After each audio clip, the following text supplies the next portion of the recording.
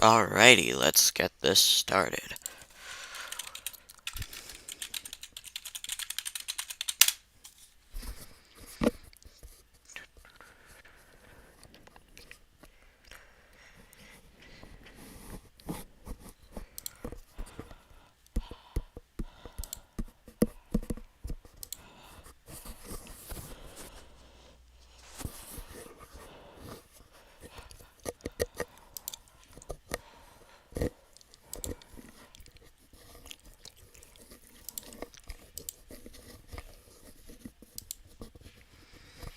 Alright, let's get this pulled up on here so I can see chat.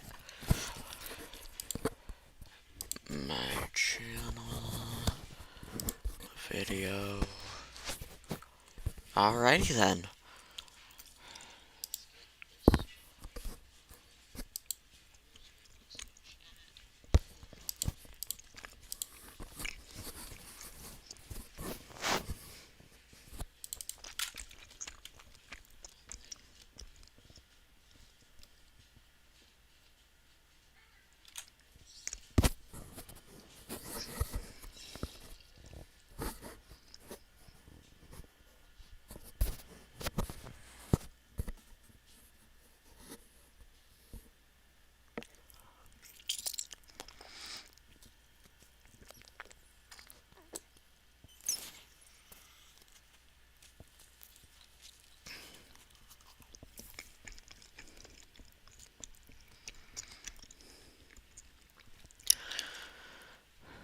If you hear chewing sounds, I'm extremely sorry. I'm chewing gum right now. There.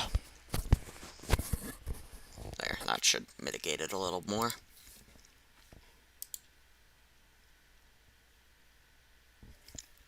Ah, crap, I pressed continue.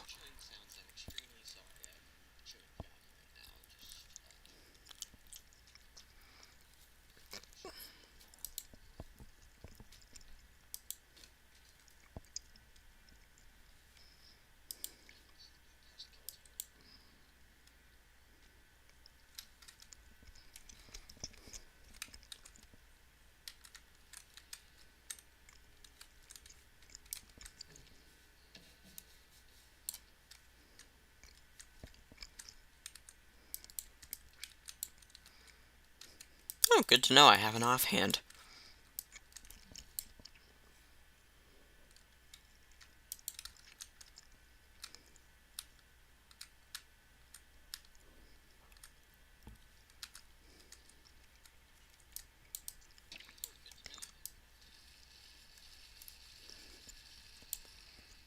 Overstimulation moment.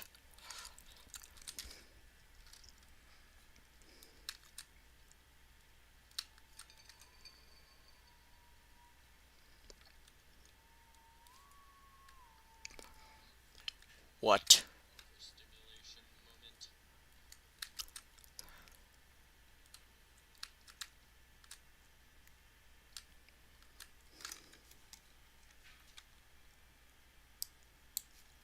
Ah, bollocks. Is my game audio not going through? Hang on. Ugh. I hate this so much. Do do do do do do do do do. Sorry, going through my OBS settings. This will take a moment.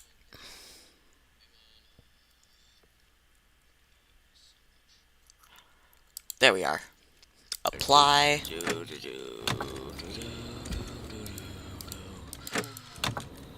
Sorry, going through my OBS settings. This will take a moment.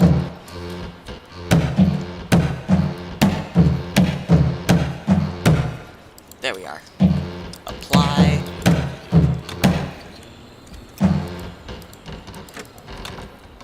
Sorry, going through my OBS settings. This will take a moment.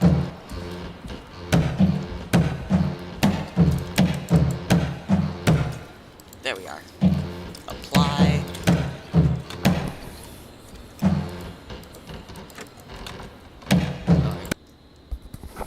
Okay, sorry if you heard like a repetition in there. Apparently my microphone can pick up what my headphones are putting out. So I muted the stream over there on my Actually, I probably have a more elegant solution to this. Okay, sorry if you heard like a repetition in there. Apparently my microphone can pick up what my headphones are putting out. So I muted the stream over there on my... Actually, I probably have a more elegant solution to this. Okay, sorry if you heard like a repetition in there. Apparently my microphone can pick up what my headphones are putting out. Okay, so that didn't work. Unfortunate, but I guess just spam the chat if you can't hear the game or something.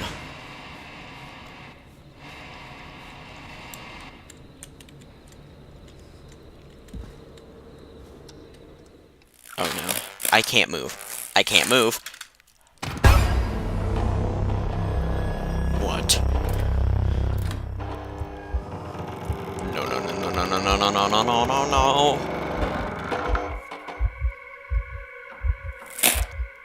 What? Where? Did? Oh. Oh, that's horrifying.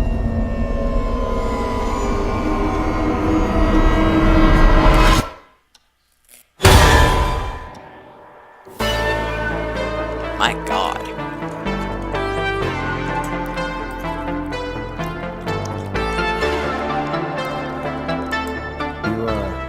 You hear something, Peggy? Huh? Hear what? I thought I heard someone yelling, or, I don't know, a howl. Forrest, is this a joke? No, I almost swore I heard something. Oh, and here I was thinking you'd finally started to ease up. You probably just heard some cats outside. Cats? You know, 4 legs, whiskers, tails, not dogs. I know what a cat is. But I mean, does Gallows Creek have a stray cat problem or something? Not since the rats moved in. Anyway, you ready to do the pre-flight checks? Seriously? Do we have to do these checks every time? And do you have to call them that? Reggie pays us to check the equipment before each show, and he pays us to call it a pre-flight check. But if you're sure you don't want to... All right, fine. Let's get through this. Alrighty, this is your captain speaking. Really? Come on, let's have a bit of fun with it for once. Buckle in, folks. We're about to hit some tubular rents. Let's start with record playing. Okay. Grab a record, stick it on the player, and hit play. Easy.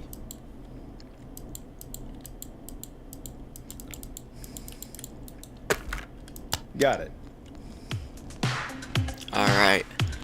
I'm gonna try and not kill Now turn everyone it off. because, like, you know, that kind of sucks. Alright, up next, phone line buttons. Your captain will be waiting to take your call on line 1. All right, Peggy. Ready for you on line 1. Who's Peggy? This is Captain Donald Key calling. Call me Don. You get it? Yeah, it's a riot. Donkey. Great, and button 2 works just the same. So, let's move to the Peggy button. You mean the producer line? Like I said, the Peggy button. Press it when you need my help during the show. Is there a Peggy mute button? They haven't Yeah, it's this invented one. it yet. Aw. Now come on. The Peggy button is the 3rd one on the phone line. I labeled it for you. Shut up. Press for Peggy. This is your brain, Forrest. Sorry I made you such an unfun turkey. I'm a turkey now, am I? What? Are we almost done? Sound blaster next. That's an easy one. There we go. Always good for a cheap laugh. All right, we're almost done. Just the volume sliders left. These should let you affect pretty much everything. But let's test it with a record. Play a record and change the volume with the music slider. All right. Seems to be all working. We done? Captain? We sure are. Coming in for landing. Local time? Should not encourage you. I knew you had a fun side. Really quick, wait, what's today's date? Man, I haven't played in a while. It's my fun side that gets me in trouble. Now, let's get the Let's show see if the started. spiff glitch still works. Holy smokes, it does. It's Spiff glitch Get still Up works. I thought that was a joke. Nope, and don't blame me for this one. It's Reggie all the way, and he demands we do it tonight. Okay, you're live in 3, 2... 189.16. Good evening, Gallows Creek.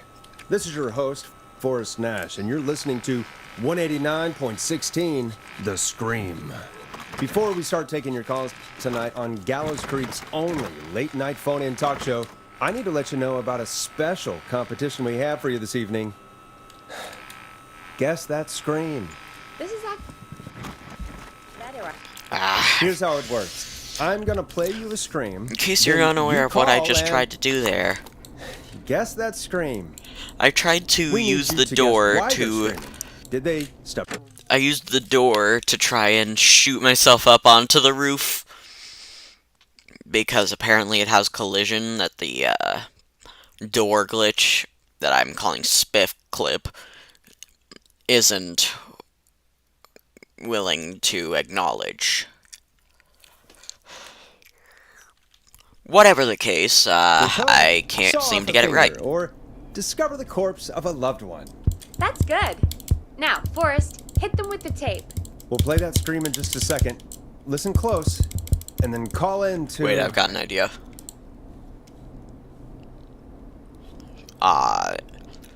Spoils what I was gonna do. Darn.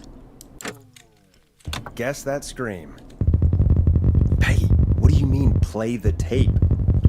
I used to have a tape guy do that for me. Overstimulation. Not more, Forrest. Here in Gallows Creek, you get to be your own tape guy. Come on, I gave it to you yesterday.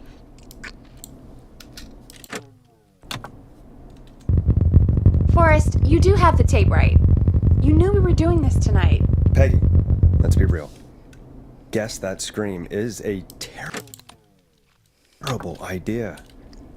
No, I don't have the tape.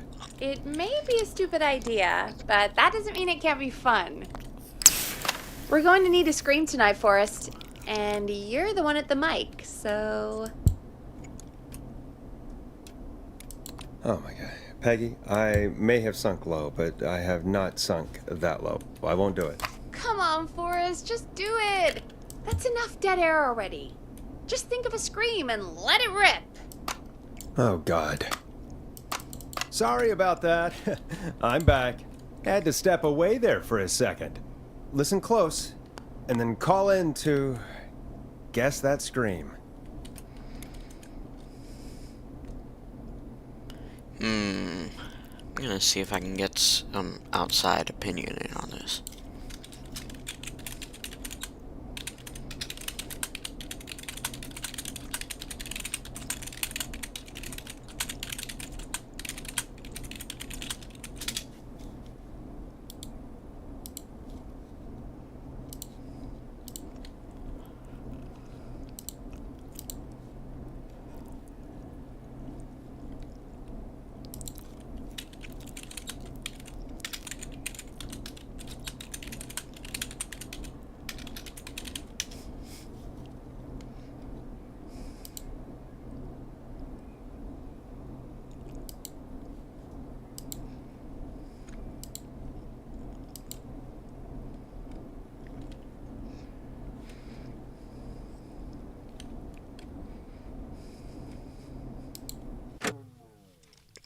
Ah, yes, we got... Okay. So, pick one of the 3 options here. And no, there are no Cheetos. I can't eat any. I don't have a Cheeto!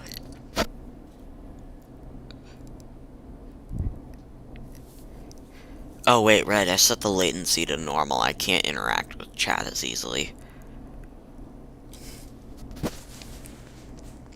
I swear to God, stop saying eat a Cheeto.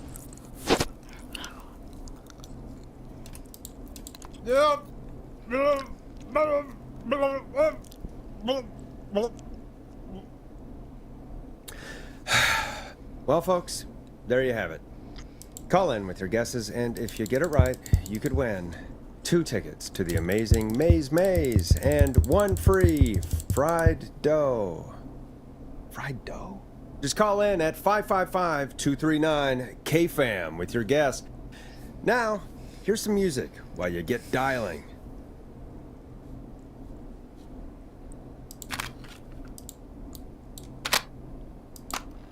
Teddy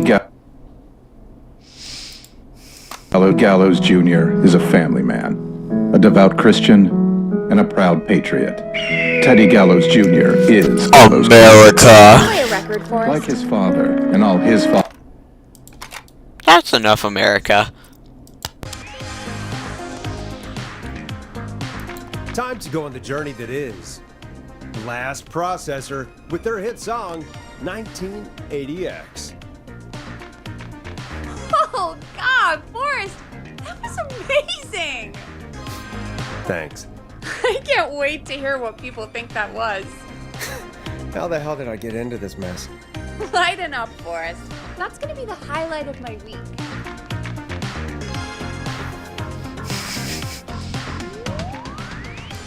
Oh, Forrest, there's a call coming in.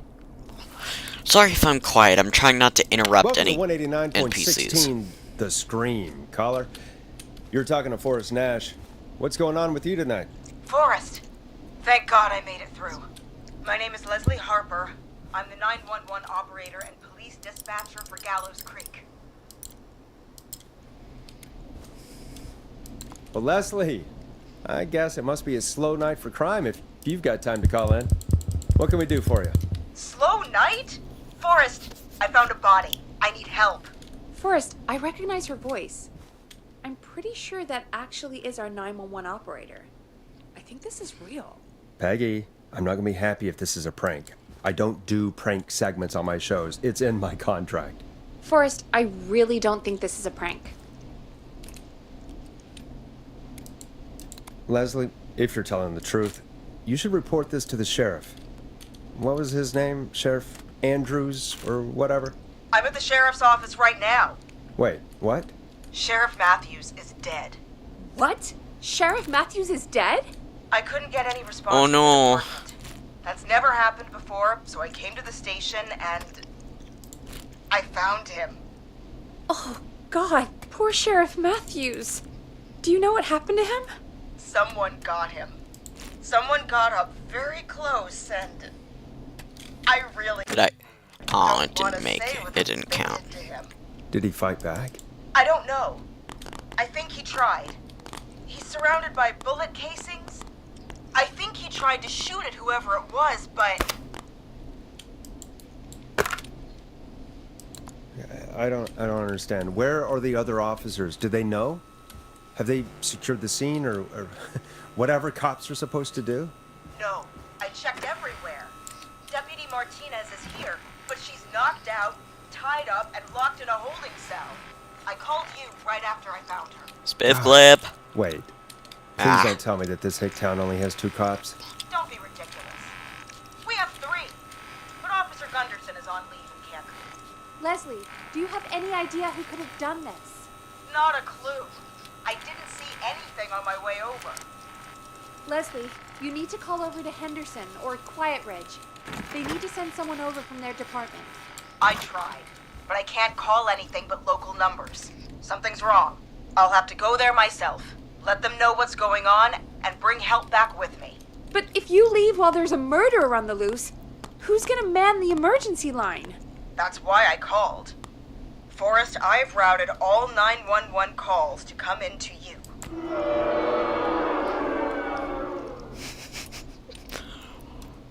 I'm a radio talk show host, Leslie. I talk to idiot people about their idiot ideas. I'm not a 911 operator. Why me? You're the only person with experience manning a phone line around here. You're the only person equipped for the job. Besides, there are lots of transferable skills between the two. It's like an interview. You ask questions to get information. Talk, you know? Sensory overload. And know when to jump in. You do know that I'm so good at interviews. They sent me from Chicago to Gallows Creek, right? So I've heard. But that doesn't matter. And besides, there are 2 of you. You can talk to each other, discuss ideas, work together. Hell, let's have some on-the-job training right now.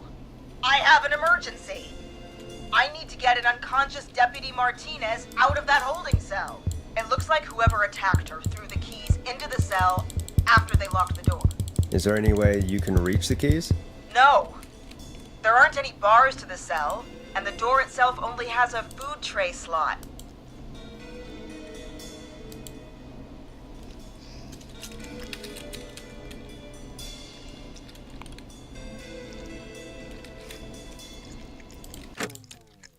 Oh, nope, don't want to do that. And that's too narrow for me to reach through. There's gotta be another way in. There's gotta be another set of keys somewhere in that office. Those can't be the only ones. Of course. Yes, there must be another set. Where might another set be? Maybe Sheriff Matthews had a set of keys on him when he... You know. I couldn't see any at a glance, but I didn't really look up close. 1 second. The world famous annual. No. Sorry, Sheriff. I'm just gonna turn you over and... Ugh. Please don't stare at me. Wait.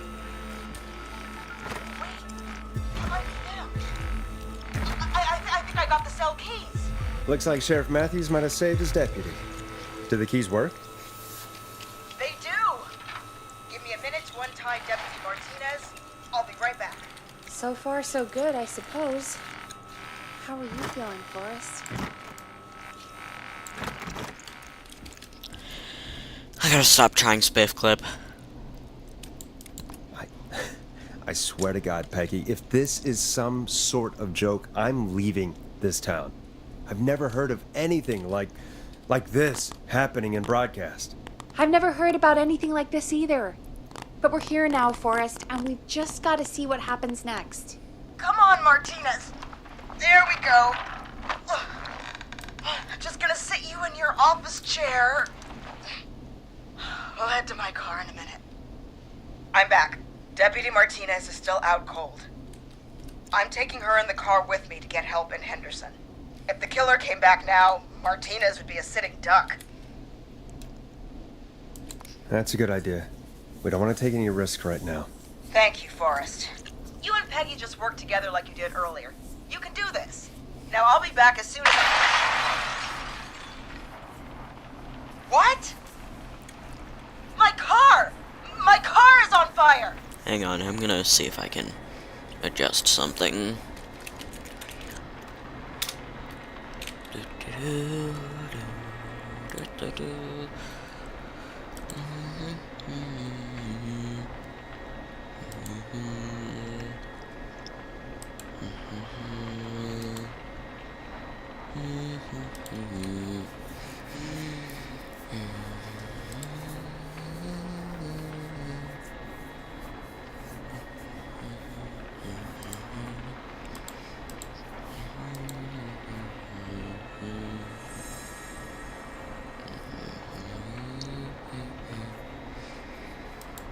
Okay, that's annoying.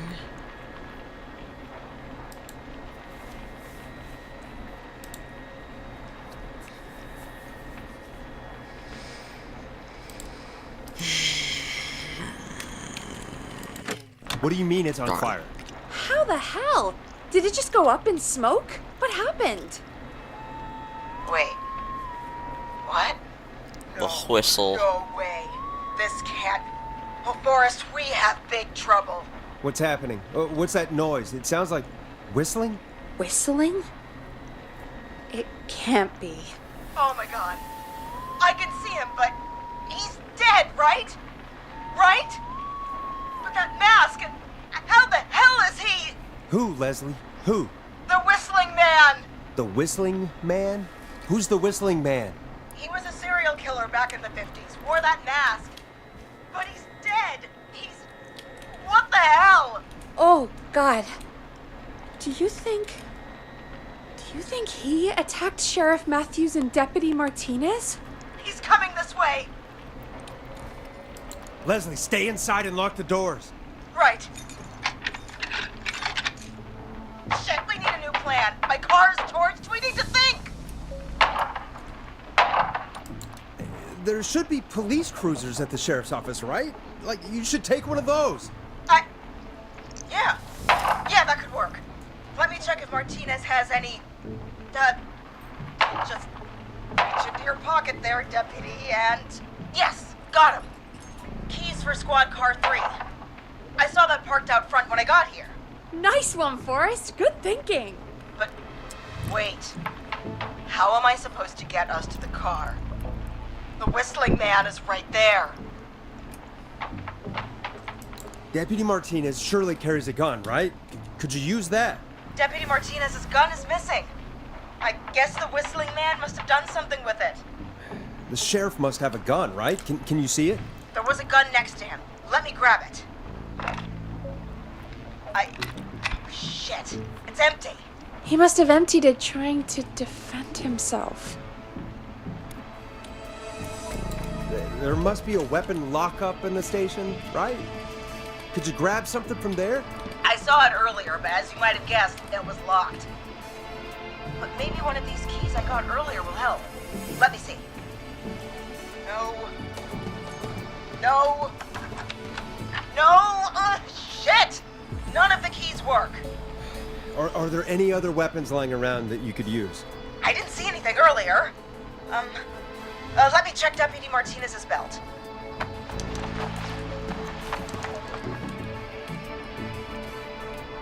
All right. It looks like the whistling man left her with a baton, pepper spray, and taser. I can only hold one if I'm carrying Deputy Martinez. Which should I take? Zappy, zappy, zap. I mean, it's gotta be the taser, right? Got it. I'm just going to grab Deputy Martinez and then... Wait. Do you hear that? No, I can't hear anything. Exactly. It's gone quiet. No more knocking. You said you could see the whistling man earlier. Can you still see him? Let me take a look. No. I don't see him anywhere. But I can see the car. Squad car 3. It's right there. Okay. Deputy Martinez, if you can hear me, it's time to move. Just lean on me. Yep. There you go. Are you sure about this, Leslie? No time like the present, right? So, here we go. Again, you're hooked into dispatch now, so I should be able to radio you when I reach the car. If I reach it. Speak to you soon. Good luck, Leslie. That's one brave woman. God, I hope she makes it through this. You know, I've got to say, this really wasn't what I expected when I came into work today. Well, they always say you have to be ready for everything in live radio. I don't think anyone means that I think we got literally. Leslie back on the line. I'm putting the call through. Hello? Forrest? Peggy? This is Leslie. Are you there? Over. That's a big 10-4 there, good buddy. I'm guessing you made it to the car then? Sorry about the CB chat. Old habit. But yes, we made it to the car. Deputy Martinez is in the passenger seat, still out cold. I don't see the whistling man anywhere, and I don't plan to wait for him. So I'm going to get us moving. Jesus! God damn it! Get back! Get away from her! Leslie, what's happening? The whistling! No! Get off her, you son of a bitch! Yeah! Take that! Leslie, you need to go! Don't worry, Deputy Martinez. We're out of here. Sounds like you handled that pretty well. Forrest, that taser? Definitely the right call. Oh my god, I can't believe we escaped. Well done, Leslie. You saved a life. Just another day for you. Oh my god, yeah. But let me tell you, I prefer doing it from your side of the boat. Leslie, how long do you think it's going to take to get home? Gallows Creek isn't Nowheresville, but it's pretty damn close. It's going to take a while, maybe 2-3 hours each way. What? Slightly less if I put my foot down. You keep that pedal to the floor then. We'll see when you're back. You don't have to tell me twice. Anyway, once I'm in, I think Deputy Martinez is starting to stir. Forrest, Peggy, I've got to go. I'll be out of range soon, but I'll radio back as soon as I can once I got the cavalry. Try not to crash. We need you back in one piece. Good luck, Leslie! Feel better soon, Deputy Martinez!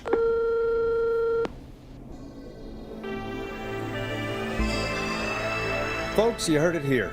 We've got a killer on the streets of Gallows Creek tonight.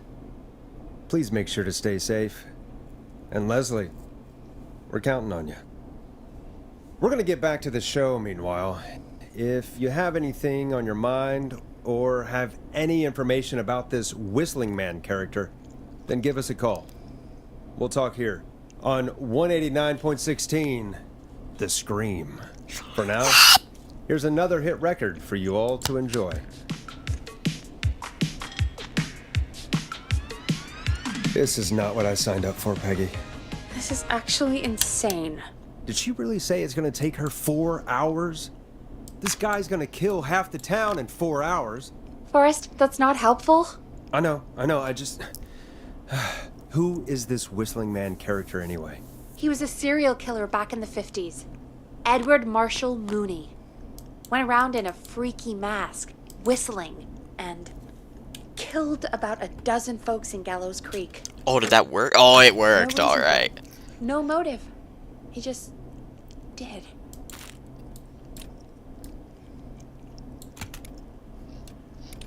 Okay. What happened to him? Well, police chased him up to Ellis Point one night. We call it Whistling Point now. And it was, well, it was on this night actually. The police cornered him and he jumped into the river. His body was never found. So is he alive? Dead? I mean, what's the story? Story is he's biding his time, waiting to take revenge on the town.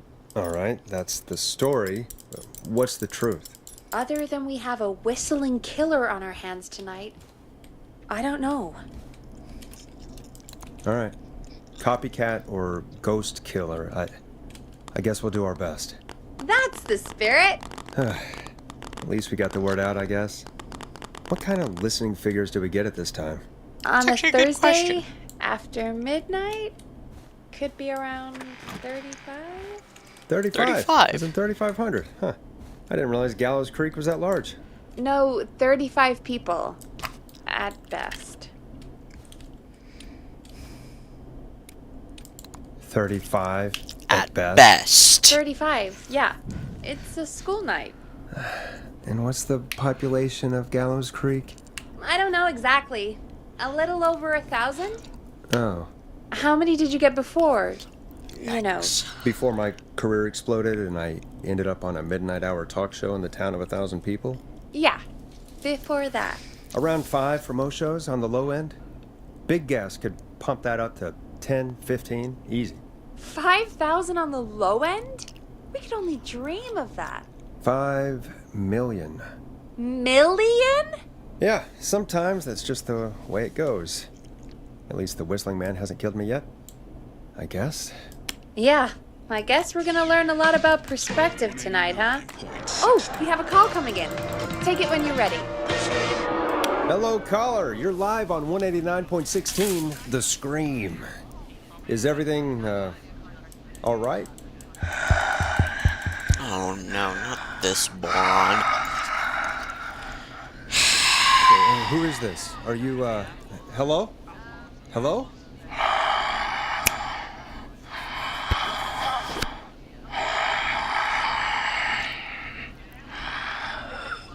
Okay, what's your name and why are you calling in? One moment.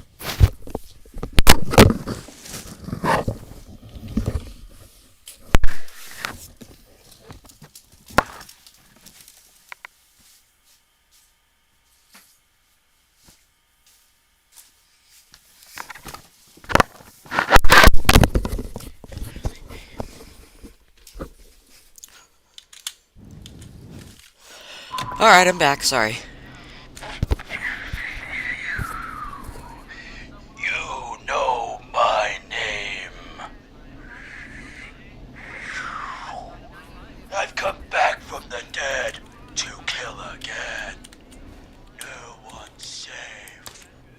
thumbtack. Can I, Oh, man, I wanted to... Do you accept requests? I've got a list of names I'd love to see in the obituaries. Maybe you must make a sacrifice to us. A sacrifice? To us? I mean, me.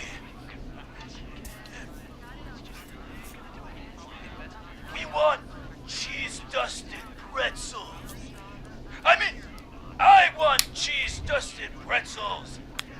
Or I'll cut your face off. That is a very interesting God damn it, request. kids. I'm cutting them off. Not yet. I want to deal with them.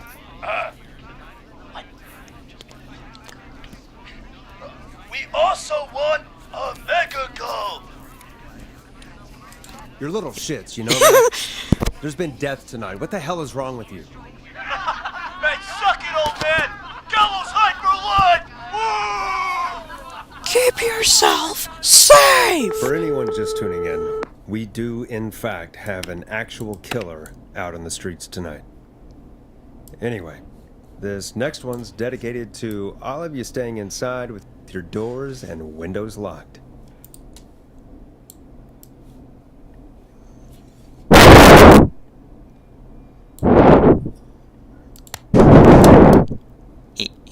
Hope you enjoy this one as much as I do. Peggy, the hell was that? Kids pretending to be a killer who right now is stalking the town? It's a thing. A thing? Oh, kids around here. They pull pranks pretending to be him. By pretending to be this Whistling Man character? They think it's funny, but it's not. It's not funny at all. And there's no chance that our Whistling Man was just a prank. That Leslie... No, that's real. Christ. Let's stay positive. We still have a show. Nice. We already have another caller on the line. All right. Let's do this. Hello, caller. You're live on the stream with me, Forrest Nash. What? Dial 911. I need the sheriff right away. Ooh, Well, I'm filling in about for that. What's your name? What's your trip? My name is Sandra Sharp, and I need the cops now. Whoops. Yeah, I don't think they're showing Sandra, but up. The sheriff is dead. Because they're all Trying gone. to get help in from Henderson now. All What? of them. God. Listen, you've got to help me then. I drove to the edge of town for a jazz run, and now some psycho dressed like the Whistling Man is after me, knife in hand. Oh, God. It's actually happening. Where are you now? Did you escape to somewhere safe? Oh, I did, baby. I jazz ran all the way to my car and nothing flat. But I dropped my keys somewhere along the way. I never locked the door, at least, so I got a place to hide, but I can't get moving. Is there anywhere else you can go? Do you have any friends nearby? Oh, I'm not going back out there. Oh no. Oh, shoot. Oh, he's back. I don't know anything about cars, but I gotta start this engine without the keys. And you're gonna have to help me. Wait, I don't... If it helps, I've got a toolkit buried beneath my spare sweatbands. I'll call you back when I find it. I'm sorry. Did she say You're listening to sweatbands? 189 Plural? The Scream. Hosted by me, Forrest Nash, your friendly neighborhood radio host, mechanic and savior. Sit tight while the record spins, folks. This one goes out to you, Sandra.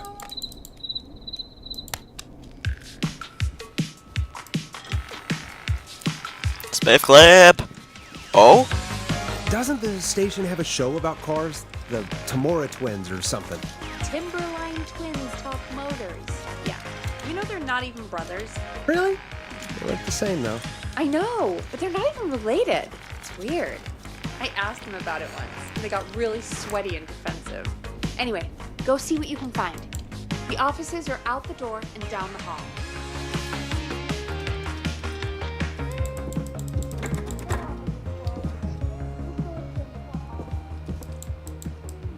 Not getting in there tonight. Beep! Sorry guys, the rat trap exploded. I don't know, man, it just blew up.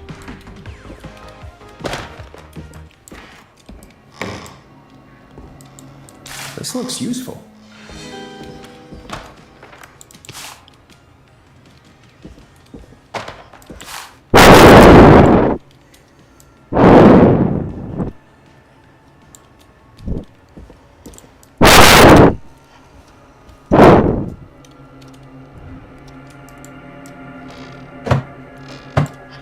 The sun. Dang, I didn't know this photocopier was the sun. The sun is leaking. The sun is leaking. Not a bad impression of him, is it?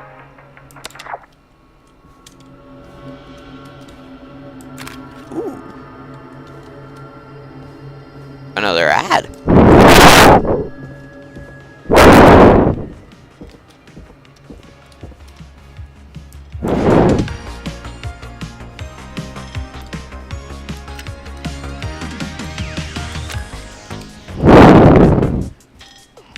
I'm gonna see what else I can find out there.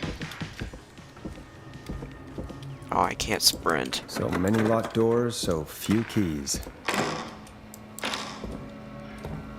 What? Whee!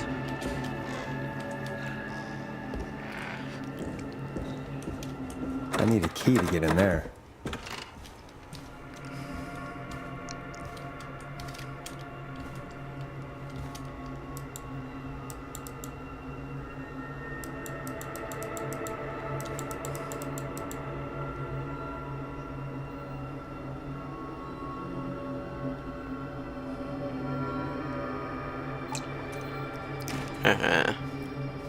Those things are always cool. Never did figure out how those work. And I'm supposed to be able to read that how? My god.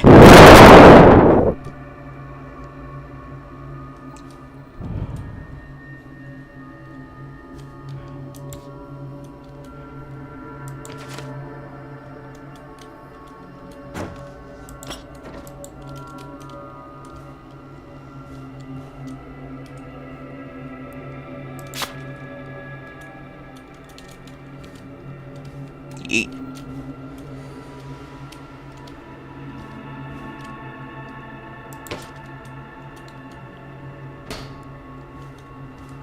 What is that, like a transformer for something? Needs a key. Yeah, I know it does you more.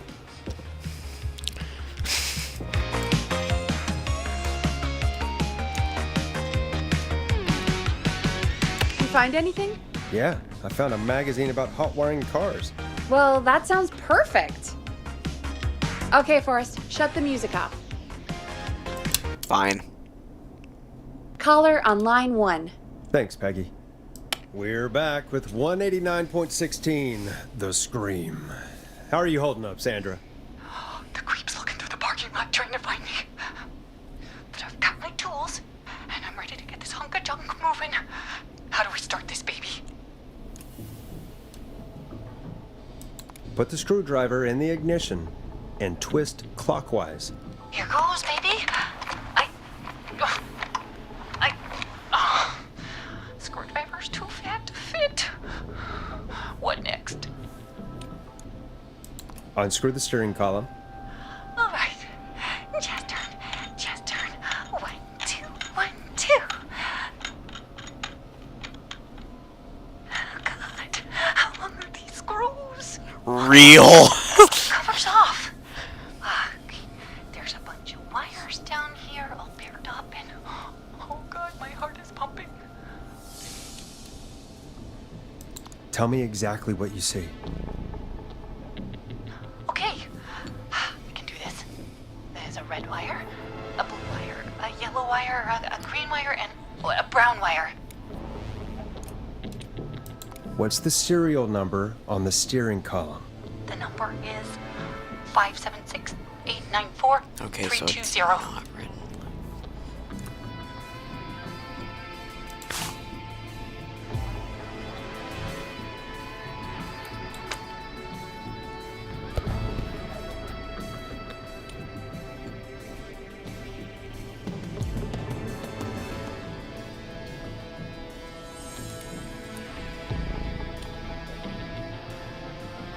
Strip and twist together the red and yellow wires.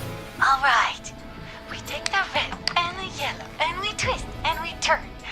Oh, perfect. I also see pink and purple wire. What next?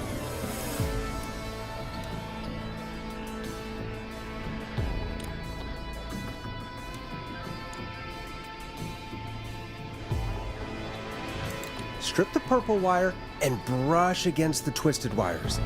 Okay. We strip and we brush and... Energize that body! Fantastic work, baby! Anytime you want to come down to the jazz studio, you get in for free! Yeet. Yeet. Just keep driving now, okay? And get home safe. Get home safe, Sandra. Yeah. Don't you call me that. We sure did. Here comes another hit track that we're excited to share with you. And remember, if you're also having car troubles, to Timberline Twins Top Motors here on 189.16, Monday to Friday at 5. Take it away, Forrest.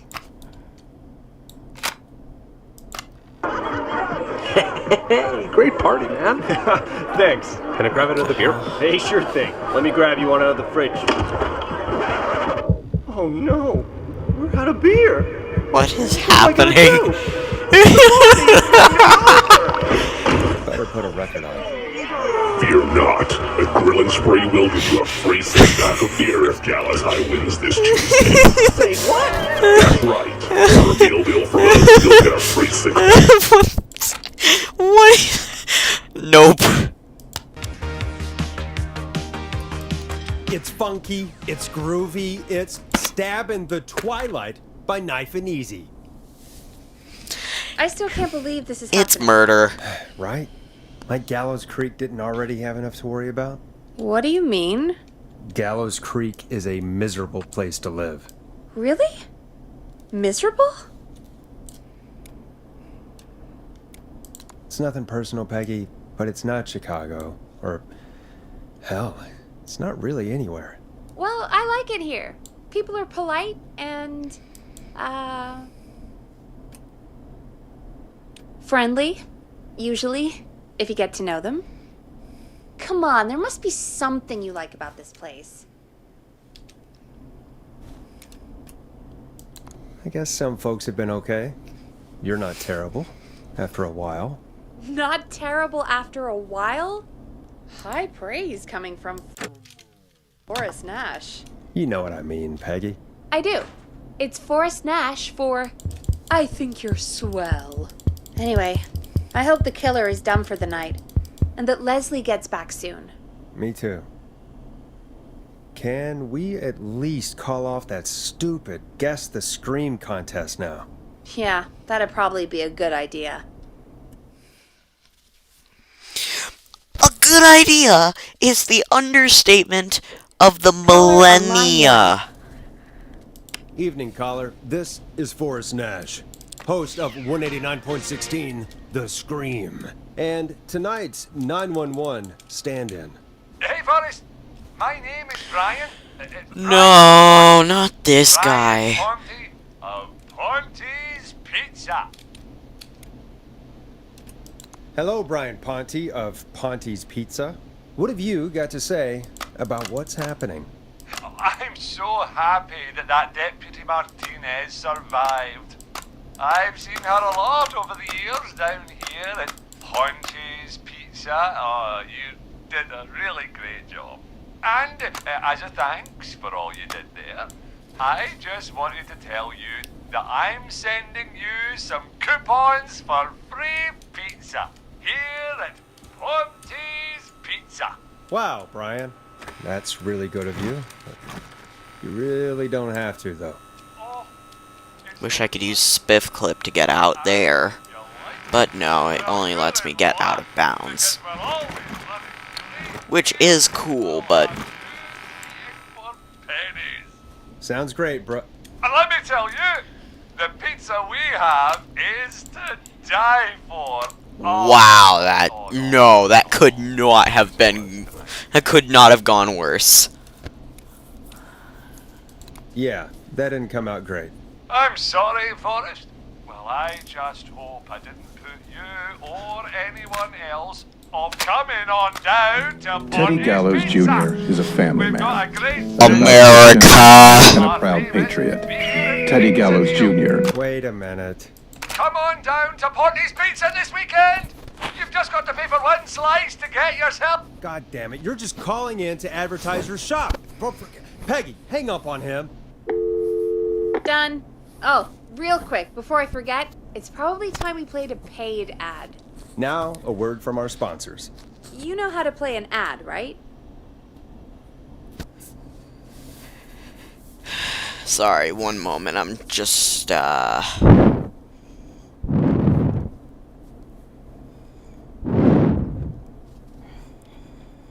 Huh. I figured there were more ads than that. Do I know how to play a cassette? Sure. Well, yeah.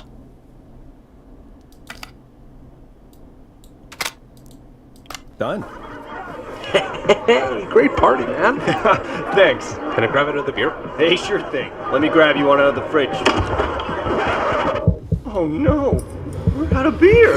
No, not the beer! The party is going to be over. Fear not. A Grill and Spree will give you a free 6-pack of beer if Gallus High wins this Tuesday. Say what? That's right. Order a meal deal from us and you'll get a free 6-pack of beer if Gallus High wins. Free? Righteous. You heard me. 6 beers if Gallows High wins. Sounds like you've already had enough beers. I hope we murder them. Oh. Me too, Billy. Oh, that's me too. Come on down to Grill and Spree or call 555-749-8335. We've got barbecue you'll die for. Pretty sure 555 as an area code automatically invalidates the, Do you know what the Grill Reaper's favorite grilling spree order is? I have a feeling you're gonna tell me. Spare ribs. Just get me back on the air. What was I saying? And we're back. Yeah, We gotta call phone it. numbers that have You the know what area to do. code 555, I'm pretty sure, are meant Welcome for movies, to the and thus Scream with invalid. me, Like, they just won't Boris work, Nash. and never will. Yeah, Leslie. This is Maurice Russell from the Gallows Reporter. I'm at the office. This guy just broke in downstairs and... Wait. Forrest Nash? I want to speak to 911. Put Leslie on. What? God, another one?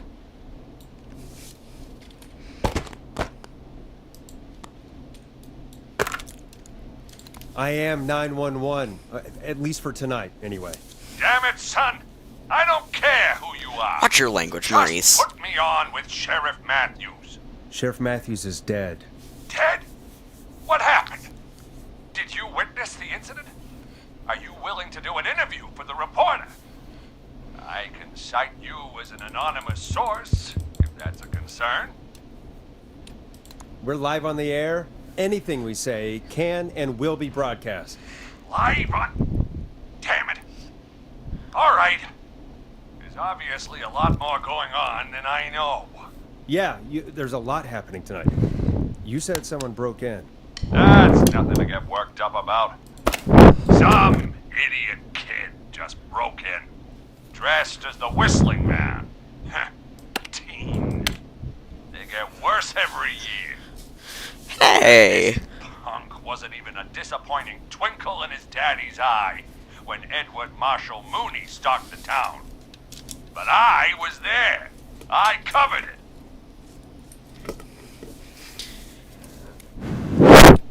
You don't understand. That's not a prankster. That's the Whistling Man. Of course it's not. It's a stupid kid. Every year this happens. They think it's funny. Not a big deal, old man. But they didn't live through the terror 30 years ago. Anyway, I know for a fact Edward Marshall Mooney is dead. I don't know who I'm looking at on the security monitor. But if he killed Sheriff Matthews... Where are you now? I'm in the boardroom, upstairs. We got security cameras all around the building. You can watch them on any TV set here. And there's a set in the boardroom. ASMR. Maurice, is there any way you can get out of there? I sure as shit hope so, kid. But I'm not sure how I'm going to do it. That crash you heard was him tipping over my filing cabinets. That's pretty rude. Don't you know how much is in that? I'm guessing the It's stairs never are gonna the get only way organized out. again. That's right. And it would take me a good few minutes to move those cabinets. We need to do something. But what? All we can do from here is... Forrest, I think I've got it. Why don't we call the killer? They'd have a bunch of phones set up across the office, right? That's in different not rooms a with bad different idea, extensions. but that So we doesn't call make one of it them. good. Draw the killer away. This time. That could work. Exactly. It's worth a shot. I can hear you, you know. The son of a bitch hasn't killed me yet. Sorry, Maurice. Peggy and I were just trying to figure out... You realize how stupid that plan sounds, right? For that to be successful, you're gonna need every phone extension. Plus, a plan of the entire office floor. All delivered while the killer is en route. I've got it. Thank God I've always been cool under pressure. Don't go in. I hate spiff clips so much.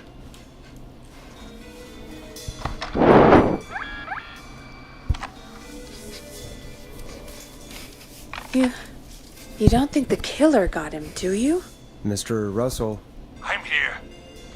Freak's going to be here any second, too. Go check your fax machine. Don't let me down.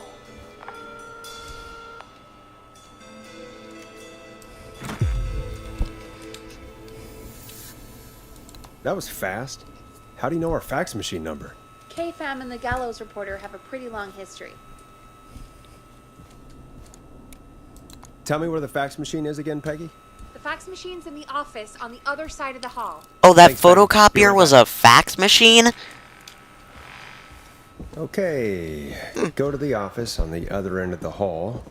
Grab the fax from the machine. Easy.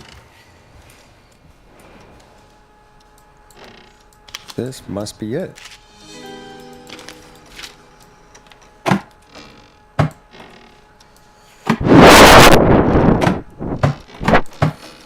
Oh, for the love of God.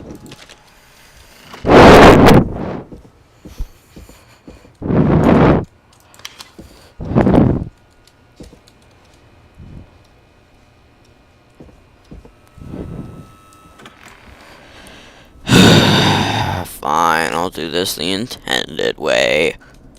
No Hey, fun. did you get the fax? Yes, I have. Mr. Russell, you still with us? I am. You get my fax?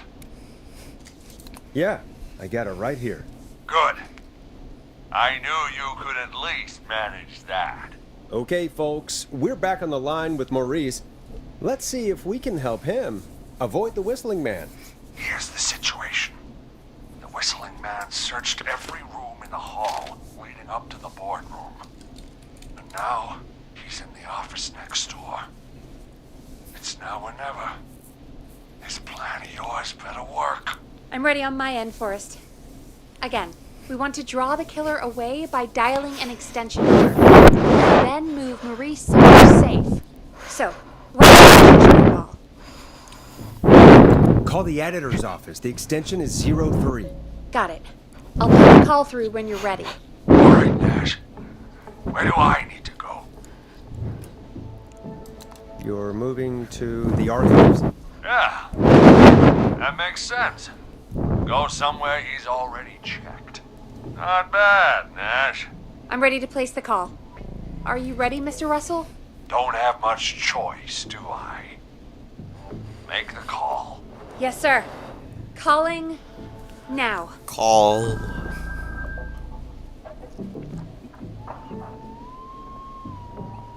I can't believe it.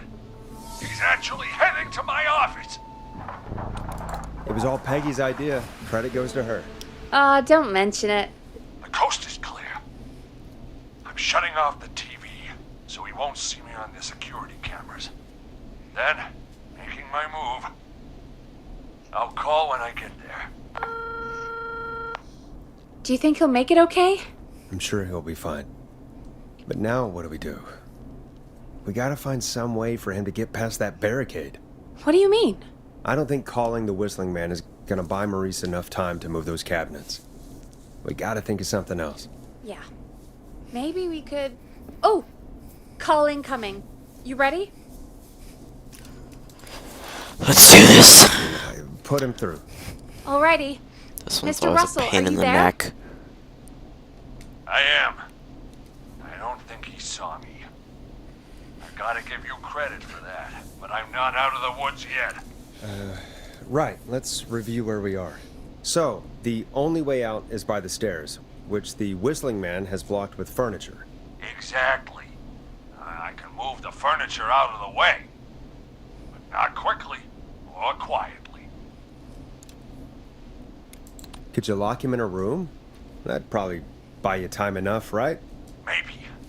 But the damn fire regulations say every door in the office has to unlock from the inside. Man, why do fire regulations have to be so well made?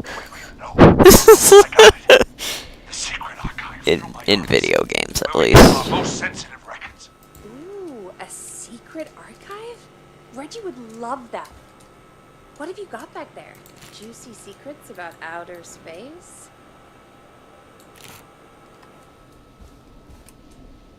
Peggy, I don't think now's the time to be playing around like that. You're right. Sorry, Forrest. Kids, we're in the big time now. I've got it all figured out. The secret archive. The secret There's archive? No lock on the inside of that room. Only the outside. You can't break out. If we can get him in there, and I lock him in. We can catch the son of a gun. Exactly. Oh my god. Forrest, we might be able to Seizure. end the nightmare right here. So should I Sorry. call the secret I was archive trying then? to be more precise, but my mouse, Archive is a room it's for a secrets, tad not gossip. So we don't have a phone in there. Oh, we're gonna need to change it up then. Any ideas, Forrest? Maybe we could use a radio. There's no radio in the secret archives. Are there no radios at your offices? I don't have one in my office, but What is it? our sports reporter, Hopkins, he has a little portable radio he never turns off when he's here. That might be what we need then. Is his portable radio still there? It should be. It's what he calls his work radio. It should be here in the archives, actually. Let me just take a peek around. Great job, Forrest. Looks like you picked the perfect place. He hadn't found it yet. Let's congratulate ourselves later. I found the radio. It's right where I thought it would be. It's all coming together. I'm The just gonna plan. turn it on quickly, make sure it's still oh got crap, some oh juice. crap, oh crap. Maurice, turn the volume down. We don't want that thing blasting just yet. Yeah, I knew that, Nash. I was just doing that when you yelled at me. Mm-hmm. The Sure. radio works. If I make it out alive, Hopkins might just get that day off he wanted. He's earned it. Let's do it for Hopkins, Forrest. For Hopkins! Wait. Ah, god damn it. If I can't have this stupid thing turned up, how am I supposed to draw the killer? I can't be in the room when it's on, or I'm dead. You just... Oh, that's a good point. But wait, we're the radio. We can just be quiet until you're ready. If you can do that, then... Yeah, sure. 189.16. I know that's your station number, but a good editor always double checks. Can you confirm that?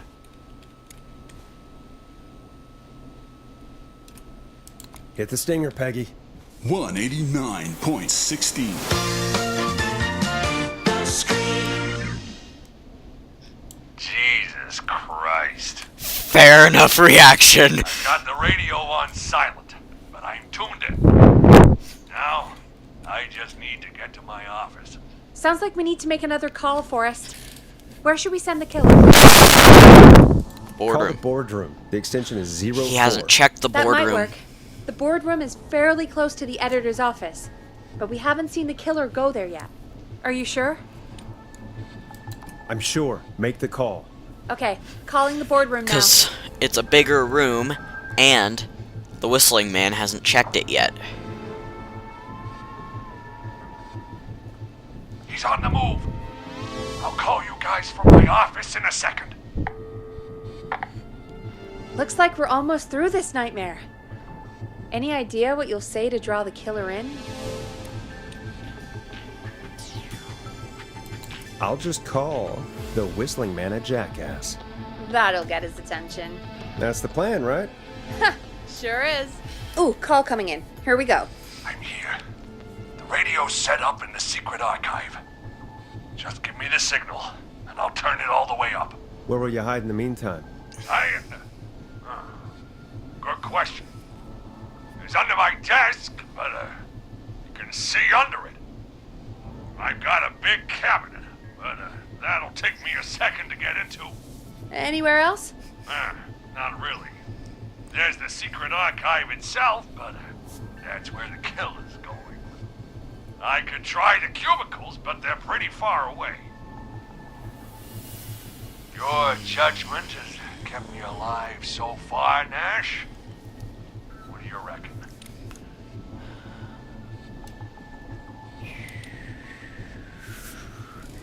Gonna make a save point here because I don't actually remember what keeps him alive. Hide among the cubicles. All right. Well, this is it. I'm going to go turn the radio up to full blast now. Don't say anything until I've had time to hide. You got it? We know the plan. You can trust us. Here we go.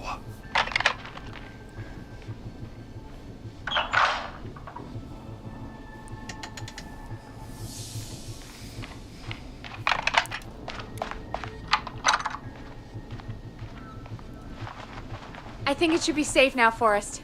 Hey, Whistling Man. Jackass.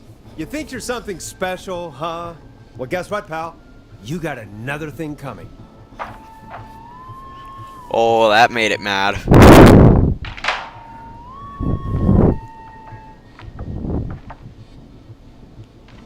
Oh, son of a bitch! I was too slow, Forrest! And that's a load.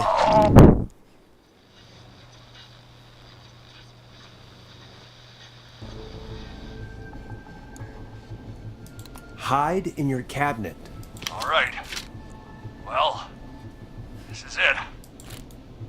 I'm going to go turn the radio up to full blast now. Don't say anything until I've had time to hide. You got it? We know the plan. You can trust us. Here we go.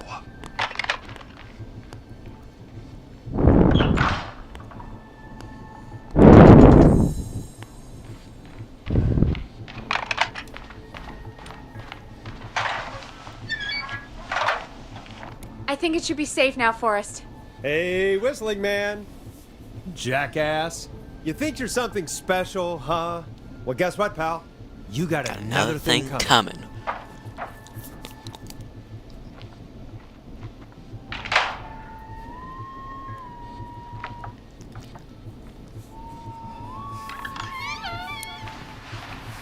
Listeners, this is Forrest Nash of 189.16, The Scream. And if you've just tuned in, see you in hell, kid! we've just locked up the Whistling Man. Forrest, you beautiful bastard! I can't believe that actually worked! If I'm being honest, I can't believe it either. Thank God it's over. I'll be off now. Gotta get out of here. Write up a few notes. Call a few friends. I'd feel safer waiting for the cops to come grab this freak with some company. Hey, maybe you and me could do an interview tomorrow for the Gallows Reporter. I'll think about it. Let's see what tomorrow brings. I'll take that as a yes. Talk to you soon. There we are, folks. The Whistling Man is locked up. Let's all take a deep breath. And play some killer tunes.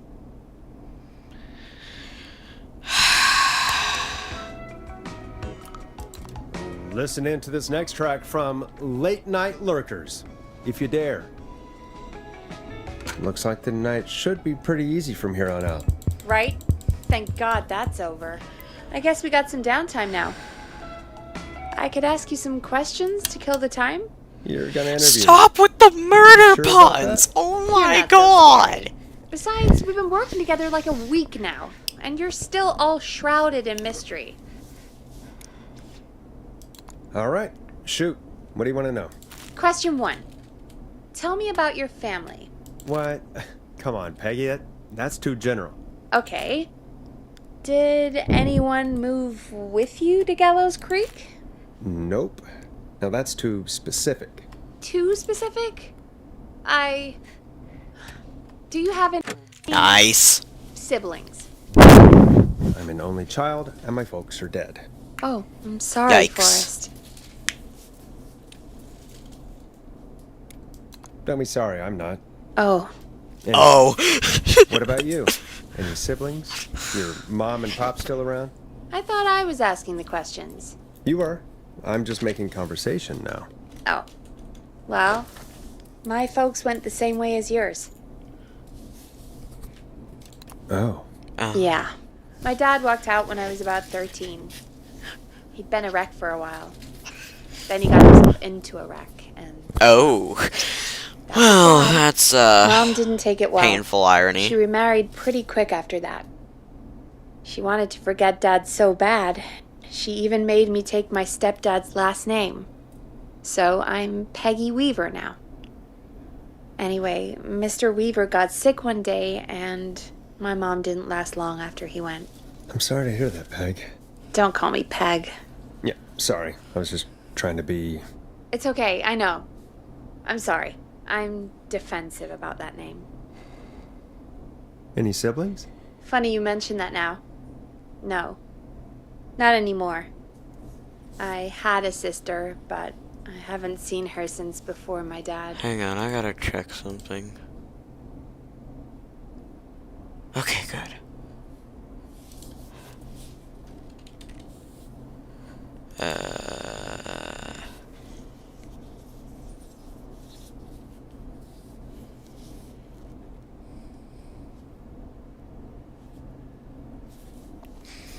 Sorry about that. I guess I won't be seeing Hold on. chat unless I figure this out.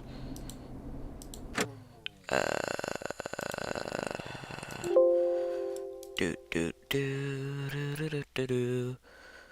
Do do do do do do do do do. Do do do do do. Where the heck is chat?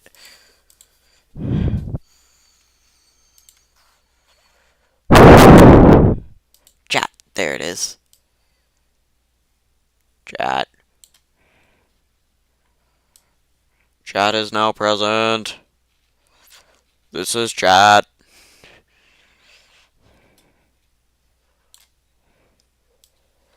This is chat. Welcome to chat.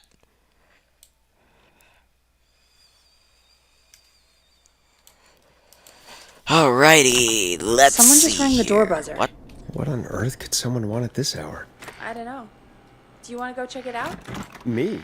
You sure you don't want to go? I can't leave the booth while we're on air. One of Reggie's KFAM regulations. I'll pass you the key to the stairs.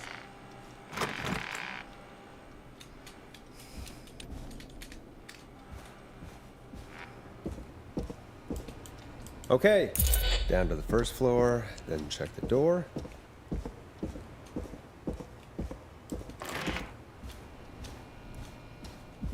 Wow, that was ominous.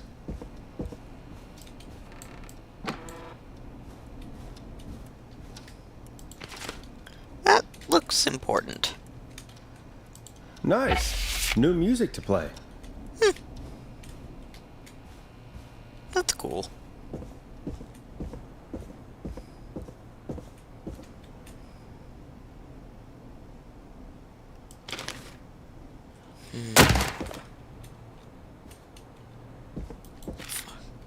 I guess so. A tape. Play on air.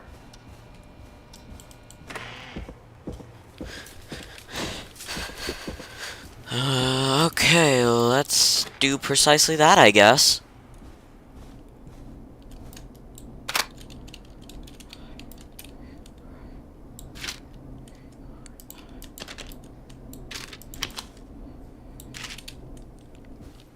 I'm gonna grab that other thing that was down there.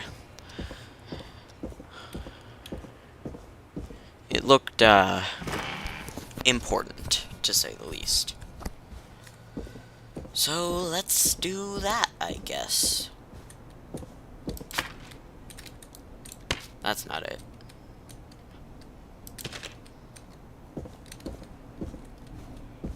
Alright, there it is. Let's see if I can find anything else while I'm down here. Locked. For now. Man!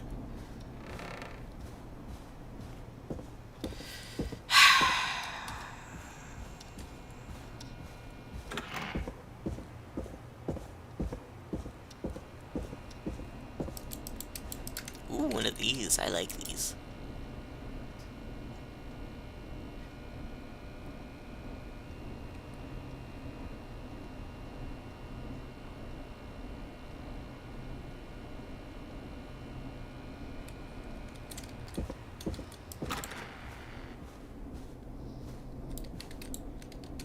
Alright, I'll just, set that there, I guess.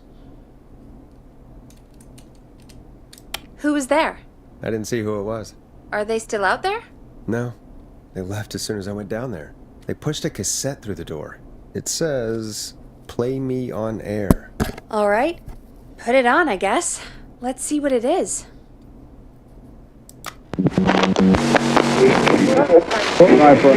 Hello, Gallows Creek. Time to Pay the price. Time to pay for lives. Time to sit there. I will punish you. I'm going to enjoy this. What the I did not actual enjoy heck that. was that? What the hell was that? Precisely the right question. Oh, Forrest, we're still on air. Say something. That, wasn't the ad tape we meant to play. Sorry, folks. It won't happen again. Maurice locked the killer up. I know.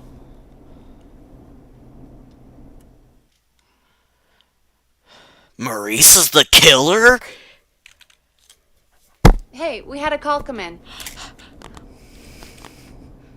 Caller, you're on 189.16, The Scream, with... Ash! Shut up and listen to me! Mr. Russell? What's wrong? Are you okay? I said listen! He's gone! The Whistling Man is gone! How the actual heck does that happen? So the one who left the cassette, he really did escape. You mean you knew he escaped? And you Hello, didn't Gallows tell Creek. me? We only just found out. We weren't even sure it was him. Mr. Russell, where are you now? Pay the What price. Left Time Rock Hall, I cleared the stairs and went home. I phoned some buddies. We came back here to keep watch. Then what happened?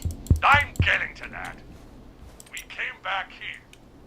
Door was shut, just as I left it. We had a Pay for lives. well, Time. there was a bunch of us and we were all armed. They thought we could teach the freak a lesson before the cops got him. Oh boy. I don't blame you. I would have been tempted to do the same. Have you both got a screw loose? You know what the Whistling Man's done tonight. This was not my idea. The guys just grabbed their weapons and unlocked the door. I braced myself and... Then nothing. The room was empty. The door was still locked. How the hell did he get out?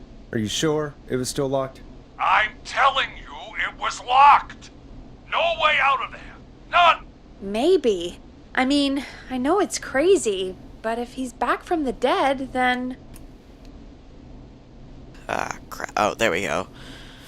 Sorry, I was fiddling with a button on my microphone and it appears to be a mute. Do you think he's some kind of ghost, Peggy?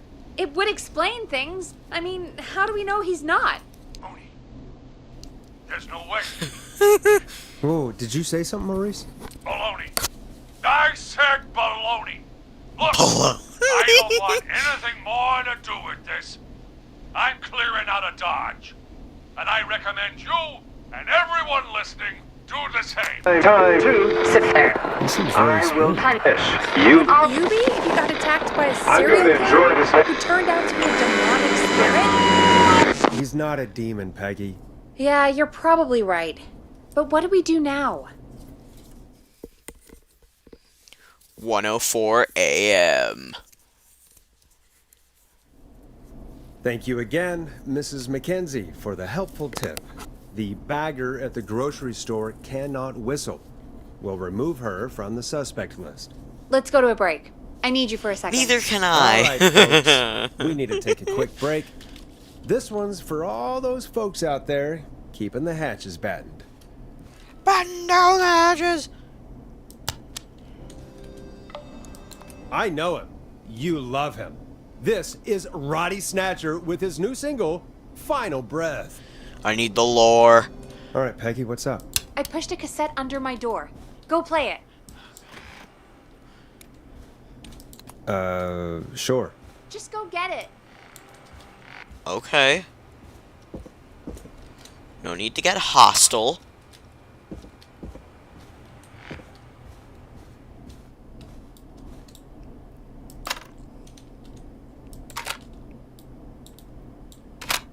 Or try your call again. Straight to voicemail? My God. Are there any professionals at KFAM? This is Gina Franklin. I'm calling because your backwater station has not honored our agreement. We gave you Mr. Snatcher's newest single, the kind of honor you've never had and probably never will again. And we've still not received any information about when you're fitting it into your busy programming. I'll be frank, I didn't want you as part of this debut, but Mr. Snatcher, due to his prior friendship with Mr. Nash... Prior and current friendship, Gina. Forrest, mate, you alright? Don't worry about Gina, you know how she is. But yeah, can't wait for you to hear the new single, man. I think Final Breath is my best work yet. I really hope you and your listeners like it. And man, if you ever find your way this side of the pond, let me know. We'll have to catch up. If Final Breath isn't played on your airwaves by the end of Mr. Nash's show tonight, the next call will be much less friendly. That was Roddy Snatcher, Forrest. You know, Roddy Snatcher? Yeah, Roddy and I are old friends. I love Roddy. I Will Always Find You was my song. I wish we still had it in rotation. Oh my God, I can't believe you know Roddy Snatcher. And I can't believe you didn't tell me he sent you his new single. We have to play Final Breath. Where is it? I found it earlier, hidden away at reception. Ugh, why didn't Barbara say anything? I mean, well, if that fiasco last Friday about the missing Knife and Easy track is any indication, folks at KFAM aren't against hoarding station music for personal use. I think we're still missing a few tracks, actually. Well, we have it now. Let's put it on. Okay.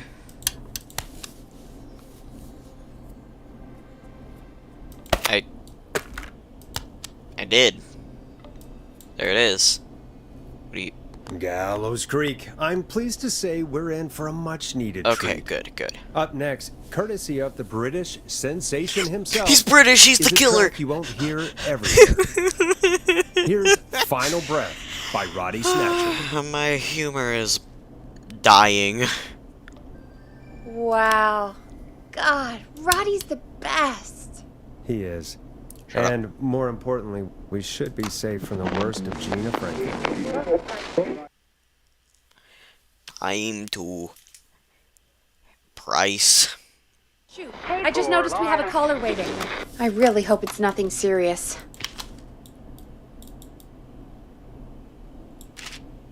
Evening, caller. This is Forrest Nash, host of 189.16, The Scream. And tonight's 911 stand-in. This is Murphy. Murphy. Hello, Murphy. What have you got for us tonight? Two things first. First, happy birthday to my son, Fernando. He's 3 today. Nice. And man, being his daddy has changed my life. I've Shut learned up, how to shut up, live, shut up, shut up. how to laugh, most importantly, how to love. Aw, happy birthday, Fernando. Happy birthday, Fernando. Thanks. And now, my other thing. I put the word out. Killer, you think you're tough. Sensory overload. Come face me. True warrior at the Gallows Waste Disposal Plant. Guess what? This is a bad idea, Murphy. I got all the tapes in Master Robbie's Dojo series. So get ready, Whistling Man. You just let loose the junkyard dog. What the Oh heck is no. And there he goes. Ladies and gentlemen, keep your fingers crossed for Murphy as he tries to become our hometown hero. Anyway, we'll be right back after this commercial. You need to play a commercial cassette. Hello, Gallows Creek. I just wanted to say hello. Hey, great party, man. Thanks. Can I grab another beer? Hey, sure thing. Let me grab you one out of the fridge. Oh no, we're out of beer.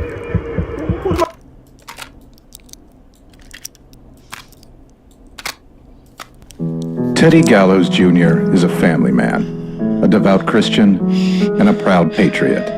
Teddy Gallows Jr. America. Creek. Like his father and all his fathers before him, Teddy Gallows Jr.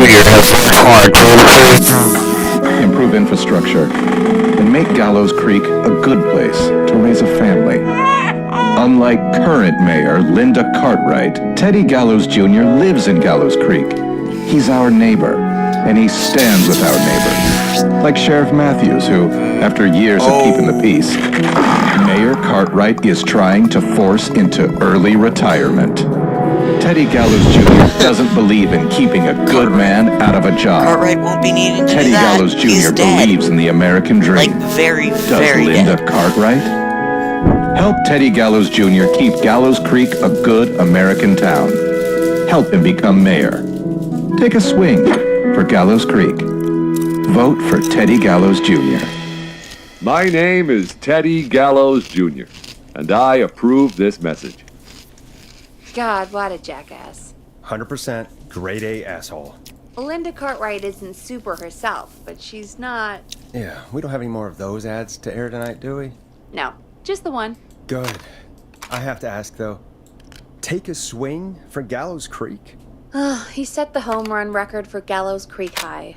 Of course he's one of those guys.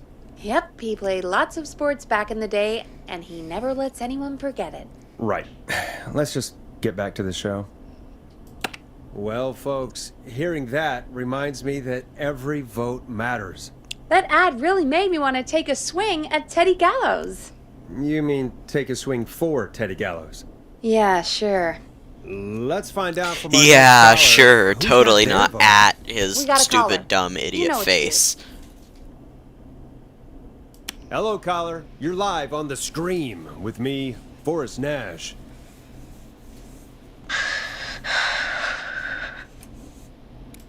Who's there? Who is this? Hello. Are you still with us? Forrest? He called me? That horrible whistling down the phone. He's coming for me? Jesus. Okay, listen, caller. Don't panic. We've done this a few times now. We can help you. A few times already? So, you saved them, or? We sure did. You're in safe hands. Okay. Thump, thump, thump, thump, thump, thump, thump, thump, thump, How thump, can I help thump. you? Can you tell me your name, caller? I'm Dr. Sullivan. Virginia. Sorry. Take some deep breaths, Virginia. You're gonna be okay. Please don't let me die. I won't. Just calm down. Tell me where you are right now. What's your address? Oh, God.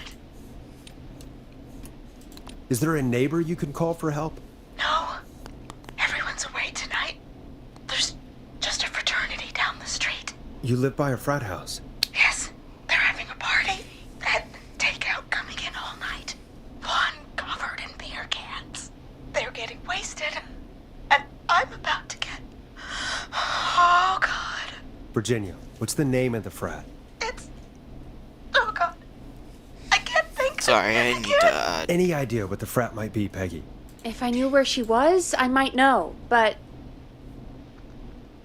Wait, the takeout! If we can get takeout to the frat, we can get a message to them to go and help. Virginia, who did they order takeout from? I don't know.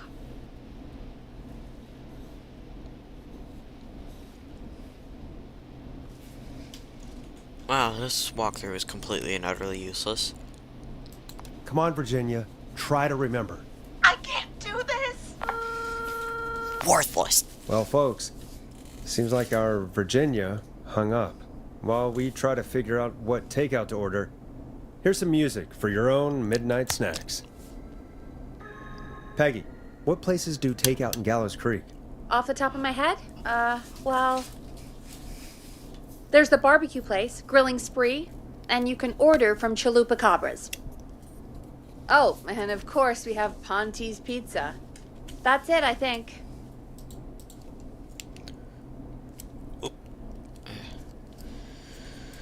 Sorry, folks. I need to pull up a guide because I am not letting these people die.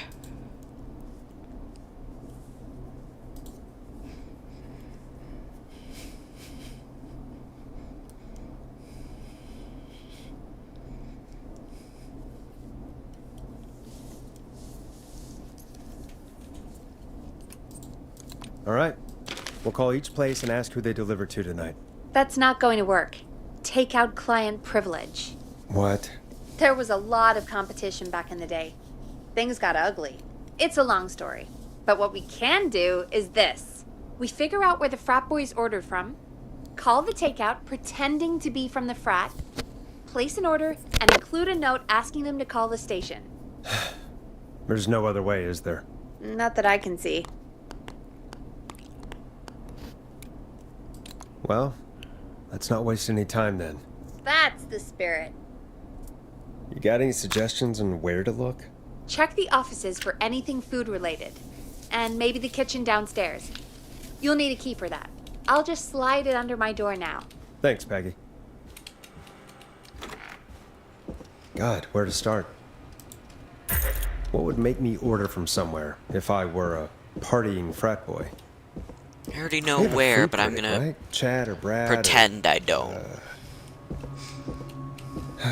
I'll just have to look around.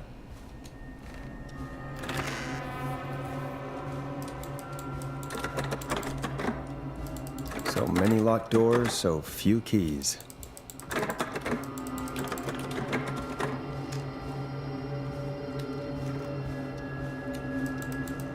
I need a key to get in there. You need a key for a fire door.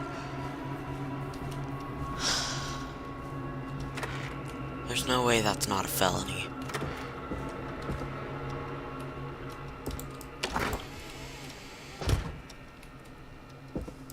Rooting through trash.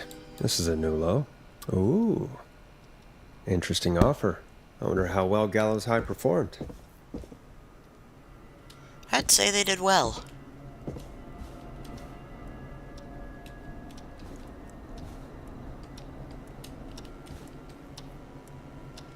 Hey, that's the thing from... That's the little, like, slip from Wreck-It Ralph. Go Gallows High, I guess.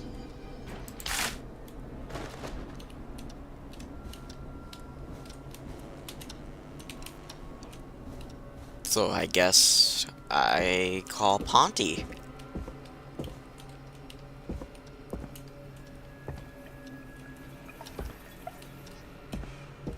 I'm gonna keep looking around, see if I can find anything.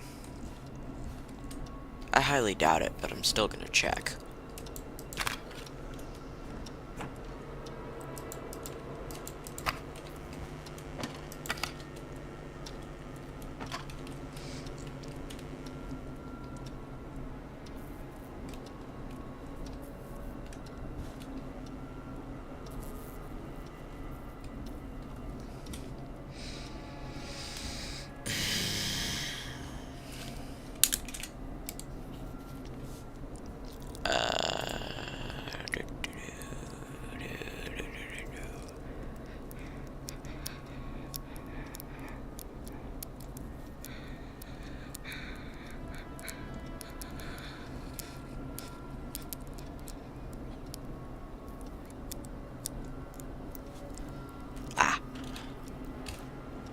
Ah, nice. Not sure New how I music didn't to notice play. that there.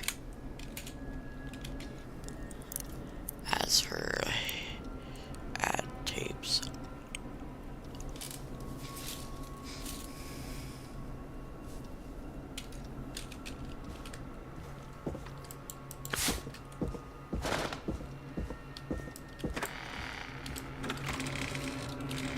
Can I spiff clip this? Oh, I almost spiff clipped. Come on, spiff flip.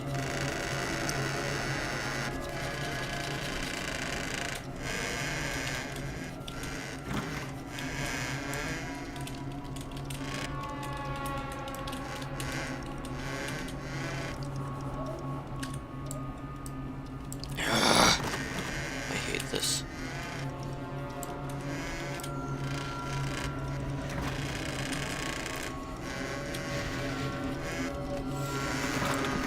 Oh, nope, that failed horribly. Alright, no spiff skip for me, I guess.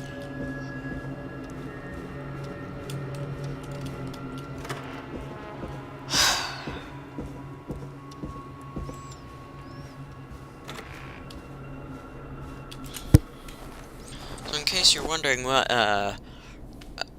guide I'm using, here it is.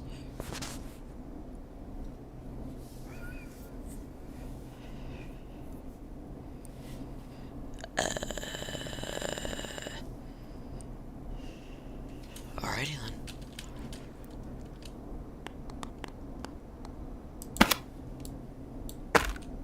Nice. Peg. Find anything useful?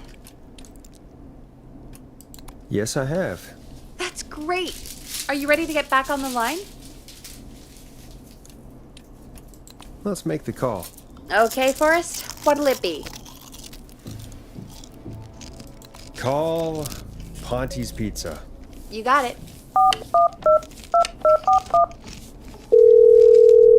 Ponty's Pizza is on the line. Ponty's Pizza. May I take your order? Fratman calling. We're in major need of foods for dudes. May I take your order? I need some garlic bread. I need the bread. Can do. Where do you want that delivered? Same place as before, you know. The frat house. Got it. And we'll have that over to you right away. Oh, and one more thing.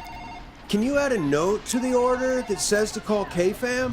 K-Fam? Oh, consider it done. The folks at K-Fam are... No, you're wrong. You're wrong. Call them and let them know. And now we wait. We should put a song on. Agreed. This one goes out to our delivery workers.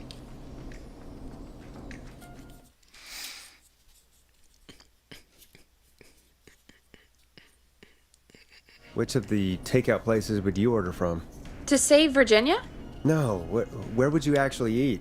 Oh, I mean, they're all pretty equal. Sure, but if you had to pick one. All right. Not Ponty. He's not Ponty.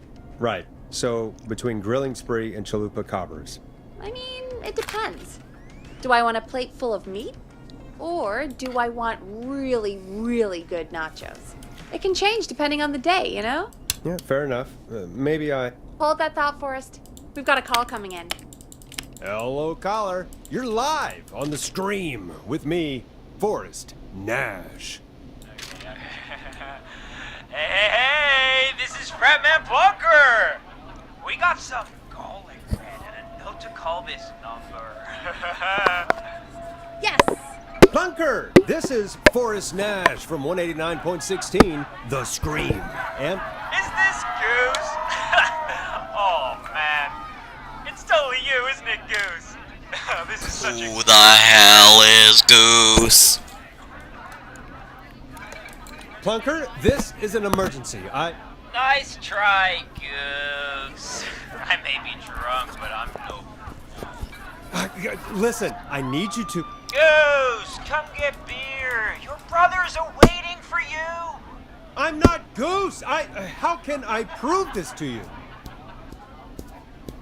Oh, let me get a second opinion on this.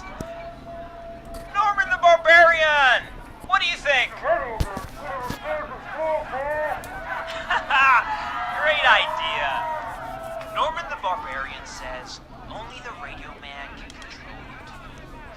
So, play us the flow. Wait, really? What? The flow?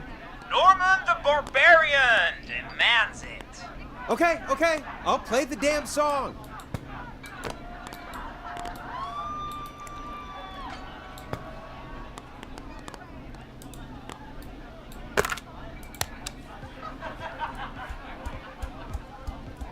Oh, shit.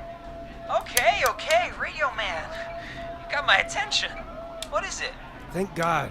Listen, you've got to get over to your neighbor's house. All of you. Just... Say no more. Plunker's moving the house. Forrest, line 2. Hello, you're live on 189.16, The Stream. Forrest, it's the killer. He's at the door. Grace. Oh my God, it's you, isn't it? God, I didn't talk, I promise. Whoa! The party has arrived! Oh, thank God. He's gone and... Oh, is that you, radio man? Don't worry, we brought the beer. Good times are here. I could use a drink. Thank you, Forrest. You're welcome, Virginia. And thank you to Plunker and his fraternity brothers. Some heroes wear capes, some wear sheets as togas. Hey, Forrest, did you hear what Virginia said earlier? What was that all about? Clive, I didn't talk. Do you know what she meant? There's a janitor here at the station named Clive, but your guess is as good as mine. All right, folks. Seems we may have a lead. If any of you know a suspicious Clive, then please call in. It could save lives. In the meantime, looks like we have another caller. Hello, caller. You're live on The Stream with me, Forrest Nash. It's great to speak with you, Forrest. As a local Dang it, small Ponty. business owner, I find this all horrifying. A killer roaming the streets of our fair town? Terrible. I hear you there. It's a scary time for everyone in Gallows Creek. How are you holding up? You somewhere safe tonight? Yes, Forrest, I am. I'm here at work in my Small business. It's a safe, Family friendly. place. Oh, what small business do you own? Oh, well, I'm not really big on promotion, but since you asked, it's Ponty's Pizza! No! The only pizza place in town! Come on down and get yourself a cracking deal on our 2-for-1. God damn it, Ponty, no! No free ads! I mean, I guess we can't be that mad at him. The Calling world, Ponty's did the world say famous what- annual I can be mad, Peggy. That's annual gallows. I Annual. can be mad. Look, he's gone now. We already have somebody else on the line. Just take a deep breath and let's keep going. Evening, caller. This is Forrest Nash, host of 189.16, The Scream. And tonight's 911 stand-in. Hi. Hello? Am I on air? Sure are, caller. What's your name? And what have you got for us tonight? Name's Eugene Stein, and I've got a heart full of love, Forrest. I'm Oh, hanging no, out it's in a the child. middle of the maze, listening to your show, looking up at the stars, and waiting for her. You got a special lady coming out to see you. Yeah. We got 2 yappuccinos right here. Planned to get And I didn't lost order in either. the maze tonight, to take our first journey together into the love labyrinth. That's why I'm calling, actually. I thought she'd be here an hour ago. And since I've listened all night to how cool you play it, I thought you were the perfect guy to ask. Should I call her up and ask if she's coming, or wait and see? For real, kid? If you've been listening all night, do you really need to ask me? Yes, that's why I'm calling. Bingo. Here's what I was looking for. Eugene, you really need to go home to your parents. My parents are dead, actually. Oh. But, Oh, jeez. yeah, I guess it's not the night. Hang on. I hear some rustling. I guess she came after all. Molly! I'm in the middle! Shut up, shut up, shut up, shut It'll up. take a little while to get Shut up, here, you but, yappuccino. thanks again, Forrest. It's been good talking. Oh Wait a second. Molly can't whistle. No, this is supposed to be the Just best a night of child. my life. Not the no. Why is worst. the whistling man after a literal child? Stay calm, Eugene. We'll get you out of this. Carm! I'm about to die a virgin! Listen, Eugene. Breathe. Hide. And call back in a minute. We'll get you out. I'll Dang. do it for Molly. But please, hurry. Well, listeners, while Peggy and I deliberate, here's a track for all you lovers out there. You're gonna love this next track. How the hell am I supposed to get him through the maze? You know Barbara, our receptionist? She's a maze fanatic. Shame she isn't here. I was supposed to go with her last week, but she changed her mind. Why'd she change her mind? She went with that jerk Brad instead. Guess you could say he's a Brad. That worked better in my head, I'm sorry.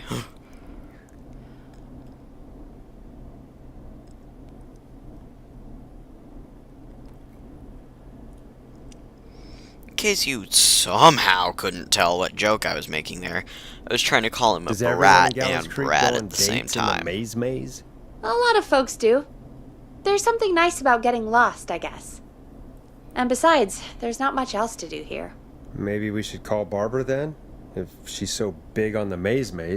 We could, but I don't actually know her number. But she probably has maze stuff somewhere. Go and see what you can find. That'll hopefully be enough. Which one is Barbara again? Barbara! Barbara! You know, Barbara! The receptionist! Forrest, I've seen you speak to her. Help me out, Peggy. She's the receptionist. Oh, the game is Sits at reception, amazing. never does any work because she's talking to Brad I've played all it day. before. Ring any bells? Sorry, I only just Right, noticed your yeah, message, sorry, I guess Justin. it's just the stress of... No excuses. Just go and find something to help us.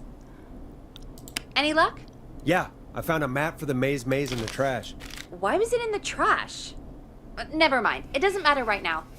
That's a question for Barbara later. Eugene called while you were away. He's on line 1.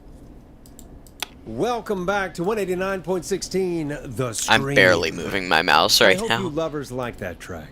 And I hope we can help our lover in the maze. Eugene, you're back on air. I'm lost, Forrest. I just ran and I don't know where I am. I'm at a crossroad, facing a tractor statue. There are hay bales painted gold on my right. Okay, he's at the tractor statue. What? No, I'm playing on PC.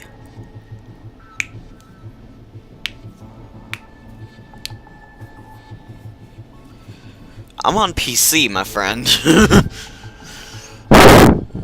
Let's see, he's facing. So he should go left. Yeah, left. Go left.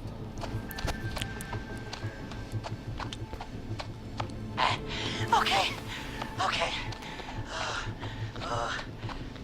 I went left, then tried a right. I have a pig statue in front of me and a creepy rocking horse on my left.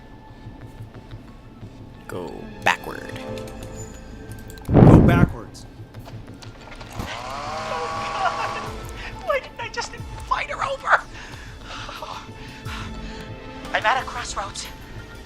There's a pitchfork statue up ahead. Which way?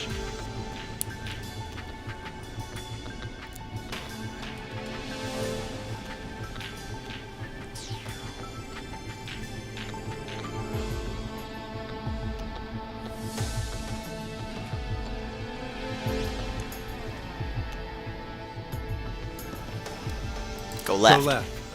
Oh, this wasn't how tonight was meant to go. I just wanted some love. There's a tiny barn in front of me and a scarecrow behind me. Wait, what? Nothing to my sides.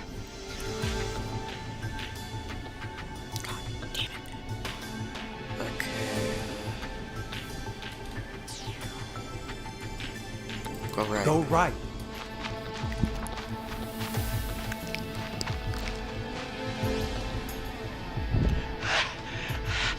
I can't run much more. I just passed a cordon silo. Didn't see anything else.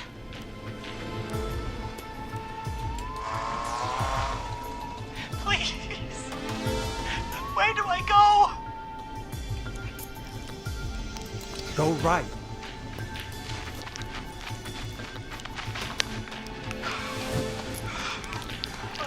Oh, thank God I made it. I thought I messed it up. I'm out.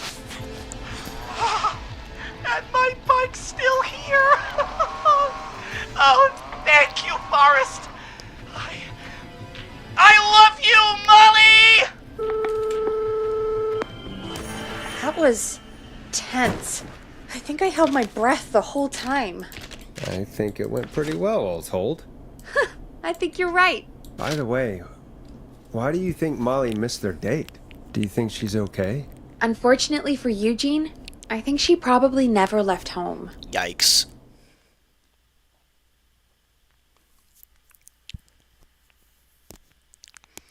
Thank you for calling in, Mr. Walton.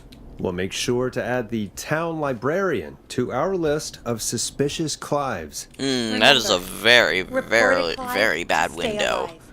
Next caller is up, Forrest. so take I it can't away. see squat out that window. Line Connor, one. you're through to Forrest Nash on 189.16, The Scream. Hey, wonderful show tonight, Forrest. Thank you. That's really wonderful of you to say. What's your name, caller? You can call me Dawn. Could you play my tune, Forrest? Your tune. Sure. Long Ride Home. That old song. Sure. We got it. I think I played it the other day. Thanks. It'll be good to hear it again. Oh no, that glitch. The microphones All are right, stuck folks. down, so it won't Coming bounce. up is That Old Classic. Forrest, I don't think you're gonna find that song. What do you mean? I played it a few nights ago. I know, but, we don't have it anymore. What are you talking about? I threw it away. What? You threw it in the trash? No, I threw it out the window earlier today. Peggy. Peggy, that's a bit extreme, isn't it? Brad was annoying me all afternoon. Okay, that's He fair. played it on repeat because he knows I don't like it. You know what? That's fair enough. So I'd I throw it grabbed out a and window threw it too. right out of one of the office windows.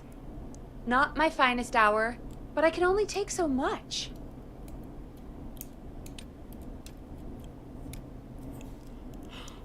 For shame, Peggy. For shame, Peggy. For shame. I know. Let's just play a different song. We've got more important things to think about anyway. Gotcha. Okay, folks. Here comes some unrequested music. Sorry about that, Dawn. Maybe try again tomorrow night. Sorry. Let's just do Storm Riders. Whoa. Sure. Let Storm Riders take you on a rock and roll ride with the Glam Jam. You know what tape I want to play?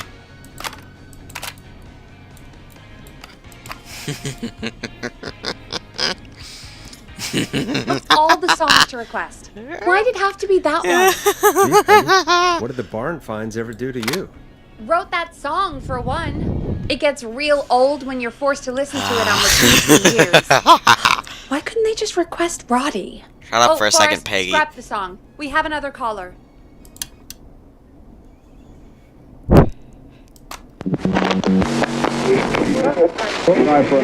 Hello, Gallows Creek. Time to We have a call waiting. price. Time to pay for lives. Time to sit there. I will punish you. I'm going to enjoy this. I want to know how broken your tape recorder has to be for it to cause that much distortion. Take this call. I mean, I can put on Final Breath. Time to turn the music off. Sorry to cut the music short, folks. Callers take priority tonight. Welcome to 189.16, The Scream. This is Forrest Nash. Forrest. Oh, thank God. It's me again. Oh no, Murphy! Talk to me, Murphy. What's wrong? Oh, the killer got me, man. Why did I ever trust a guy named Master Robin? I warned you not to. Hindsight is 20/20, okay? Forrest, we need to do something. No. Hindsight is like 15-20 at most. Beat on me, man. Carry me inside and lock me in a dumpster. I got a flashlight, but... Oh, goddamn. I smell smoke. I think he started a fire. Hold on, Murphy. We'll call for help right now. Waste is Got us in there. I need Murphy's there. I'm gonna die.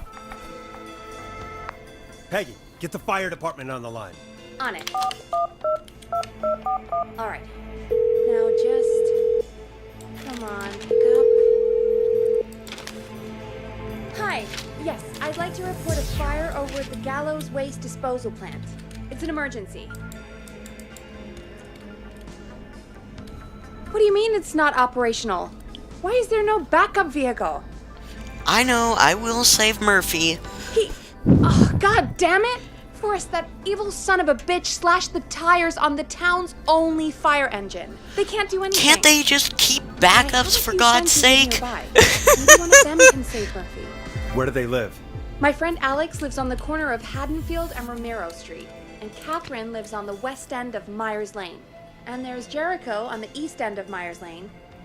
But he's old. Really old.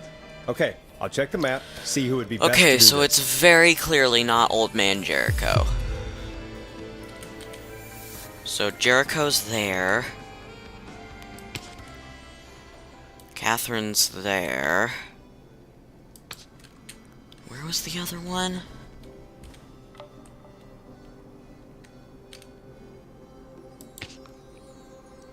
Chat, where was the first guy? Alex?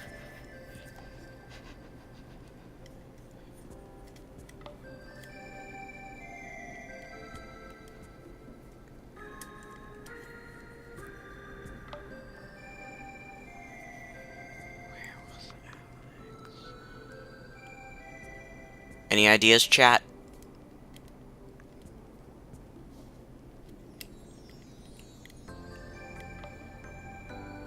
I think it said he was like on. No.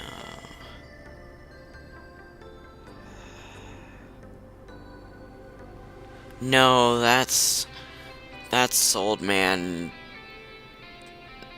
Whatever his name is. It's the old son of a gun. Yeah, I know Murphy's there, so obviously Catherine is it, but I want to know where Alex was. You know what? We'll just say he's in Giblet Field. It's Catherine. It's very obviously Catherine. All right, Forrest, who should I call? Who can help Murphy? Call Catherine. All right, give me a second. Wait, is there a... No, there's not a transcript.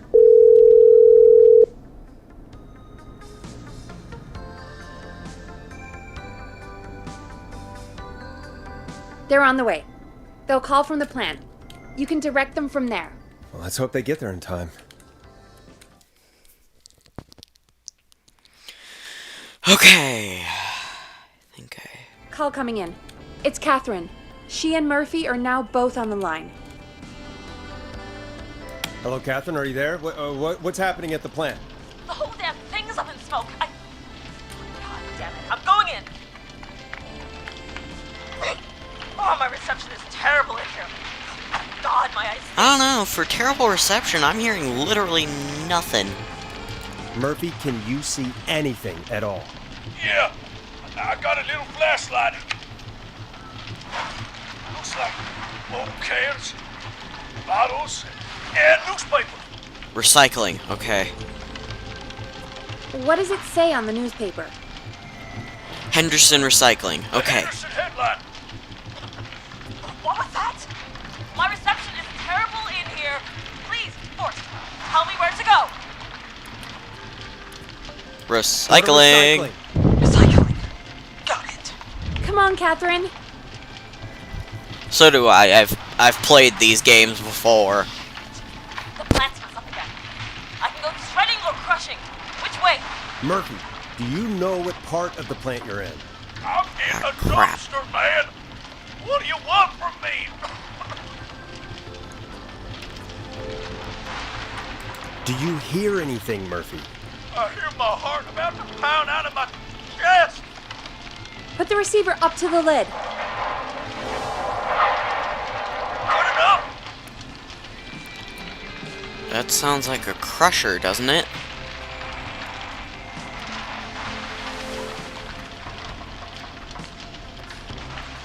That's a crusher, right, chat? You know what I'm gonna do? Safety save. Go to the crusher! Go to the crusher.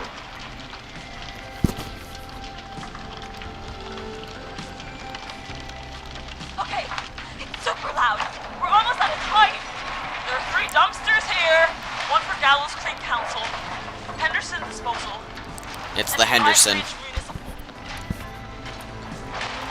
Open the Henderson container.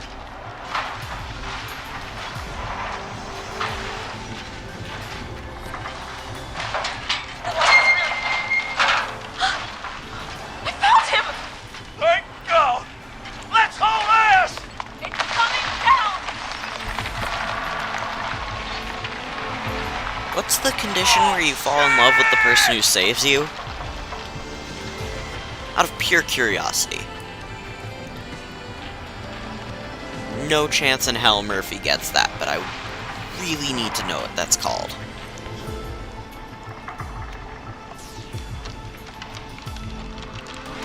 We made it! Oh man, you saved my life. Thank you. Thank you. And I swear to you, now, I'm gonna raise Fernando to be like you. I'm getting my money back from Master Robbie. Hey. There's you a just get home to your son, syndrome okay? of sorts, like the opposite of Stockholm, where you fall in love with the person who Well, folks, saved Gallows you Creek has rather than two your folk heroes captor. tonight, Murphy and Catherine. I'm sure their deeds won't soon be forgotten. Great job, Forrest. No time to celebrate, though. We got a caller. You know what to do. All right, folks. Another of our good citizens is on the line. Let's Can't see figure what it they have out, to don't say. worry about it. I was curious. Okay, Forrest. Shut the music off. Welcome to 189.16 The Scream, with me, your host, Forrest Nash. Forrest, Teddy Gallows Jr. here. I just want to say that my thoughts and prayers are with my Gallows Creek neighbors during this awful time. Oh, it's mayoral candidate and scion of the town founders, Mr. Gallows. Are you in danger? We need to be a town of law and order. We need cops who have the tools and funding they need to keep us safe. Okay, Teddy. Hello, Gallows Creek. Time to pay the price. Time to pay for lives. Time to for taking a swing for Gallows Creek. Jackass. Teddy, this isn't the time for your political ads. Stop. I just want to make sure our town is safe and prosperous. That's why the Gallows Family Factory, founded by my father, Theodore C. Gallows, God rest his soul, which employs over 200... Teddy, unless you've got an emergency, I'm cutting you off. You know what? I do have a problem. A problem that's ruining our town. You know what? I didn't ask about a problem. I said emergency. The problem is that woman, our current mayor, Linda Cartwright. Oh, here we go. She just isn't one of us. Linda Cartwright is un-American, unstable, and... Hello, Gallows Creek. Time to pay the price. Time to pay for lives. a little unstable too. Don't you dare speak to me that way. Cut him off, Peggy. I can guarantee this kind of thing will not happen when I take office. The moral He's lucky I'm decay making of- sure nobody dies, or I would That's enough. intentionally have Teddy only Gallows him Jr. die. for one lifetime. I always feel disgusting after hearing him talk. Just play an ad, Forrest? I need a minute. We'll be right back after these messages. Should be one of the ads. Master Robbie, Harvest Festival, and Hello, Gallows Creek. Teddy Time Gallows. to pay the price. Aw.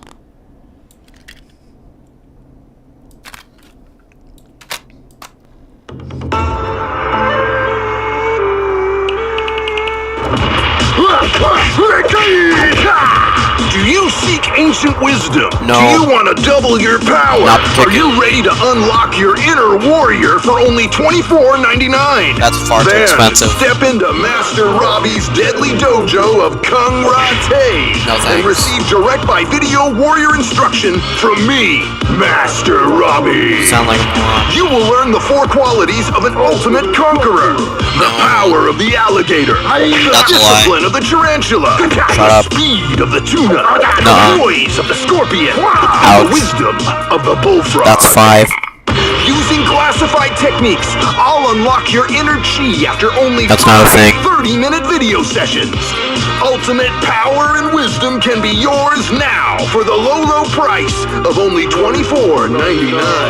Just call 555 that's far too USA to take your first step to becoming a champion. I know that's how much it is. Wait, US dollars? Never forget the element of surprise! If you buy No, thanks. today, you'll receive 2 additional VHS tapes. The Tornado Technique No, I won't. Karate Lovemaking. Call today!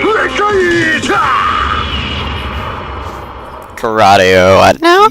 You know, after what happened with Murphy, I think... Yeah, we should take that out of rotation. Kind of a shame, though. It is pretty fun. Yeah, I bet karate lovemaking sure is something. Oh, one moment. Is Forrest Nash at a loss for words? Let's...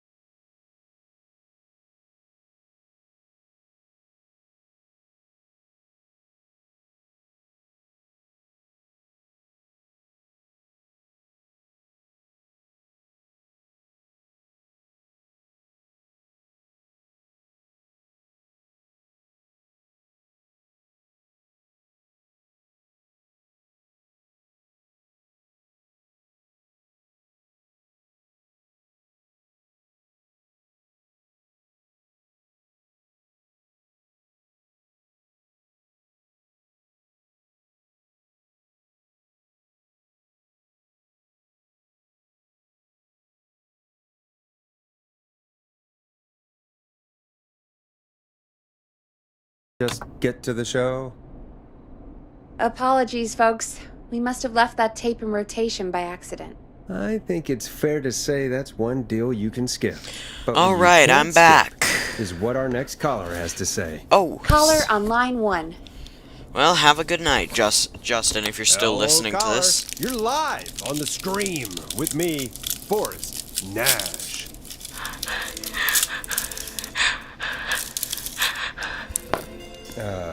Hello, caller. Who is this? I need the police. I'm Forrest Nash. I'm standing in for 911 tonight. What's wrong? There's a guy hunting me and my friends. kill some of them already. That's him. Damn it, He's just outside. I can see him from up here. another Damn one. it. Not He's good. just a kid. Is there a way out? Can you run? Oh my god, oh my god. Stay with me, kid. Focus. I can't do this. Yes, you can. Focus. Tell me, what's your name?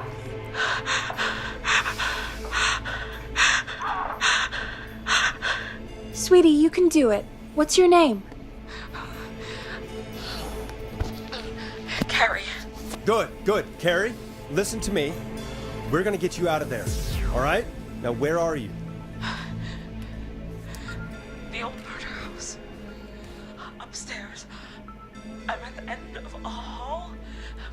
There's a bathroom, a couple bedrooms, a closet. Oh, he's coming. Where should I go?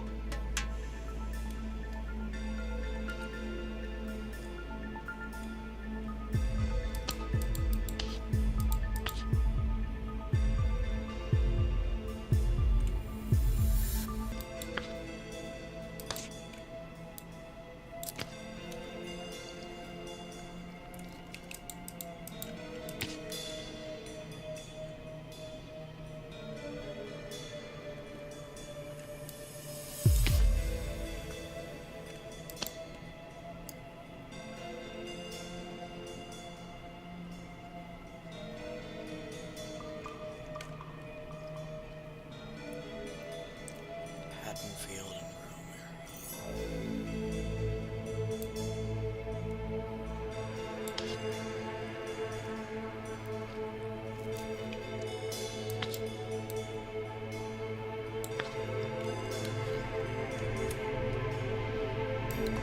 Go to the bedroom. Okay, I'll...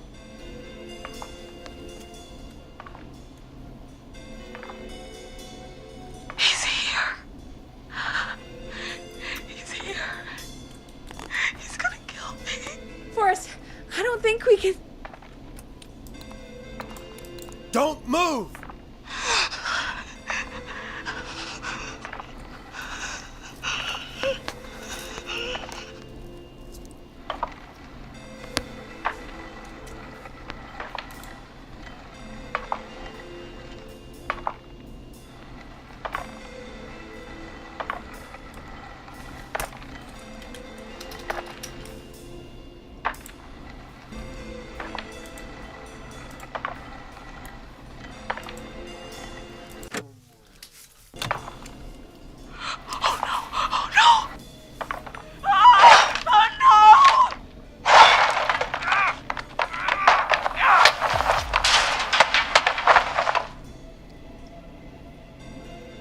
Forrest!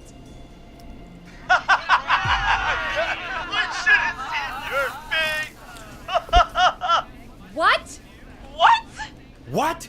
Are you kidding me? Okay, what the hell is going on here? Oh, who's on the phone, Carrie? The cops? It's just a joke, jeez. Wait, isn't that... Jimmy, that wasn't funny, you sicko! Of course I called the cops, but some guy just answered instead. What guy? Forrest Nash. What the hell are you all doing? It's prank night, old man. We're just having fun. That's the kid! The kid who called in earlier pretending to be the whistling man. That's it. I'm out of here.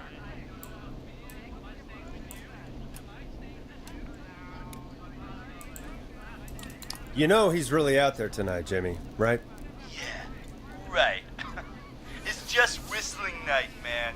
That little idiot. Whistling night? It's a stupid tradition. Especially stupid since that one kid died back in... Would you take off that stupid mask if it's hard to breathe? Who's under there anyway? Is that you, Seth? Idiot! Seth is right next to you. That's, wait. Oh no. Who are you? Oh no, man!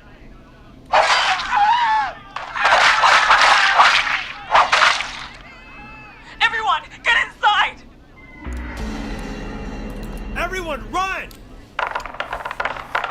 two, grab the door. Scott, head As long as he's out there and we're in here, we're safe, right? You bought time, but not much. Forrest, we have to... Heather, I already called the cops. Forrest picked up.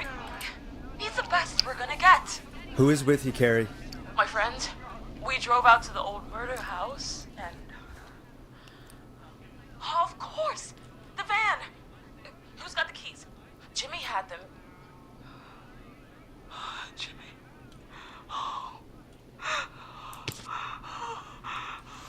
So I assume the Loramie estate is the old murder house. I'm sorry about Jimmy. Thank you.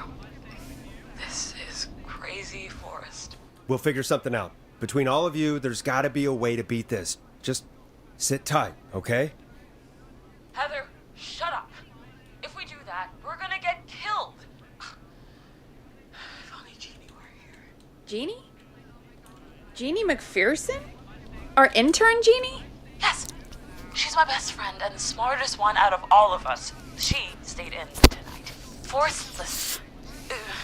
We'll see what we can come up with, and, What? Scott, you're not any good at... And... No, Chad. Out of all of us, you're not the one... Everything okay? No. We're figuring out a plan, but everyone's volunteering to do things they're just bad at. I think we can figure out what to do, but I don't think we can agree on who should do what. I think you'll have to be the tiebreaker, or else these idiots are gonna get us killed. But Shut up, you... Forrest, I'll call you back. But I don't know anything about your friends. These damn kids never learn.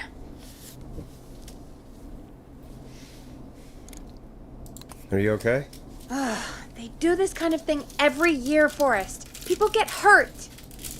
All right, folks. We're gonna work out a way to save Carrie and her friends. This next one goes out to all the trapped kids out there.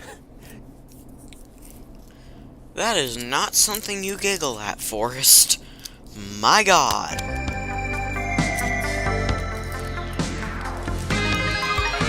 Peggy, you mentioned something about their friend working here? An intern? Yeah, Jeannie.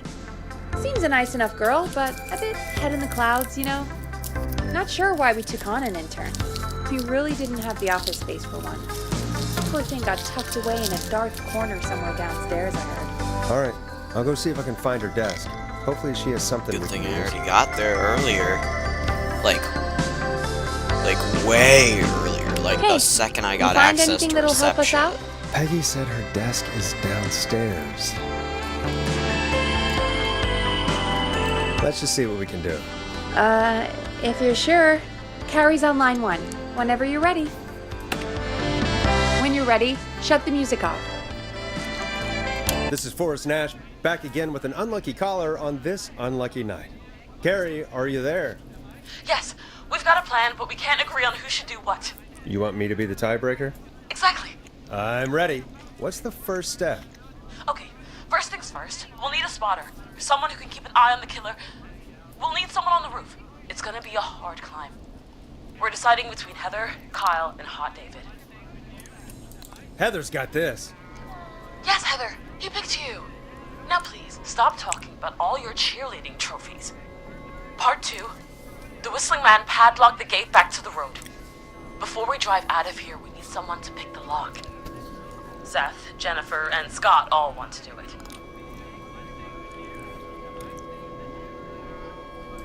Jennifer. Jesus, Jennifer, you carry a bump key? Why didn't you say so earlier? Anyway, that brings us to part 3. Getting the van keys. I'll volunteer for this. I don't know Jimmy as well as you guys, so it'll probably be easier that way. Then it's part 4. Friendship quiz. This might work. This is a very detailed plan. I'm impressed. Yeah, it's weirdly easier to think when you're about to die. You're doing great. What's the next part? Part 4, we need someone to lead the Whistling Man away. We need a fast runner. For this one, we're trying to decide between... Who was it again? Hot David, Cynthia, and Scott. Hot David. Yeah, you spend a lot of time running shirtless. You got this, Hot David. Sweet. Okay, let's recap. We get the eyes on the roof. A runner distracts the killer while we grab the van keys and pick the lock on the gate. Now the tricky part. The getaway. Ooh, what's the plan there? Well, we can't all outrun the whistling man. But he thinks we're just a bunch of stupid teens. So, let's use that against him. Part 5. We trick the killer into a trap. Someone can pretend to be injured. Who would make the most believable lead? Who you got? We got Lisa, Tammy, and Cynthia.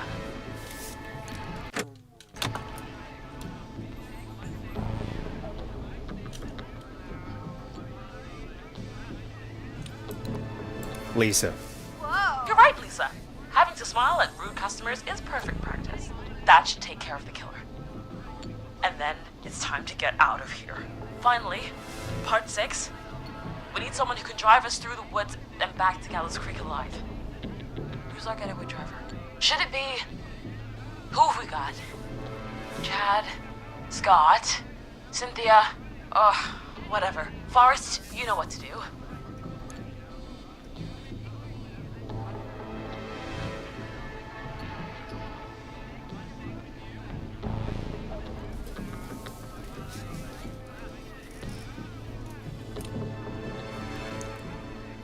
This is a tricky one.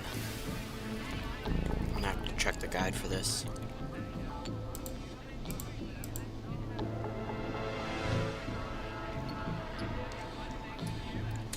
Chad it is. Oh, perfect. Your go-karting experience will be great, Chad. Thanks, Forrest. We'll just take a few seconds for ourselves, and then it's go time. Sounds good. Talk to you in a sec. Good luck, Carrie. That actually sounded like a pretty good plan. Impressive as hell, right? Damn straight. Yeet.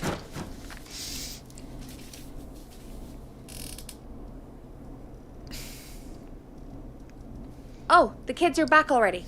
Line 1 again.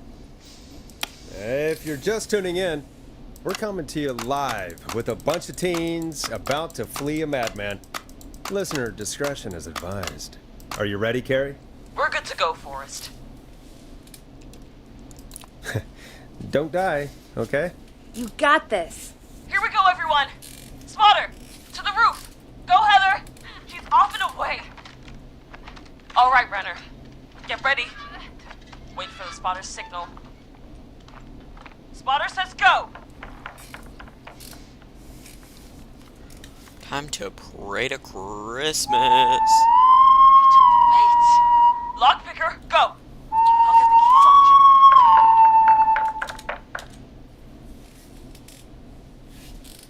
Jimmy. Oh, Jimmy. Oh, his face is...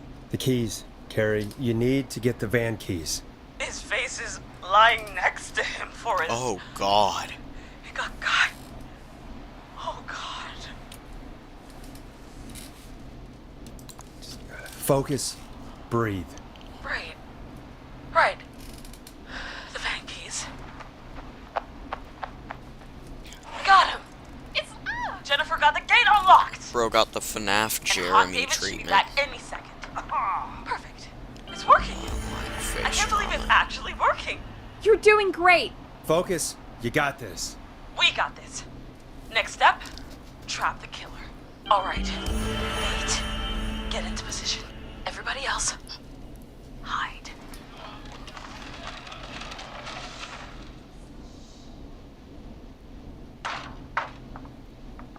Okay, performer. Now, act like your life depends on it. Oh. There he is. He's buying it.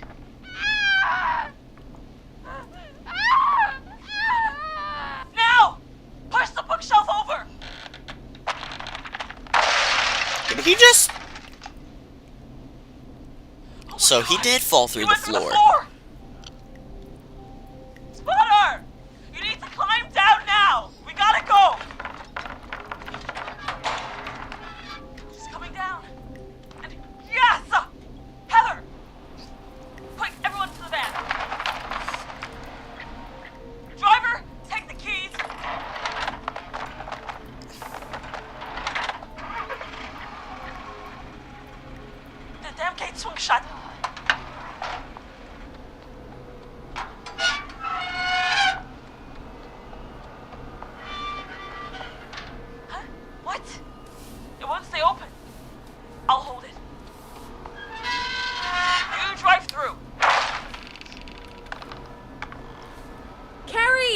What was that? It's a whistling man. Drive! Now! Is Carrie gonna...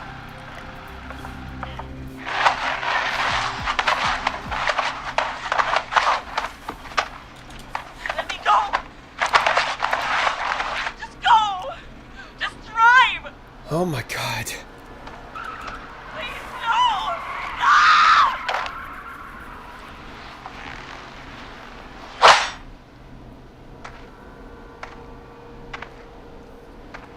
Carrie?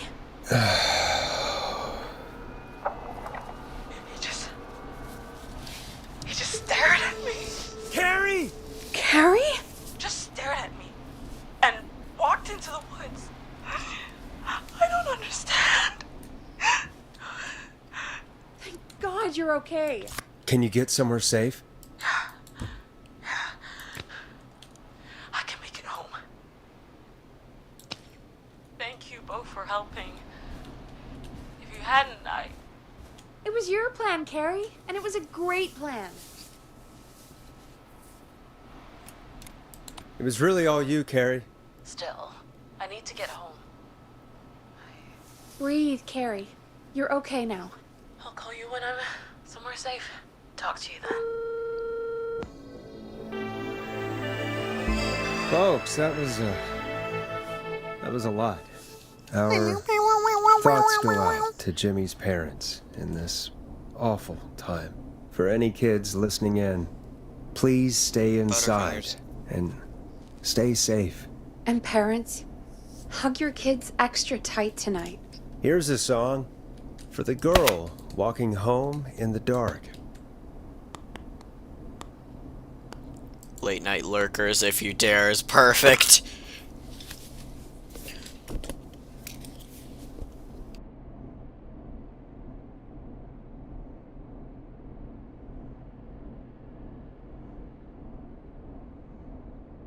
Dead air is a crime, Forrest.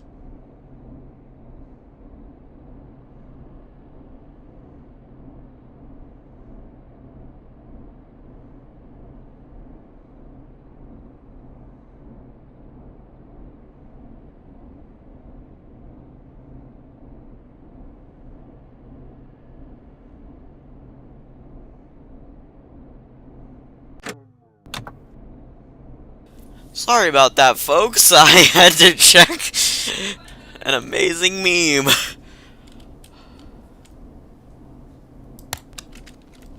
Ah, crap. I forgot to tap back into...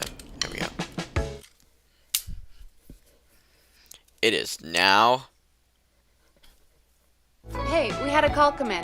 time for another call, I guess. Okay, Forrest, shut the music off. Forrest Nash here. Listeners, we've got another caller live on 189.16, The Stream. What's on your mind, caller? Hey, Forrest. I just wanted to phone in and say that I think I speak for everyone when I say that you're providing a real service for Gallows Creek tonight. It's cool what you're doing, man. Is this I'm just Ponty? doing my job, friend. Anyway, tell me about yourself. What's your name? Are you keeping safe tonight? Yeah, man, I'm good, thanks. I'm at my roller rink, trying to get everything ready for the Harvest Festival Oh, it's tomorrow. Ricky. Okay. I had a guy from Starling Security here earlier No, I'm muted. installing the Starling 4000 system, so I'm a little behind. As for Starling. my name, my friends call me Roller Ricky, and I now consider you a friend, my man. I don't allow self-promotion on my show. Sorry. Sounds like roller skating is more than just a job to you. So is Yeet. this vocational? I wasn't always Roller Ricky. Once upon a time, believe it or not, I used to go by just Ricky. Yeah, back then, things were pretty rough. I used to roll with a bad crowd. Not all bad, but there was this one guy. Anyway, some bad stuff went down. I harbored a lot of guilt for a long time, and turned to the bottle. I didn't really talk about it or even know how to talk. It's just how it was. That bottle took the best years of my life. Or so I thought. It's never too late, Roller Ricky. How did you turn things around? I joined a support group. I opened up about my problems. And sharing that burden just took so much weight off. It's a long story from there, but I found roller disco. I learned how to have fun again, cutting loose and making shapes. Now whenever I get down, I get down. I'm finally free from it all, man. It's important just to talk to somebody. That's the first step. Ain't that right, Max? Bobby! Aw, hello, Max. Bobby! Well, he certainly sounds like a good boy. Max is my emotional support dog. He's a rescue dog, but I always say Where's he's the the one that roller rescues rink? I need to make this He's the place best dog a guy an could A ask for. rating. Of course, the first thing I did was teach him how to skate. He's better than me now, a real pro. Max can skate. Yeah, man. At first they said it couldn't be done, and then they said it shouldn't be done. But Maxie loves the rink, man. Is that another train, Maxie? Maxie loves trains, man. He's even got that special how to greet them. Roller rink. Maxie sounds like a really special boy. Maxie appreciates all the positivity you're throwing out, my man. You know, I'm actually hosting free skating lessons tomorrow at the Roller festival. Rickies. I think it's a great opportunity to give back to the community. Man, all this talk of skating's got me itching for a boogie. Before I switch my radio off for the night, could I request a song for us? Something I can groove to, you know, something funky. It'll be me and Maxie's final boogie breakdown tonight. Then I think we'll take it down a level. I can do that. Thanks again for calling. You and Max, be safe now, okay? Bye, Maxie. You got it, man. Peace. Bobby. Well, folks, this next one goes out to Roller Ricky and Max. Enjoy. I really needed that call, you know, after everything. Yeah, I get that. He talked a bit much for my taste, but it is inspiring to hear somebody come back from the brink like that. Yeah, that's what I meant. You were thinking about Max on skates, weren't you? Well, would you look at that? Another caller on the I line. just realized What are the odds? Peggy's model isn't textured. It obviously would never matter because, like, it's red glass and all that. They didn't expect anyone to go, like, you know, too awful close. Hey, Big Shot, hit the button and take the call. Or, heaven Welcome forbid, back to 189.16, You know, The Screen. no clip. This is Forrest Nash. How are you tonight, caller? I'm doing okay. I made it home safe. Gary! Hey, I just wanted to thank you for doing. I've actually got an idea now that I think about it. That's my hard drive. Don't mind that one bit. Okay, where did I put that? Right, I put it under there. There. Oh, spoilers on what I'm trying to do. Please be an Unreal Engine game. Please be an Unreal Engine game.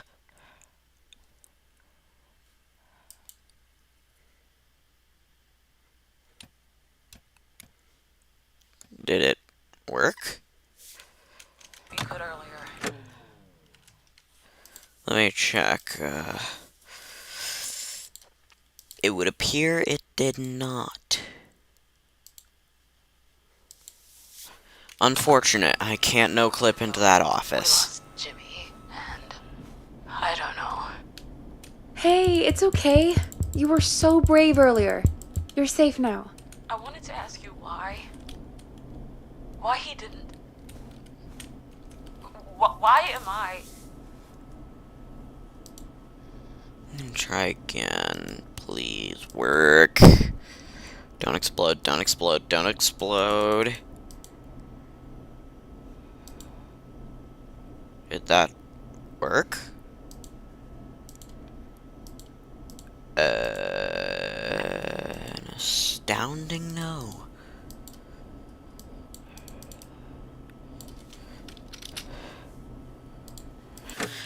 Now what, Carrie? Why did he Shoot. spare me? After what he did. Why let me go?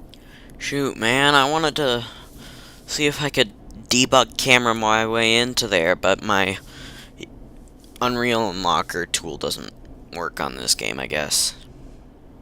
Maybe he didn't kill you because he saw you as a victim. Maybe. But why would that stop him from killing me too? After everything he did to... These stupid hazing nights have to stop. Carrie, you did so well tonight. Stay safe and rest. Help is coming to Gallows Creek.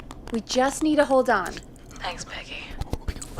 Hey, Forrest, could I request a song? Of course, Carrie. What song?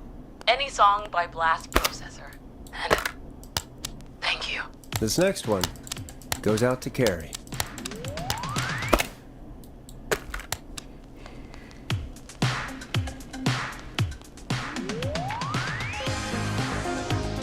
You know, what Carrie just said has really got me thinking.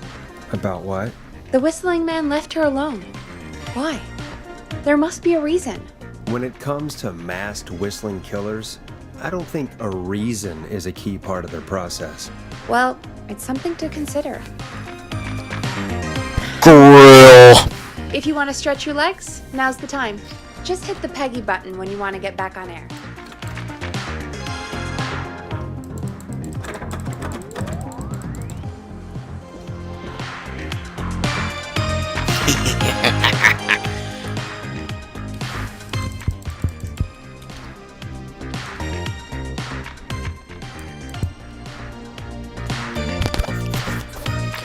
So, Chad, Keep going, Peggy. two toast. Alrighty, we could run No, another I can't segment make that or- joke.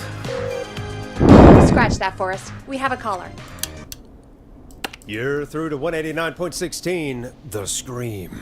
What's your emergency? Hello again, Forrest. Oh, that call with the... Dawn again. Those poor kids. Still, I'm glad the girl didn't get hurt. Thanks for your concern. Are you in trouble? What's on your mind? I wanted to ask you again to play my song, Forrest. You said you were gonna play it, but you didn't. Your name was Dawn, right? What, Peggy? Yes. Oh, well remembered. My name is Dawn, and I wanted to ask you again to play my tune, Forrest. Long Ride Home? You know, the one that Peggy said she threw outside the window? I'll play a track for you, Don, but maybe pick another one? We don't exactly have that one in rotation right now. No, Forrest. You do have it. It's just outside the window. There's a serial killer on the loose. I can't just go outside hunting for a record. I'm really sorry, Dawn, but we just can't get it right now. But wasn't the whistling man just at the old murder house? That's miles from the station. It won't take you a second to grab it. Don, I'm not sure if you've heard, but there's something unnatural about this freak. He's fast. I'm not risking it. Oh, but I think you will. Forrest? What do you mean by that? Peggy, I'm pretty sure that's a threat. more than a request. I know something. I think I know who's gonna be next. What? Are you serious? Play my song, Forrest, and you'll find out. Well, folks, here's some music for you while I think things over. Is she serious, Peggy? She's serious about hearing that song, that's for sure. Spiff Peggy, clap. I mean, is she serious about... I don't know, Forrest, but we don't really have a choice, do we? If she's telling the truth.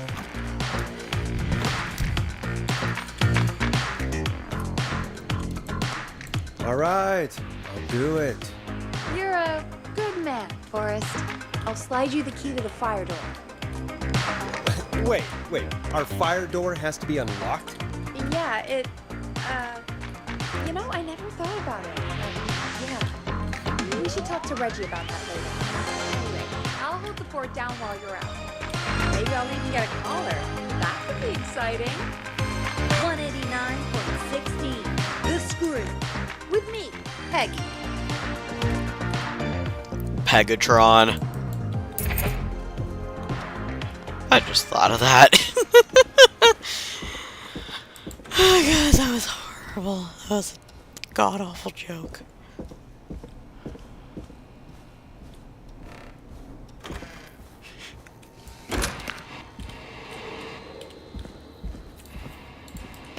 No, no, no, no!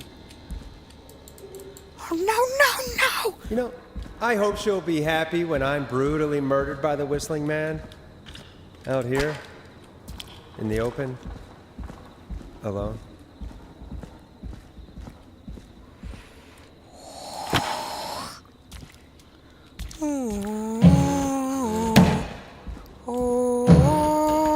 I can't listen, so I'm just imitating it with louder notes. Like music, singing. No, you know what I mean. You know what I mean. Don't. Here it is. Long ride home.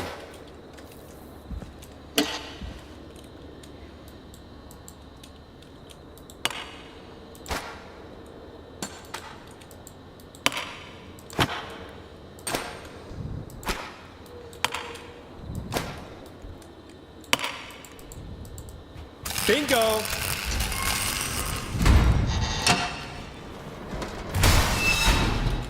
What was that?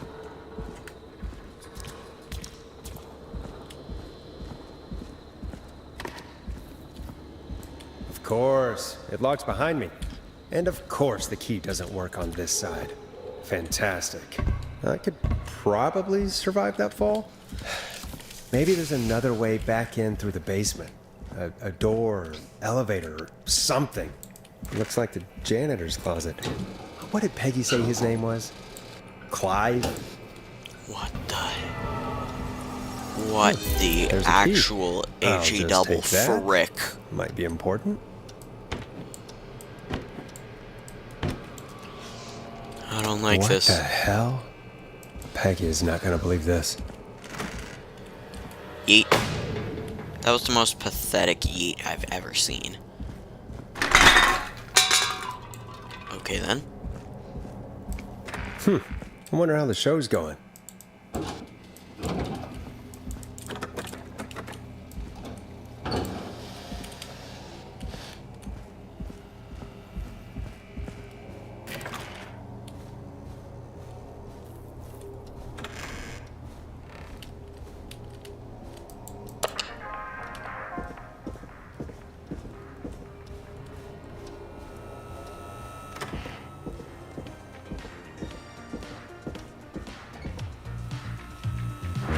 Isn't that such a good song, folks? And now for...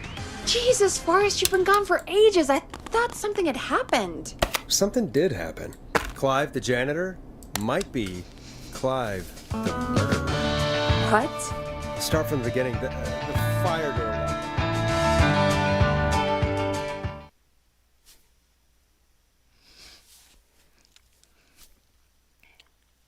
Why did you heave that thing all the way up here? Because the basement's creepy as hell, and I don't like standing around down there. Fair. All right, let's run through this again.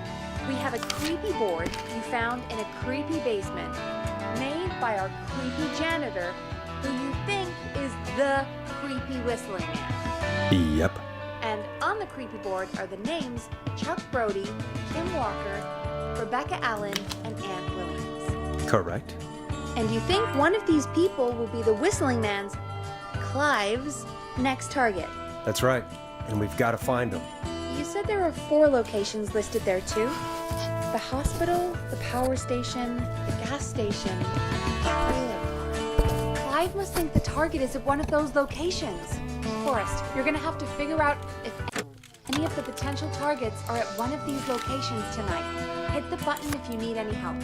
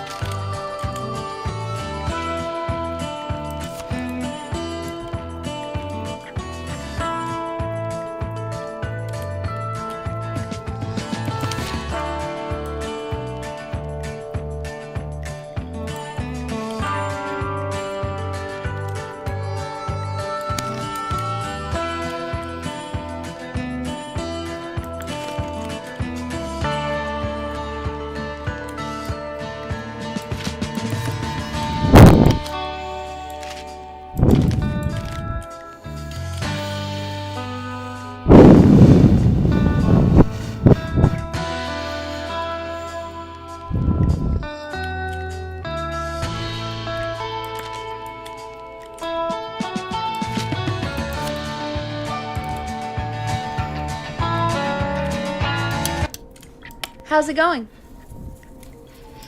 I'm ready, Peggy. Are you sure? We've only got one shot at this. I'm sure. Let's do this. Okay, name first.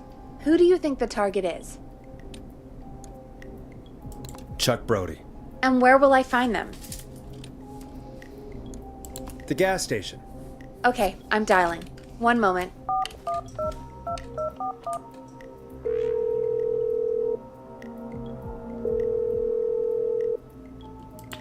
Hello?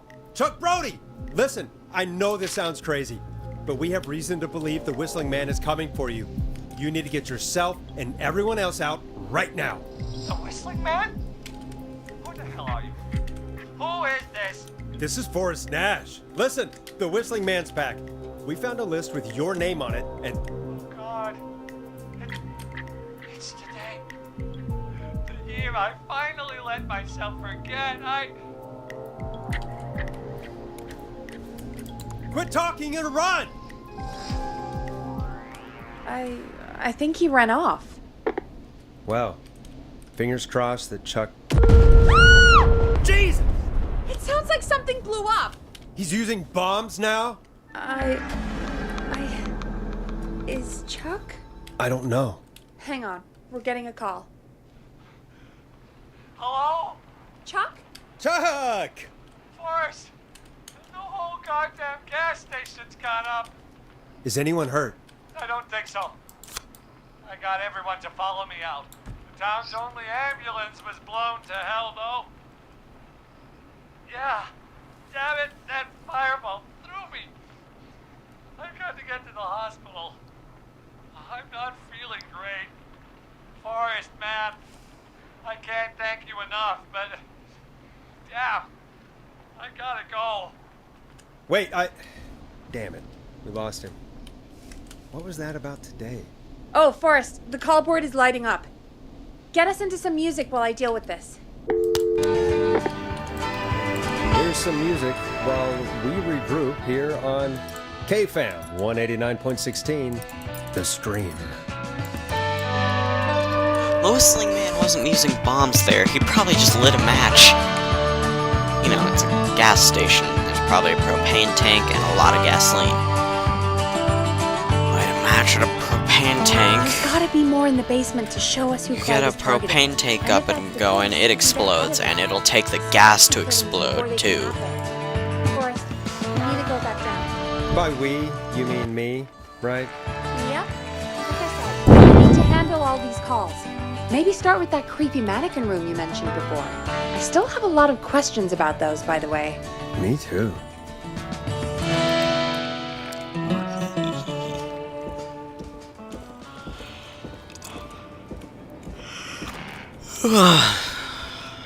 Oh boy. Yeah, the only reason I survived a 6-hour stream last time is because,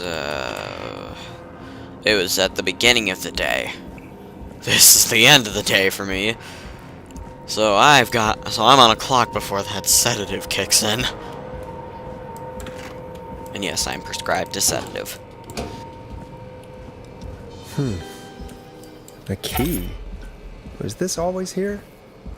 I must have missed it when I brought everything upstairs.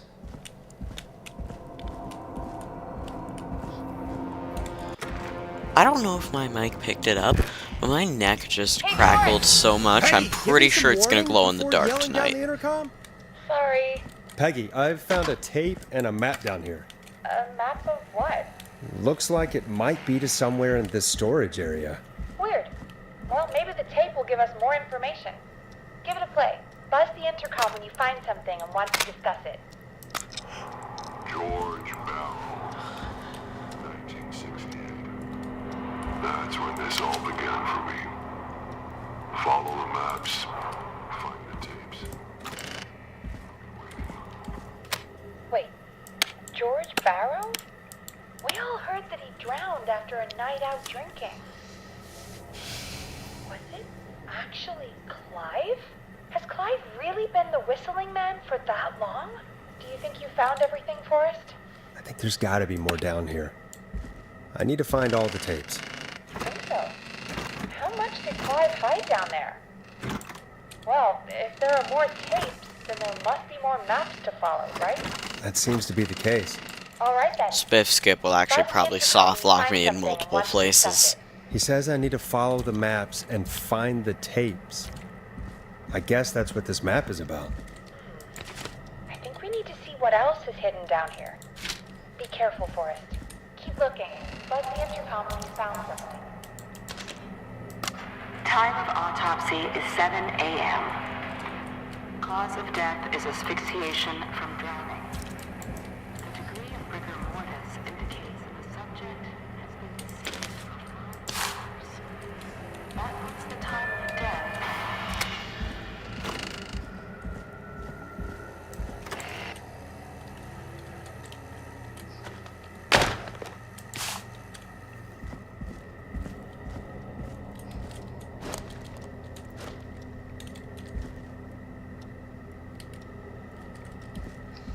Those appear to be important.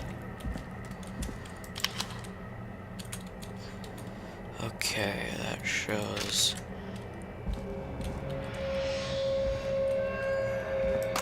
Small lacerations to arms, legs, and face, typically obtained by running through foliage. Severe blistering to the feet, as though the deceased had been running without stop.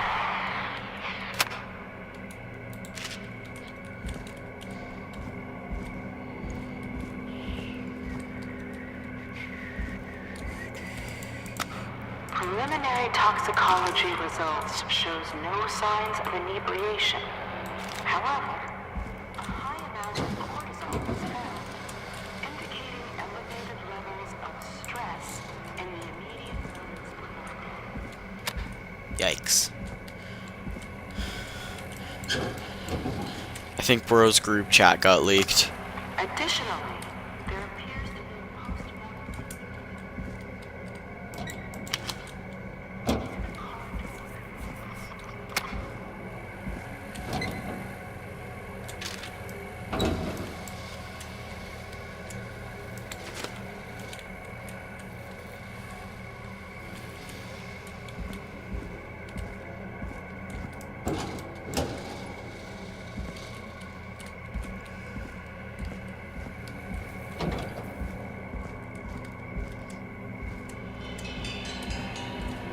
That looks important.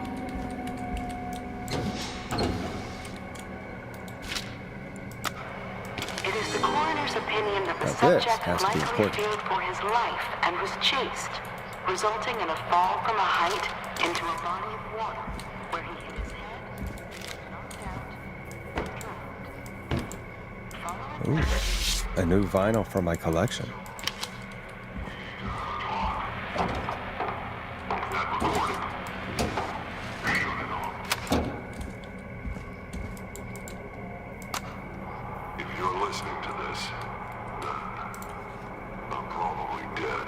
What the? I'm a man who likes to stay informed. I've got subscriptions to newspapers all over the country. A few weeks ago, I noticed headlines cropping up in those papers, one after the other. Each headline about a murder. Each murder, the death of someone I knew almost 20 years ago. And each one drawing closer to Gallows Creek. Drawing closer to the anniversary. None of us are innocent.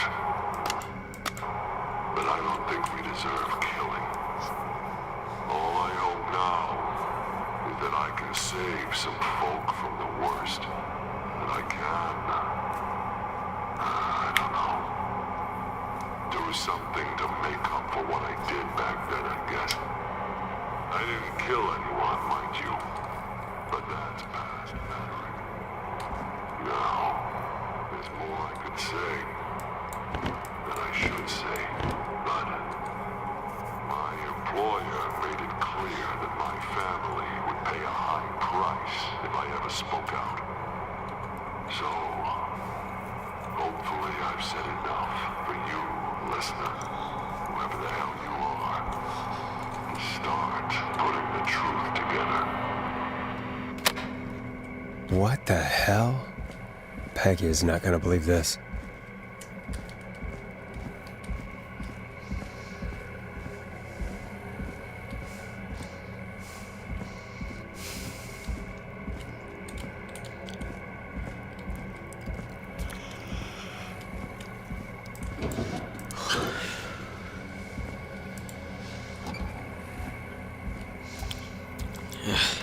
Finally.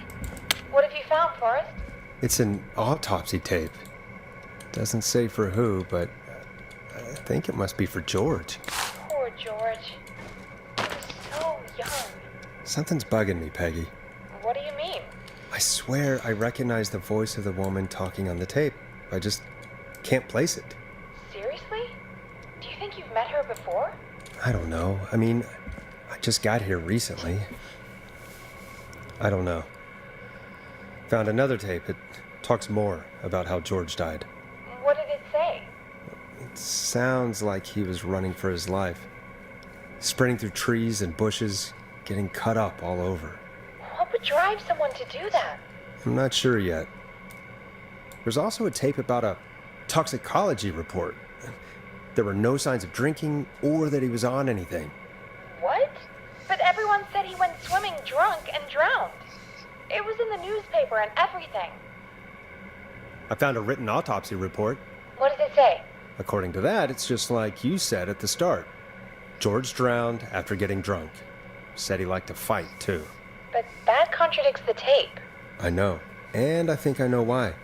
There's a note with the report that says, "I'm sorry I made you do this, Virginia." If it was on the autopsy report, then Virginia must be our coroner. Wait, the caller from earlier, when we had to call the takeout restaurants, wasn't her name Virginia? We need to call her back once we finish down here. It looks like she might know something about what's going on. I found a tape that introduces a new detail to the story. Post-mortem injury. Apparently, his arm got caught in a car door. A car door? Yeah, after he died. How do you suppose they can tell? How can they tell? I'm a radio producer, not a coroner. The written report I found doesn't mention it at all. How did his arm get trapped in a car door after he died? Unless he got it when the police collected his body, I guess someone else must have moved him after he was dead to where he was eventually found. But the report, what is going on here? I found a police report. Mentions a friend from earlier, Sandra Sharp. Sandra. The jazz runner? That's right. She found George's body washed up at the reservoir. The reservoir? Yeah? What's strange about that? George got cuts from running through foliage, right? But there's no forest around there. Also, how did it wash up at the reservoir? What do you mean? Reservoirs don't have tides. But that's what the police report said. It's not possible, though. I did a school project on reservoirs and got an A. But, yeah, not important right now. The important thing is that it doesn't make sense. What are you suggesting then? That the body was originally found somewhere other than what the report suggests? That the sheriff tried to cover it up, but accidentally let something slip? Something like that. I think. Well, Sheriff Matthews wrote the report. If he hadn't been eviscerated, we could have asked him. True. But Sandra is still alive? Once we're done down here, we should give her a call. In another tape, the coroner comes to the same conclusion as I did. George was running from something. Maybe an animal? Maybe, but then there's this next bit, where the coroner thinks he was moved post-death. So she agrees with him. At the end of the tape, someone burst in and demanded Virginia stop recording. I think it was Clive. It's starting to make sense now. This is a conspiracy to cover up what happened to George. I think I found Clive's last recording. I think Clive might be gone. Gone? I found a confession. Not for any killings, but for playing a part in covering up George's death. He left this behind in case he died. He hoped someone would find it. Do you think the Whistling Man already got him? possibly. We've had a lot of callers tonight, but maybe not every victim made it to the phone, you know? We don't know how many there really are. Christ, Forrest, that's dark. I know, but Clive said he had read about other murders in other towns, and that the murders were all folks who knew about the incident. And the killings were getting closer to Gallows Creek. He said he wanted to do something good for once. The board in his office. He wasn't tracking people down to kill them. He was tracking them down to save them. Ugh, why didn't he just come out with all of this? He said his employer threatened his family if he spoke out about any of it. His employer? The one who orchestrated the cover-up? Oh, Christ. Sorry for thinking you killed all those people. Do you think you found everything? I think so. Forrest, what's going on here? Someone wanted that boy's death to seem like an accident. And they hired Clive to make it look that way. Oh. Come back upstairs when you're ready. We need to figure out our next step.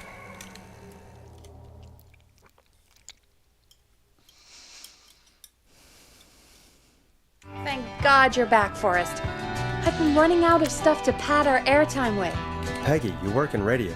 Forrest, I'm stressed. I mean, really. How are we supposed to keep a show going with all this happening? Beats me. But we gotta do it and we're going to. You're right. So, what's the plan now? I think we should call Virginia back. All right, I'll get her on the line. Time to turn the music off. Hello again, Gallows Creek. This is Forrest Nash. We're circling closer to the truth behind tonight's events. To this end, we're calling back one of our earlier callers, Virginia Sullivan.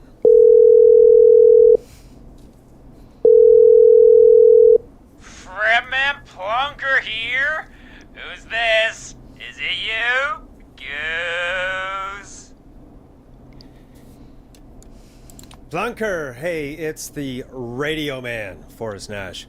Radio Man? What's up? Solving mysteries, saving lives. The huge. Right on. Plunker, what are you doing at Virginia's house? She asked if we could stay to keep an eye out for that whistling turd. So we're hanging out, bro. Well, that's big of you, Plunker. No, it's nothing. Can I speak to Virginia? Sure thing, Radio Man. I'll just go get her. Who is this? Hey, Virginia, it's Forrest. I'm glad you're still okay. Oh, Forrest. Sorry, I'm still jumpy. I can't blame you. I'd be jumpy too. I'm so sorry this happened to you, Virginia. I thought I was. I thought... Easy. We're not calling to talk about earlier. We're calling because we think you can help us understand why this is happening tonight. Me? What would I know? Does the name Clive mean anything to you? Clive? No. I don't know that name. What are you asking about this for? You mentioned that name earlier when you called us the first time. I don't know what I said then. I was petrified, Forrest. Clive's the janitor at our station, and we know you spoke to him in the past. Forrest, please. You don't know what you're doing. He'll come for me. Virginia, it's okay. Clive won't be coming after you. We think Clive's dead. Dead? But isn't he? He's the whistling man, Forrest. We thought so too, but... You don't understand. All those years ago, he... It's okay, Virginia. He's gone. We found evidence to suggest he... well... And we found your autopsy reports for George Barrow. How? I saw him destroy them. Well, he didn't. I don't know if he kept them or made copies or what, but we found them. And we know it's related to what's happening tonight, which is why we called you. why did you write a false report? All right. One day, I came into work to find a boy on my slab. And as I finished the autopsy, this man, Clive, he just burst in. And he started making demands to give over the reports, to falsify what I found. Of course I said no. But, well, when someone wants to make you do something, they can use the carrot or the stick. For me, he used both. You see, my sister is sick. She has a chronic condition that's never going away. It's expensive to treat, and it was getting to where I couldn't afford it. And Clive promised me that his employer would pay for my sister's treatment if I did what he said, and that if I ever spoke about this, he'd beat me to within an inch of my life. I don't know why he had me do it, but my sister needed me. You have to understand. She needed me. We understand. Thank you, Virginia. That was brave. God, I just want this nightmare to end. This will help end it, Virginia. Thank you. Stay safe, Virginia.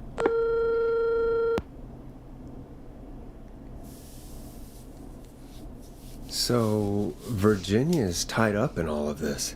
Clive threatened her to keep quiet about George's death. But for who? Why cover up these details? Hey, great party, Well, man. we know Sandra was Can I involved grab in another George's beer? death. Hey, sure thing. Let me Do you grab wanna you call one out her? of the fridge. Do.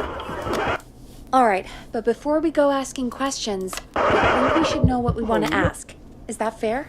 Yeah, we need to ask her about finding the body. She was the one who discovered it, but something just doesn't add up. 100%. She knows more than she's saying. I wonder what she's hiding. We'll hopefully find out soon. Anyway, just be careful when you're talking to her. Don't push too hard. We don't want her to hang up. I'll be careful. All right, calling her now. Hopefully she's at her jazz studio.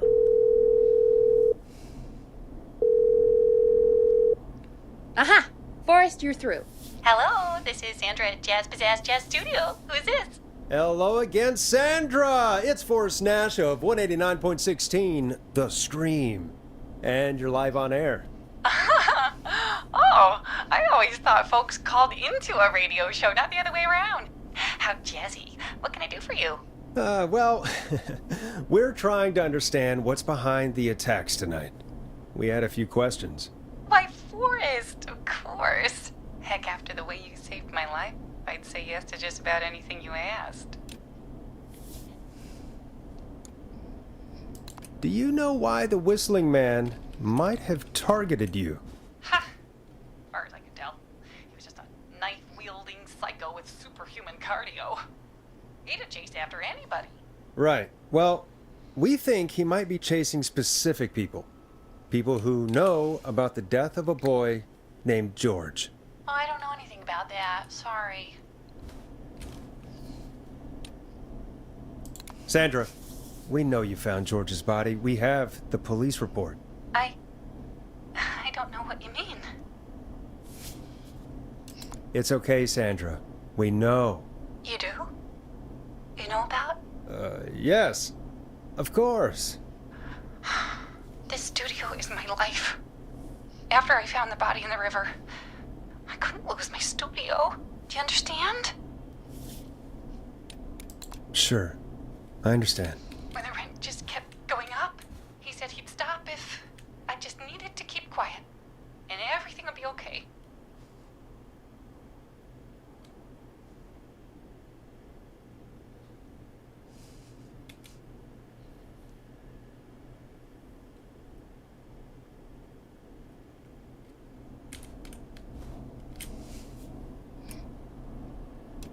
Sandra? Who was he? He said if I told everyone I found the kid in the reservoir instead of the river,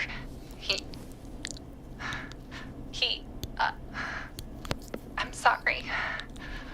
can't do this. And she's gone. I don't think that could have gone any better. You truly did great, Forrest. Well, folks, if anyone out there has any thoughts on what's going on tonight, please call in. That's good timing. We've got a call waiting just this second. Welcome to 189.16 The Scream with me, your host, Forrest Nash. Hi, Forrest. I know this is really out of the blue with everything happening tonight. But I wondered if you could send a special birthday message to my uncle. No, I don't want to. Oh, come on! It's his birthday.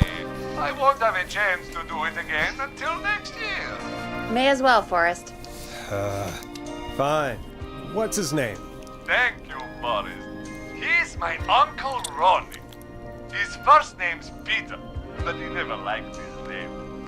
But since he always had salt and pepper hair, even as a kid, folks always called him Pepper. Thanks for the history lesson. Is there anything besides happy birthday you would like to say to Mr. Pepper? Oh my God, damn it! Yes! Tell him he can get the best birthday deals and party packages here at Putney's Pizza. Starting at You son of a bitch! Stop calling us! God damn it, Peggy, this is your fault. My fault? I said I didn't want to do it. Don't blame me because Brian Ponte can't control himself. Don't worry, we've already got another caller on the line. Just pick it up, okay? This is 189.16 The Scream. I'm Forrest Nash. You're on the air, caller.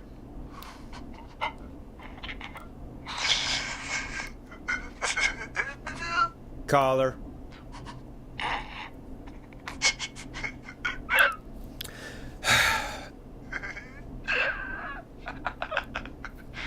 Ponte. Ponte's Pizza, always delivers. Come rain or sleet or whistling man, we'll be there.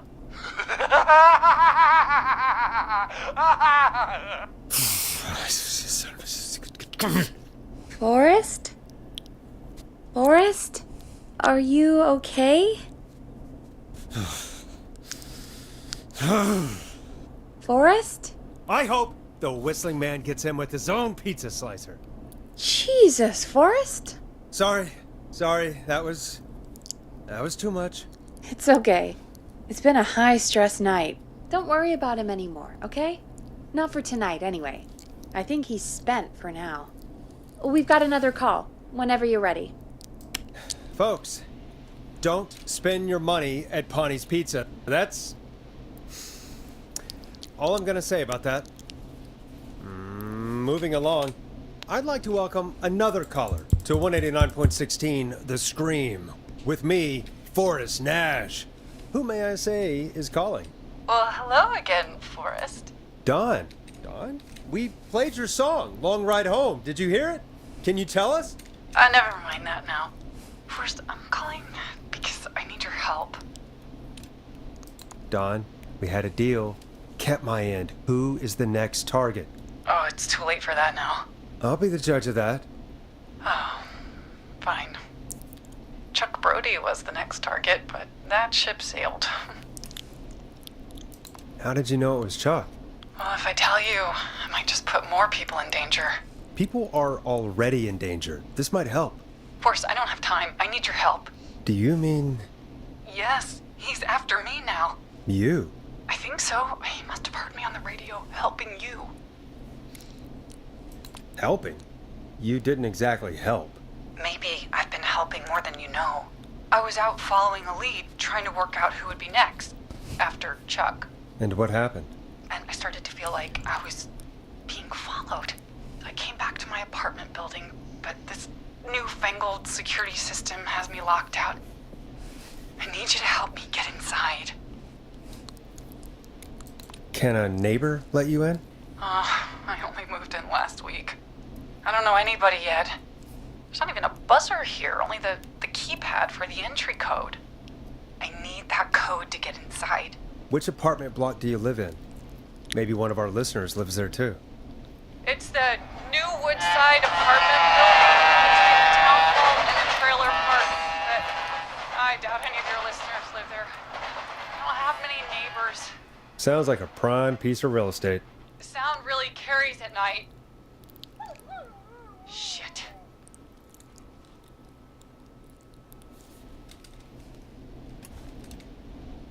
I'm guessing you're not a dog person.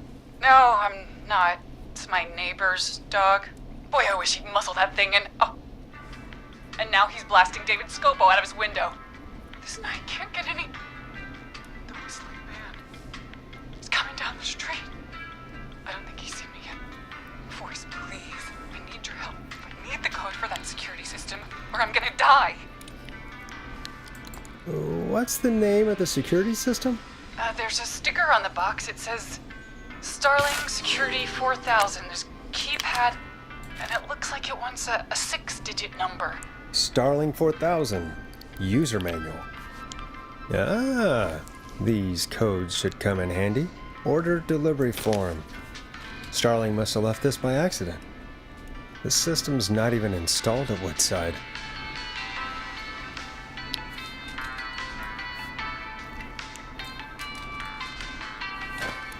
Starling Security 4000, huh? That's right. Very newly installed. I need the key code before the whistling man gets me. Yeah, of course. Don't worry, Don. Thank you, Forrest. I knew I could count on you. I'll sit out of sight. Call me back soon. All right, folks. Here's a little tune for you all to enjoy while I try to break Dawn into her apartment.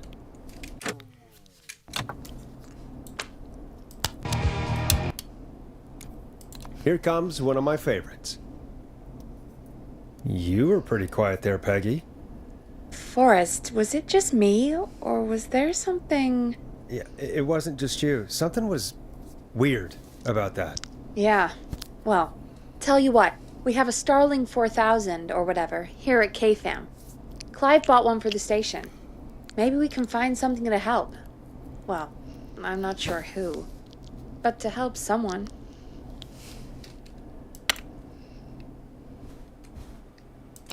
Okay, so she's locked out of the Woodside Apartments, and somewhere, Clive probably has the papers for the Starling 4000.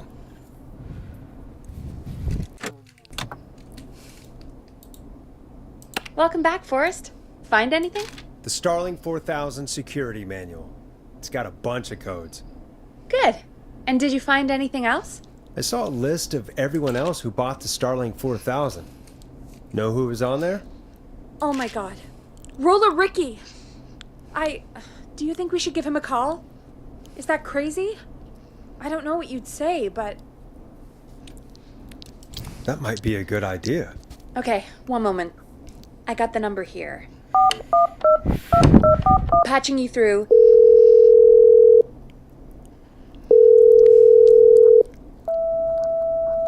Shit. he probably can't hear it over the music. Forrest, I don't know about this. This is super weird. Just put me through to Don. I'll take care of this one way or another. Okay, if you say so. Line 1, whenever you're ready. Don, are you there? This is Forrest Nash from 189.16, The Scream. Oh, thank God you're back. I've been so afraid. What's the code to the gate?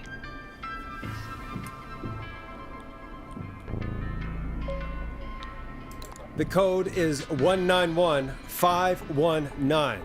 Thank you, Forrest.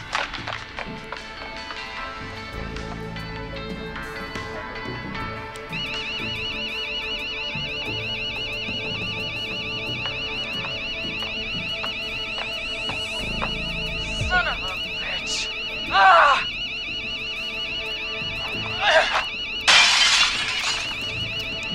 Is she? I think Dawn is breaking into the roller rink, isn't she? Shots fired, shots fired. And stay out! Yeah! Respect the sanctity of the ring! Ricky is okay! I'm calling the cops! Thank God. Hello? Is someone there? Ricky, get back inside and turn on the radio. Whoever that was, she was trying to break into the ring. She? Forrest man, you got no idea. That was him. That was the Whistling Man. The alarm gave me just enough time to get my rifle. I don't like hurting folk, but I can't let anything happen to Maxie. He's my best friend, you know? Maxie and Ricky Listen, are man, I'm heading back okay. inside. Gonna barricade that window. My man, thank you. You and Peggy can skate for free whenever you want, forever. That's a done deal. Thanks, Ricky. Can't wait. You got it. Talk to you soon. Okay, Gallows Creek, here's some music while we process what just happened.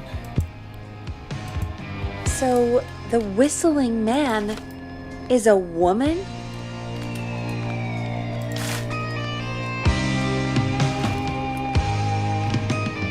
I know. I can't believe it. She called up. You spoke to her multiple times.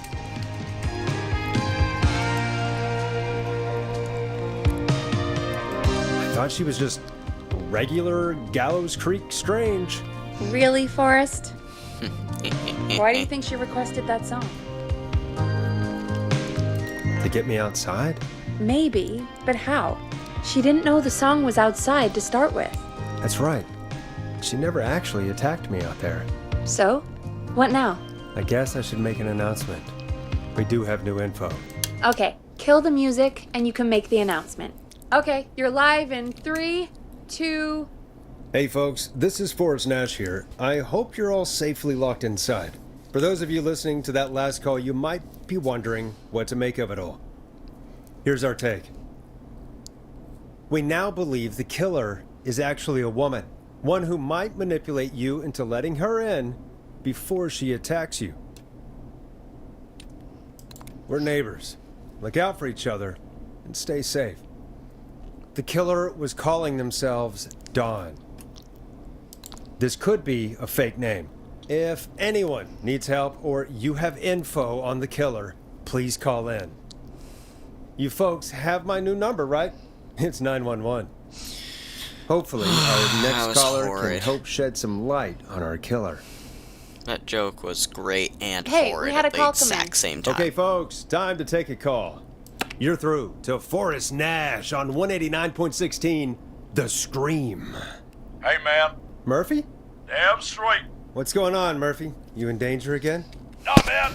I've just been listening to the show here at home. And since you asked folks to call in if they could help out, well, I'm calling. I don't know if I can say as much as other folks have, but I figure I wouldn't be a good role model to Fernando if I didn't try to help, you know? You're a good father, Murphy. Absolutely.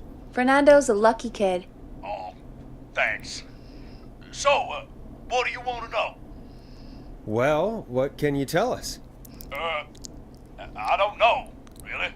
All right. Well, do you know anything about the death of George Barrow? Absolutely nothing. Okay. What about the killer herself? Herself? Man, I didn't get my ass kicked by a lady. The man I went toe-to-toe with was a man. You heard the last call, right, Murphy? Yep. So you know it's a woman, and you were trained by a VHS, Murphy.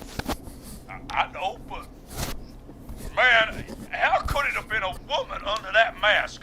Let's just move on. Do you know anything about the history of the Whistling Man? No, sir. Tonight's the first time I ever heard of him. What? I moved here 3 years ago, man.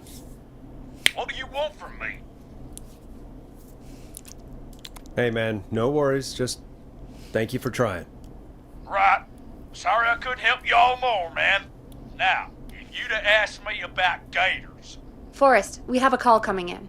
Sorry, Murphy. I think that's all we've got time for right now. All right. I'll catch y'all with the gator talk later. Night. Well, folks, that was a bust. But perhaps our next caller has more they can tell us. Let's find out. This is Forrest Nash, and you're listening. Please help me.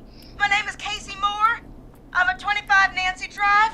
My best friend's been stabbed. He's bleeding everywhere. I don't know what to do. Please help me. Oh, no. Is he still breathing? Yeah, but he's bleeding out fast. I really need help. Please. Take a breath. back to his place when we heard this whistling all of a sudden. He just started freaking out. He screamed at me, told me to hide. I'd never seen him like that, and I just panicked and ran and hid in a bush. Oh no. Forrest. Then what happened? He went up the road and talked to someone. I couldn't really hear or see anything. It sounded like he might have known the person, and they just stabbed him. Casey, was his attacker the whistling man? The who? They had a mask and wore all black? That's all I know. Please, we need help here. I'll get you help, but I need to know. Where did the masked person go? They left. They left him to bleed out. I waited until they were gone, then dragged him into the garage and called 911. Wait, why didn't she make sure he was dead? I don't know. I think I heard them say something like, "It's not so funny now, is it?" before they left, but please, he needs to get to the hospital. I can't drive, so we need an ambulance. Forrest. Ambulance. Was destroyed in the explosion at the gas station. You should get all the info you can. Can you tell us where your friend was stabbed? They stabbed him in the stomach, and then stabbed him again in his leg when he was on the ground, and it's... Oh, the knife is still there in his leg! What's your friend's name, Casey? It's Jason Parker. We'll be right back. Peggy, patch us through to the hospital. On it. Phoning St. Gabriel's now. Switch to line 2. Hello, St. Gabriel's Hospital. How can I help you? Hi, this is Forrest Nash from 189.16. We have a stab victim at 25 Nancy Drive named Jason Parker. He's been stabbed in the stomach and the leg. He's bleeding heavily. Oh, God, I'm sorry. But the ambulance is... well, you know. Ambulance. I know, but please, we need something, or he's going to die. Forrest, listen, you're going to have to get him here. We need to see him, and we can't get there ourselves right now. We don't have any way to drive him right now. And even if we did, he's bleeding out fast. All right, listen. We need to buy him time to get here. That means stopping the blood first, and then finding someone to stabilize him. To stabilize him, you really need someone with first aid training. Do either of you have any? No. Me neither. Damn it. I'm really sorry about this, but I have other patients who can't wait. All I can do is talk you through the procedure as quick as I can, and then leave the rest to you. You think you can handle that? Hit me. I'm sure we can handle it. Okay, from the top. If he's bleeding out, then you need to get him comfortable and try to stem the bleeding. Lay him down. Apply continuous pressure directly to the affected areas. When the bleeding slows, get a clean cloth of some kind and hold it over the wounds. Get them comfortable. Apply pressure. Clean cloths when slowed. Got it, I think. You said he was stabbed, right? If the object he was stabbed with is still in him, don't take it out. It's stopping the worst of the bleeding right now. If anything, you should secure it so it stays where it is. I wouldn't have thought of that. It makes sense, though. God, that was a lot of info. But I think we can handle this. Glad you got it so far, because there's more to go. I'm still with you, Doc. What else do we need to know? If he's lost a lot of blood, he may enter shock. If he does, act fast. If you applied a cloth and it's bleeding through, don't remove it. Just apply another on top of it. If it's safe, elevate his legs to get blood circulating to his vital organs.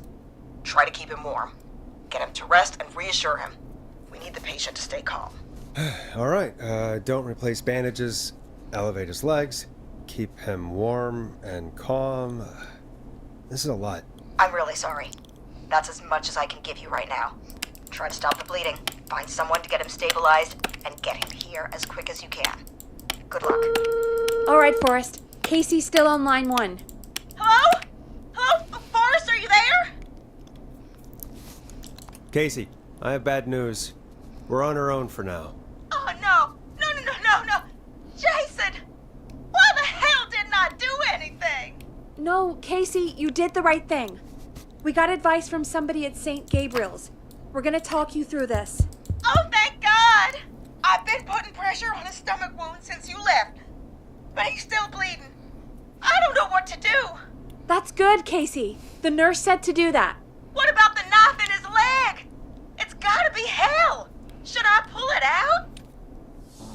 No, don't touch the knife. The bleeding will get worse if you pull it out. Are you sure? I'm sorry. I'm gonna stop making suggestions. No, don't worry, Casey. We're a team here. We're all going to get Jason through this. Casey, is his leg wound bleeding right now? I hate looking at that knife. Yeah. It's bleeding. His stomach is worse, though. I think we need to secure the knife so it doesn't move around. Do you have anything you can tie around it? Yeah. There's some laundry piled up on top of the dryer, some cloths on the hood of the car, and what else? I guess I've got my jacket.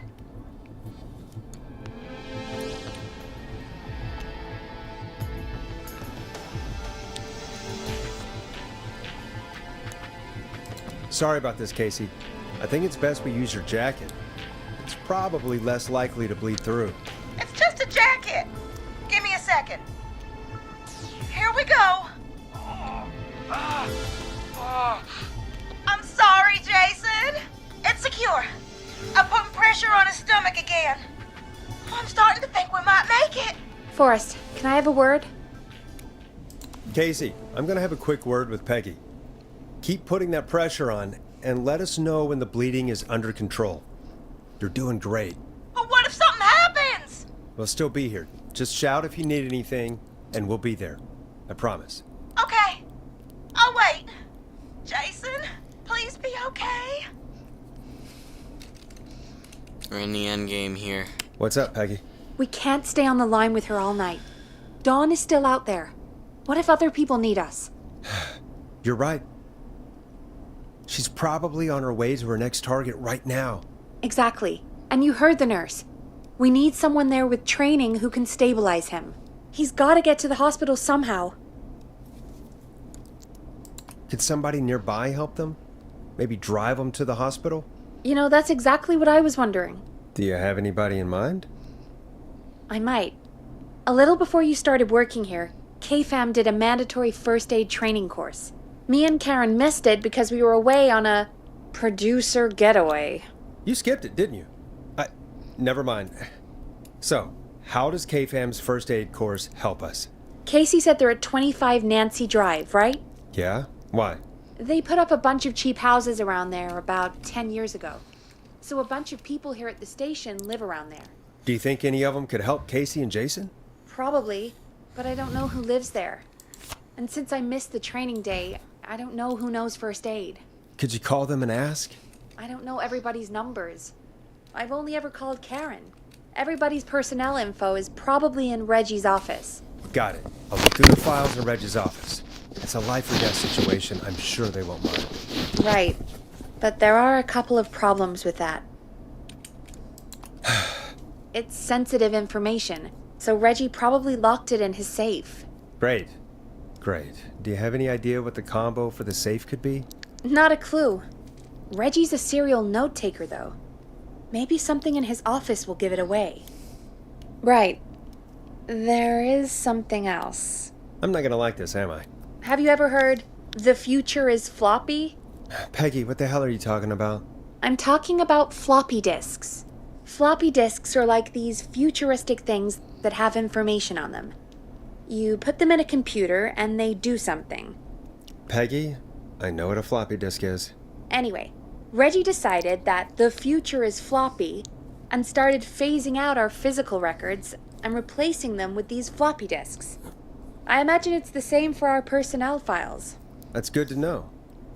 Since we haven't heard anything from Casey, I'm guessing Jason's okay for now. I'll check out Reggie's office and see what I can find. You'll need a key for that. I'll just slide it under my door now. Thanks, Peggy. I'll just have to look around.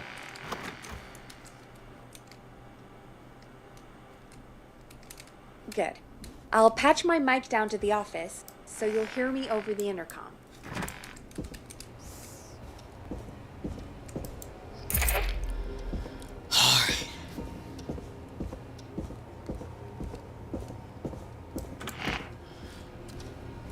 We're in the final stretch, folks. This 4-hour stream is coming to an end soon.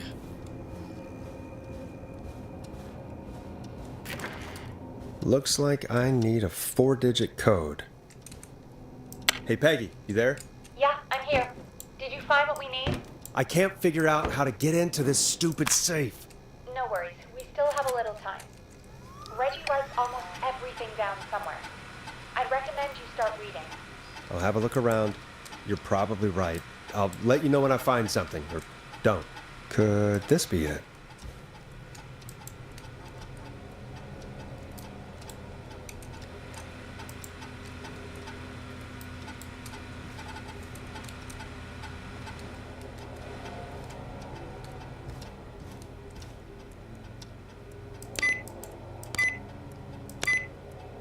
Nice.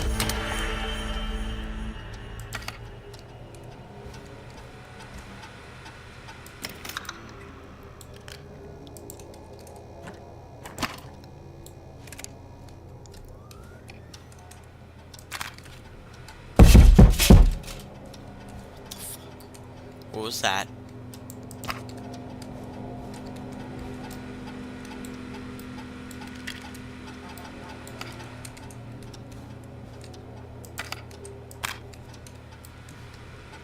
Chat, you heard that too, right?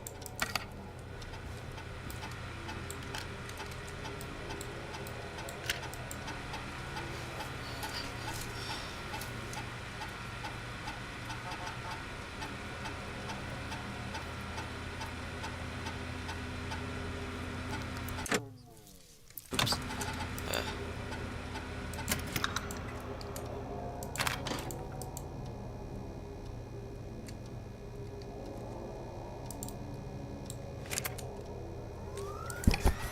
Hey, Peggy. I think Reggie's on to you and Karen.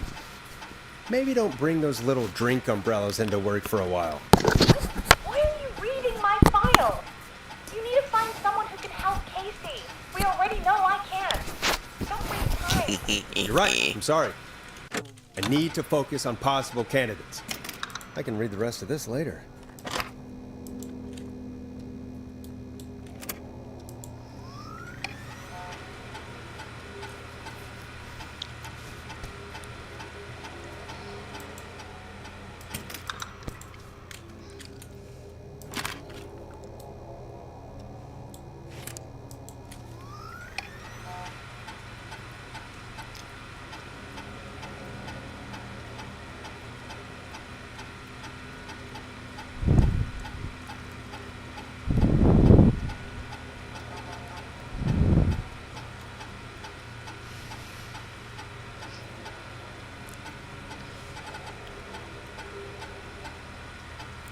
Un-American to reprimand a war vet. Well, it's not a great idea, I'll say that.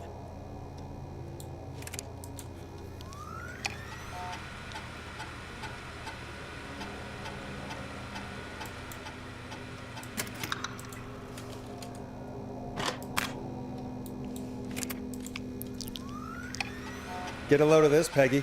Apparently, I'm a lone wolf type. Forrest, what are you doing? We don't have time for this. We have a man literally dying on the line, and you're more interested in you. You're right. I'm sorry. I need to focus on possible candidates. I really shouldn't have read both. We're in a hurry.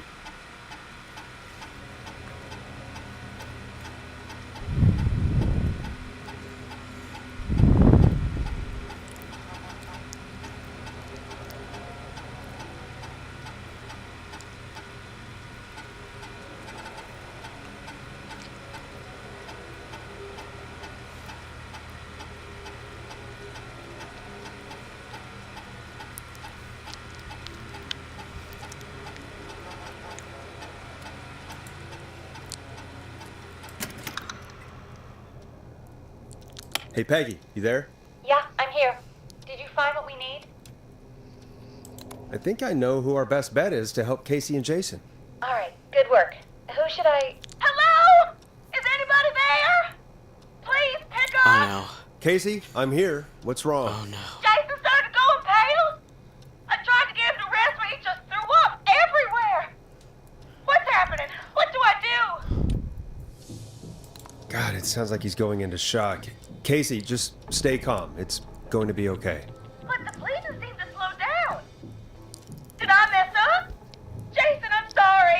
Casey, calm down. You've done everything right. I need you to listen to me, okay?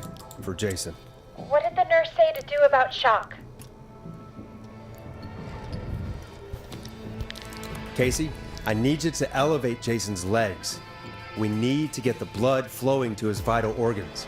Got it. Jason, stay with me. I'm just gonna move you. This might hurt. Okay. I propped his legs up on some boxes. I'm looking at my notes. We need to get Jason as warm and comfortable as possible. Do you have anything you could use nearby, Casey? Yeah. I still have some laundry next to me. I'll wrap him in some blankets. Just give me a second. Sorry. Jason's bleeding through his bandages. Should I get him new ones? Or... Oh, God. Don't remove the bandage. Apply another one on top of it. Do you still have something you can use? I'm using the laundry to keep him warm, so I'll use the cleaning rags on the car. They don't look dirty. I'll fix his bandage and get him warm. Hold on, please.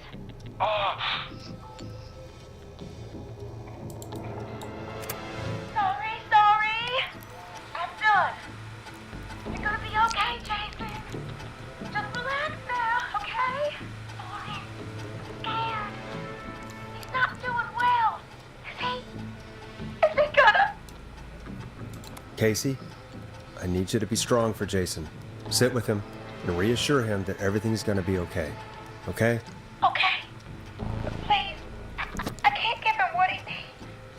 Please sit down. I can't lose him. All right, Forrest, we need to hurry. Jason doesn't sound like he's doing too well. You said you knew who to call earlier? Who was it? We need to call John Hedges. He lives on Nancy Drive. He didn't really participate in the first aid training, but he's a former war medic. He's probably the most trained person we have. Really? I never really spoke to him before. A war medic, huh? Yeah, and according to Reggie's notes, John keeps all of his old equipment at his house. He's something of a hoarder. All right. What's his number?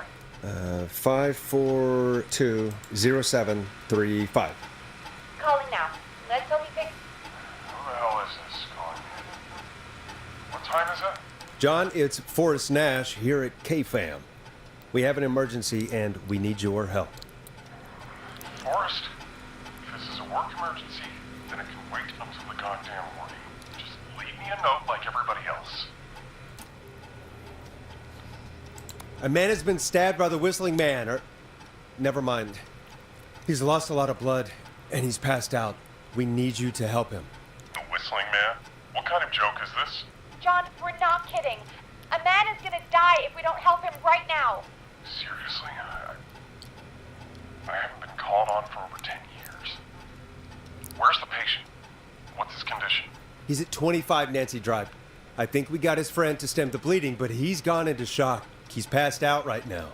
You say he was stabbed? Do you know the extent of his injuries? From what we were told, he has 2 major stab wounds. One to the stomach and one to the leg. The knife is still in his leg, and the stomach wound is open. Understood. Let me grab a few supplies and I'll head right over.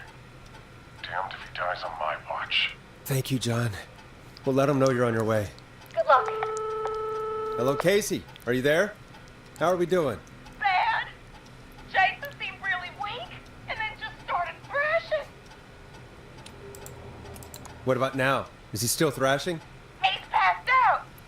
Please tell me you found someone to help. Casey, help is on the way. My colleague will be there soon. You hear that, Jason? Someone is coming. You're gonna be just fine. Just hold on for me, okay?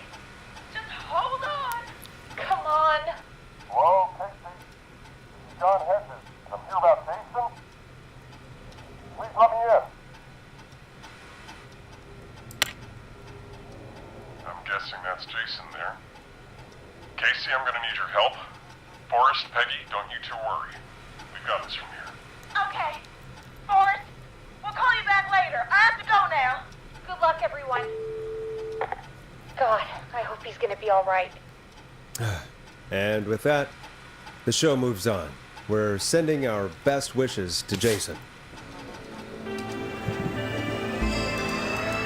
Well, after all that excitement, I think we could use some music. Come back upstairs when you're ready.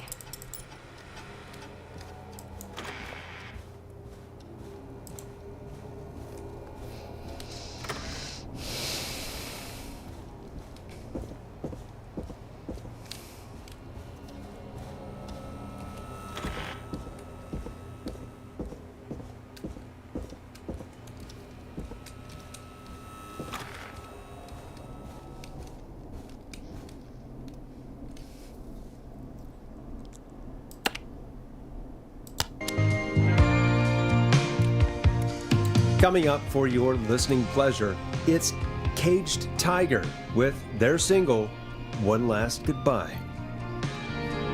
It's getting pretty late. This might be your last break for the night, so try to enjoy it. Give me a buzz when you want to go back on air.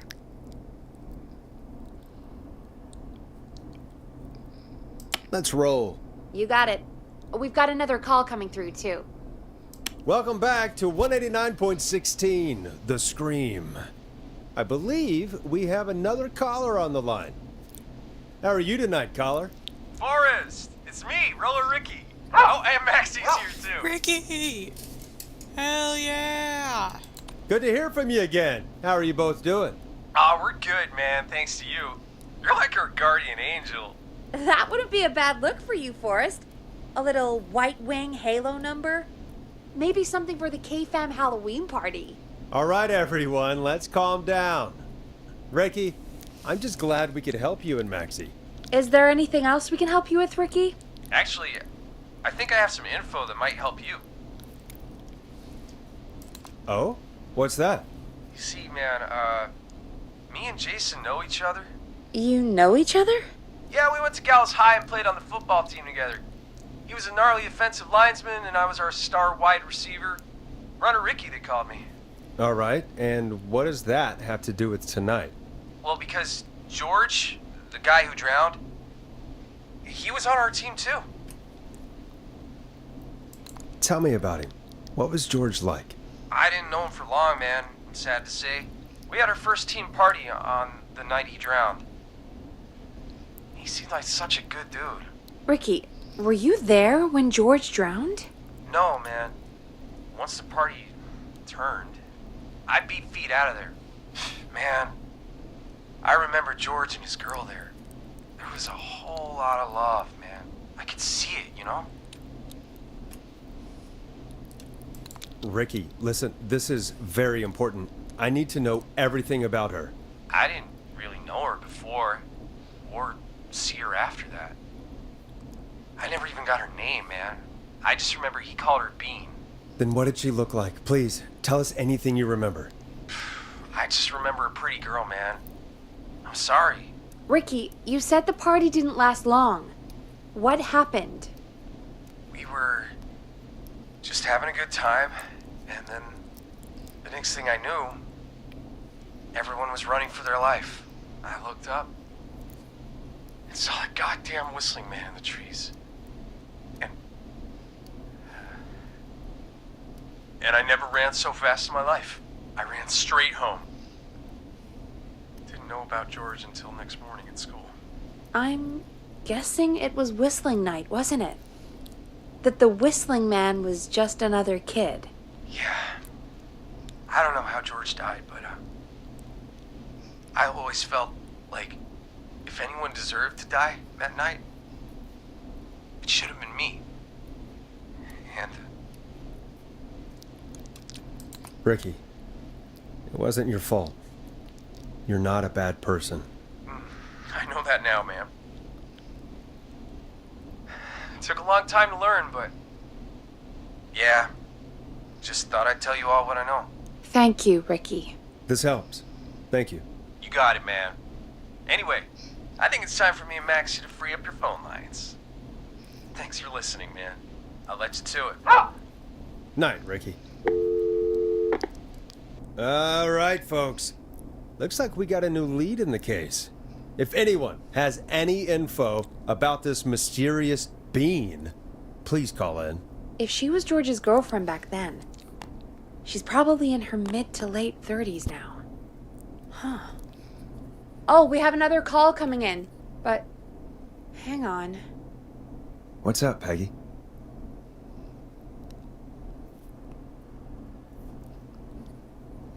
Peggy?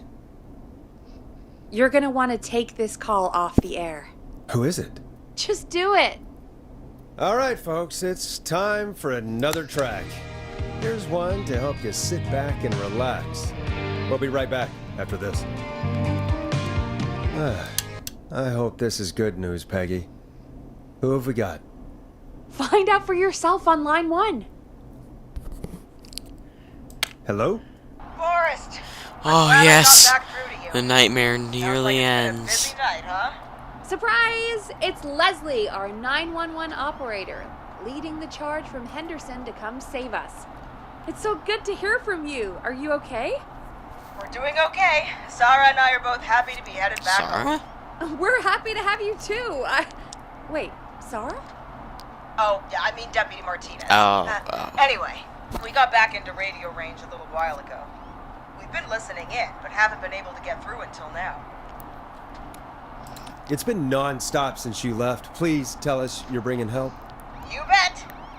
I'm leading a whole goddamn squad towards Gallows Creek as we speak. Turns out somebody had cut the phone lines. They had no idea what was happening. That's great news. That's crazy about the phone lines, though. Do you think the Whistling Man cut them? I'm guessing so. I don't know how the Whistling Man did it. But that doesn't matter right now. Listen, we're coming in hot, but we need your help. I know Gallows Creek isn't a big town, but if we don't know where the Whistling Man is, we can't get him. Her. That's where you come in. You can count on us. What do you need? It might be a long shot, but here goes. The Whistling Man already called up a few times. I bet she calls again. We're still a little ways out of town, so if she calls, stall her. Buy as much time as you can for us to get in. And while you're talking to her, try to figure out where she is. We'll be listening in, so once her location is known, we'll head straight there and end this nightmare. I'll do my best. I know you will. Heck, I can see the headlines now. Forrest Nash's interview of a lifetime. Anyway, I'll radio the other cars and tell them the plan is a go. Hopefully the next time I see you, it'll be with our killer behind bars. Take care. Hopefully. See you soon, Leslie. Oh, thank God. It sounds like this is almost over. We're nearly through this. I hope you're right. The sooner this is over, the better. I am right. Trust me. Anyway, we should get you back on air. Taking callers is the only way to see this through. Bringing you back live now. Welcome back to The Scream with me, Forrest Nash. The line is lit up, but before I get to our next caller, I just want to say, things are looking up. It's almost over. But for now, let's bring in our next caller. Evening, caller. This is Forrest Nash. Hello, Forrest. This is John Hedges. I'm here with Casey. I wanted to give you an update on Jason. John! Is he gonna be okay? He's a fighter. He'll be fine.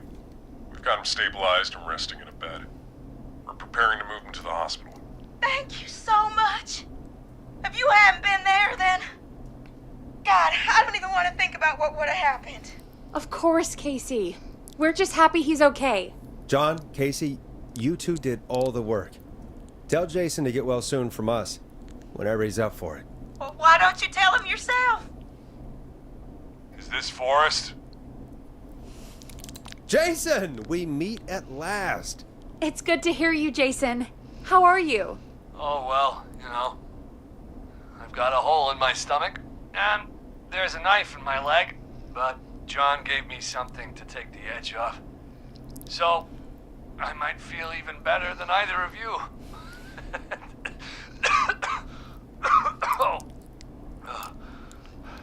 Take it easy until you get to St. Gabriel's. I will. But, before that, is still out there? Yep. As far as we know, anyway. I was worried you'd say that. God damn it. Actually, I'm glad you called. I wanted to talk to you about what happened earlier. Go for it. We spoke to Roller Ricky not long after you were attacked. You spoke to Ricky? Is he alright? He is now. I mean, he was attacked earlier, but this call came after. Hey, guys, I'm really sorry, but there's a call on the other line. I just need to make sure we don't have another situation brewing. You fill Jason in on what happened. I'll be right back. Sure, Peggy. Sorry, Jason, where was I? Yep. Ricky's fine. You don't need to worry about him. That's a relief. He told us about George. Sounds like everything's finally coming out now.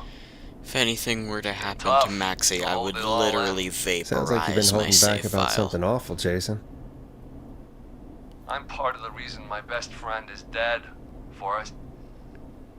And the few who knew about it said if I ever said anything, I'd find myself in jail. For a long time. It was hell. And then the town just moved on. Like he'd never existed.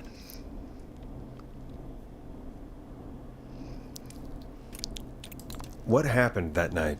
I went along with the stupid prank, that's what. Whistling night. Some of the guys on the football team had an idea for a way we could haze the newcomers. We decided to plan a party in the woods and have the Whistling Man crash it. It was stupid. We each had a role. I was the stabbed friend. At the party that night, I left the group for a second. Met our Whistling Man. Pretended to get stabbed in front of everyone. Started an almighty panic. Those screams. That was the last time I saw or heard George alive. How did George die, Jason? I don't know. I was playing dead. But when I heard her scream... Ricky mentioned a girl named Bean. Is that who you mean? Bean? Oh yeah. I guess George did call her that. Yeah. He called her Bean. I heard her again tonight. The menacing Bean. Her name was... What? What happened? Are we still on air? The power just went out. No, we're not. Seems like the power is completely gone. How do we get it back on? I don't, Oh, we can use the emergency generator down in the basement. Ricky picked it up a while ago in case we ever needed to do an emergency broadcast. An emergency broadcast? Emergency? You know, nuclear war, alien attack, broadcasting a serial killer's location to the cops so we can end this nightmare. Fair point. It's in the storage area in the far back corner, up on the wall. You might have spotted it earlier when you were digging around for all those tapes. It'll have a big red button. Just press that. I'll see you when you're back.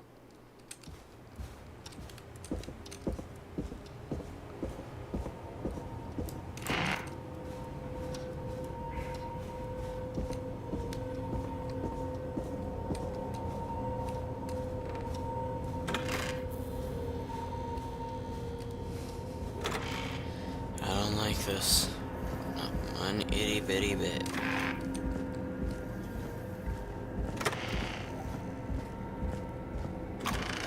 Far back corner. Why is this station so big?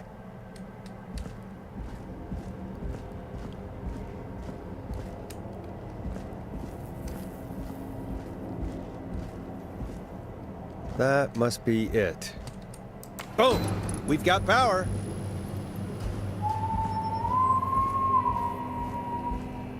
The Whistling Man. I need to warn Peggy. Not Peggy.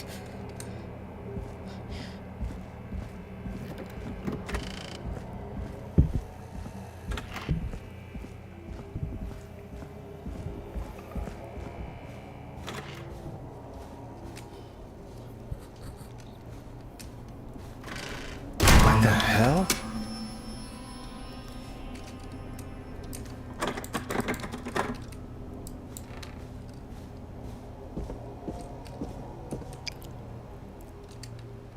You saw that, right?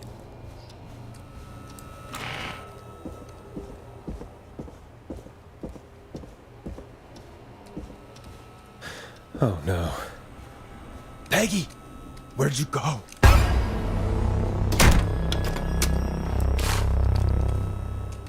No way. This can't be happening.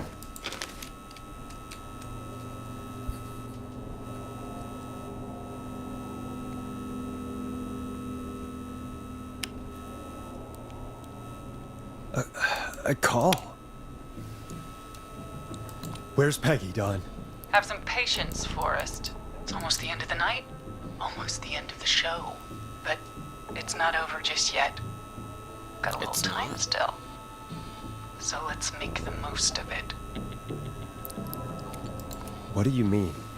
Make the most of it how? Well, Huh? I thought we'd end tonight's Whistling Man special with a special guest. The one who started it all. Oh, let me take that out of your mouth and... You crazy bitch! Teddy. Let me go! Welcome to the air, Mr. Teddy Gallows Jr. Wait. It's all gonna come out tonight, Teddy. Your daddy and his money saved you 20 years ago. But even if you crawled out of his coffin with all the money in the world... Wait. Where the hell is Teddy? How are you talking to him if you're here with me? Because I'm not there with you, Forrest. I'm here with Teddy. And if he says where that is, well, he knows he'll get it. Wait, then... Who am I looking at? Forrest Nash, let me introduce you and all of Gallows Creek to my boy, Henry Barrow. Hi, Henry. Nice to meet you. Don't mind Bit him. rude. He's just shy. So there were two whistling men tonight. Of course. That explains how you were always able to get around town so quickly. And that's how you escaped the secret archives in the newspaper office. Don't think I've forgotten about that, Forrest. Locking my sweet boy away like an animal. And Murphy, he was right, wasn't he? He did fight a man. He did. I taught my boy to never run away from a fight. Hang on. Did you say Barrow? Then are you? Let me just get this mask off. Damn uncomfortable thing. No wonder Mooney went crazy wearing this. There we go. Marie Campbell? George's old girl. Oh, well, it sure has been years since I last saw. Oh, God damn it. I'd be quiet if I were you, Teddy. But I'd listen to Forrest. Everyone's gonna know now what Teddy did. He killed George that night. This night. 20 years ago. Listen to me. You... You're gonna talk when I talk to you. And not a moment before. Meanwhile, Forrest, I'm gonna give you the chance to talk. You're gonna help me reveal what really happened to George all those years ago. Okay, Marie. I'll do it. Good. Then let's talk about the night George was murdered. Murdered? Listen,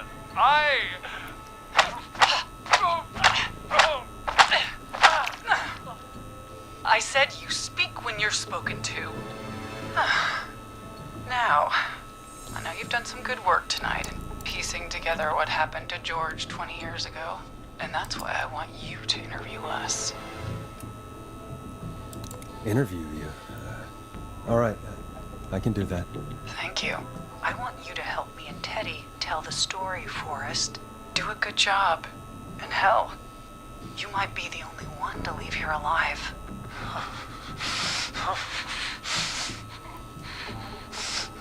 I need to drag this out.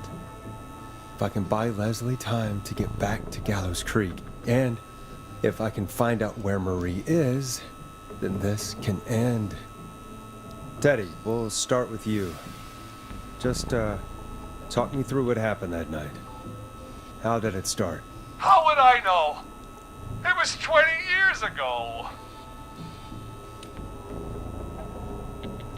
Teddy, be honest with me or we're both going to die. Honest? Forrest, I'm trapped here with a psycho. Ow. What the hell? God damn it. Okay. Our first team party was coming up. And when I saw the date it was scheduled for, I had an idea for a way we could prank the new guys.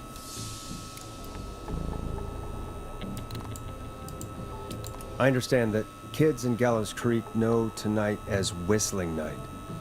I'm guessing that's what you mean? Well, we didn't have a name for it then. It was just the night that Mooney went missing. But Whistling Night is what they'd call it later. Wait. You mean this was the first Whistling Night? Keep talking, Teddy. We went up near Whistling Point. God, who was there? Me, Jason, and George, of course. But George didn't come alone. He brought Marie. And Roller Ricky, he was there too, wasn't he? Yes, Ricky was there too. Runner Ricky, our wide receiver. I helped him off the bottle, you know. Because I'm a decent man. Is that so? Yes, it is. He came apart one day. Some people do. He had some issues. Wasn't stable. I didn't want him to hurt his chances in life. So, I helped him keep himself together. You were afraid he would talk about that night, weren't you? Keep talking. About midway through the night, we put the prank into action. We looked up at the trees and saw Jason there. Teddy is bloody, a horrid being. He'd just been stabbed. And the Whistling Man. Screaming.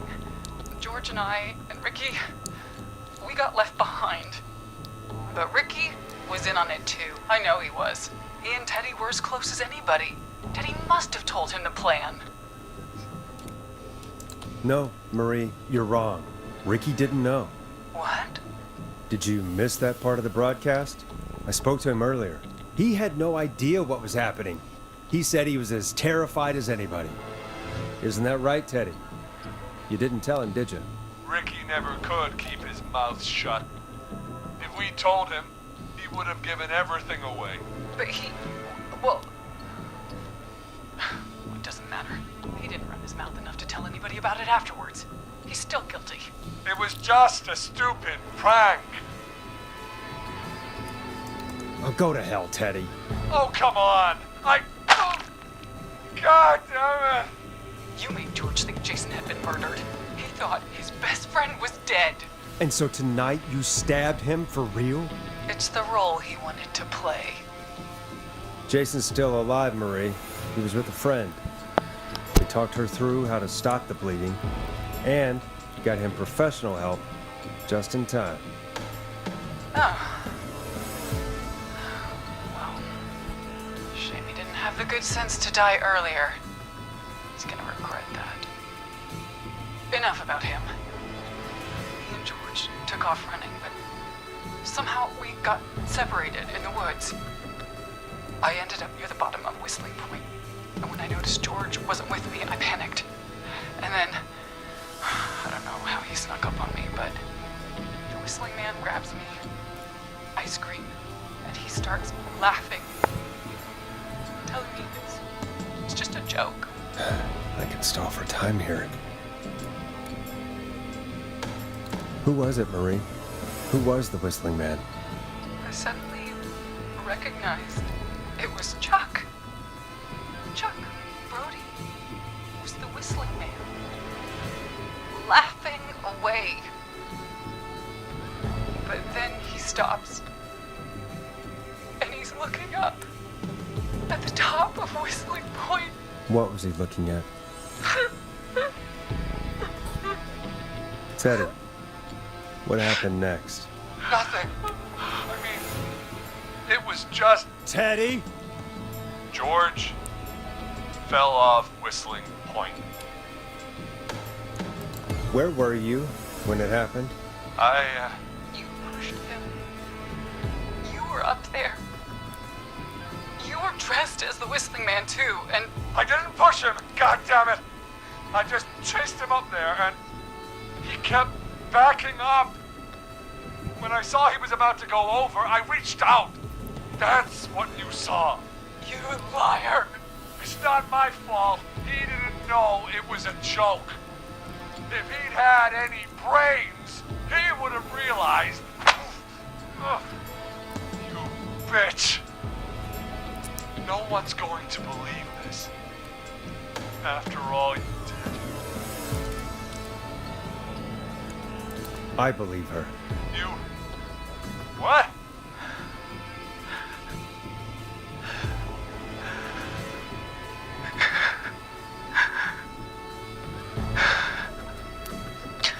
Why else cover it up?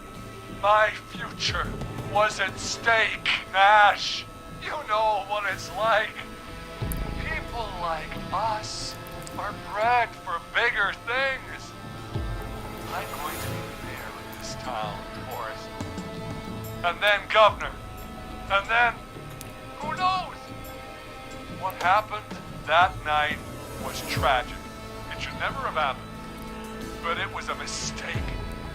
It was just a stupid joke gone wrong. So my father sent Clive out to clean it up.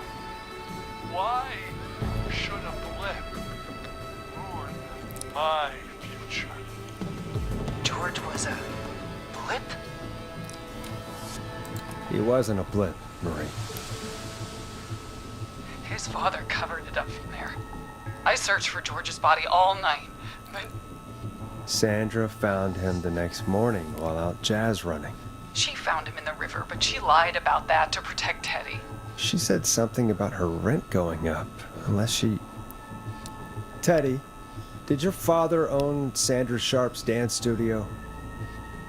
It's Gallows Creek, not Sharp Creek. I'd answer the question if I were you, Teddy. Yes, okay. We own most of the town. That's it then. Your father was going to run her out of business, unless she lied and said she found him in the reservoir instead of the river.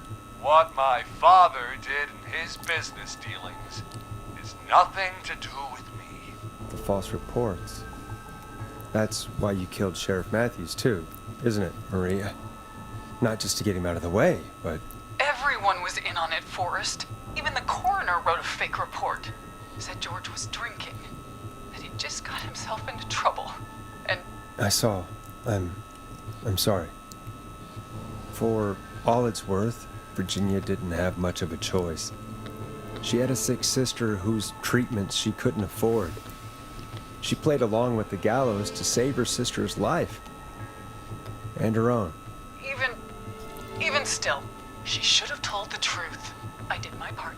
I tried everything I could think of. I even went to the newspaper, but no. That coward killed the story. We'll take care of Maurice Russell later. You've been through hell, Marie. I'm sorry. You've got no idea. I never should have started.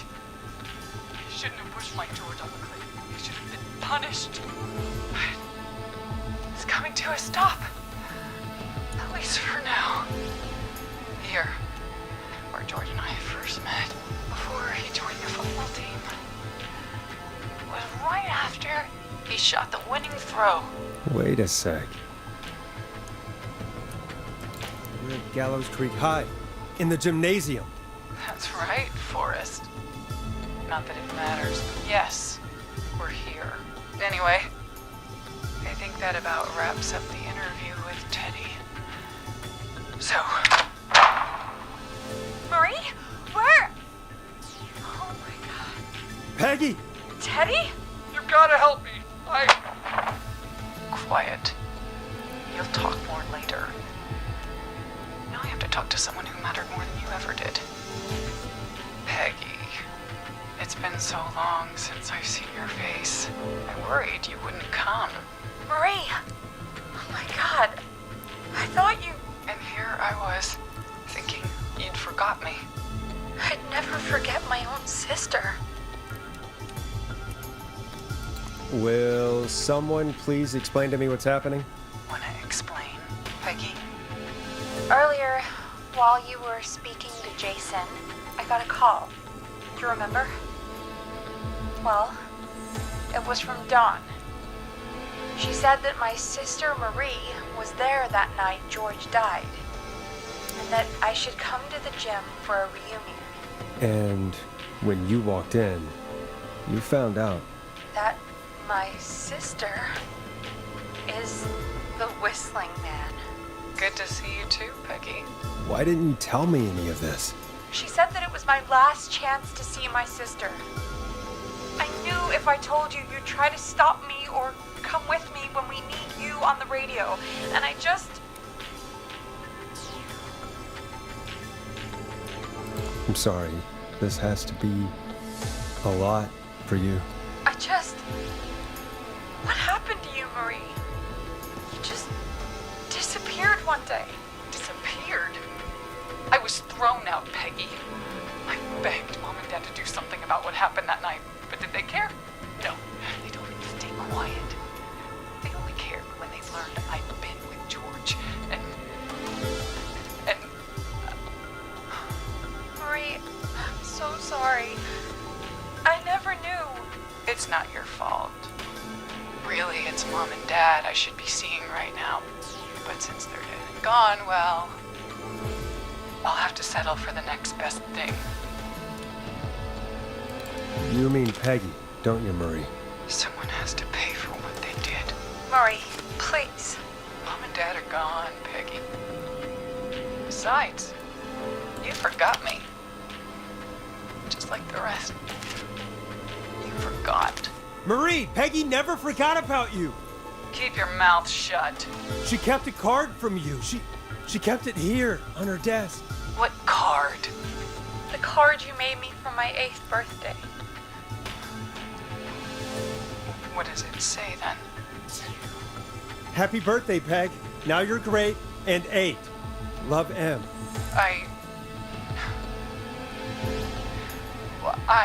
Henderson police! Freeze! No!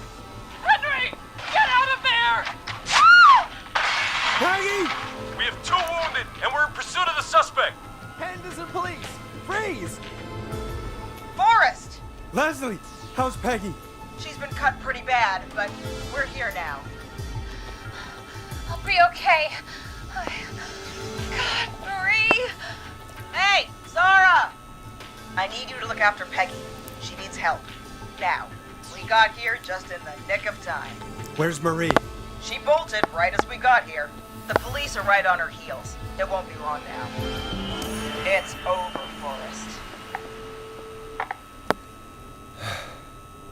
Well, folks, it was a long night, but we made it through together. I'm gonna head off to check on Peggy. The stream. This has been Forrest Nash. Well. And it's been a scream. A scream. And a stream.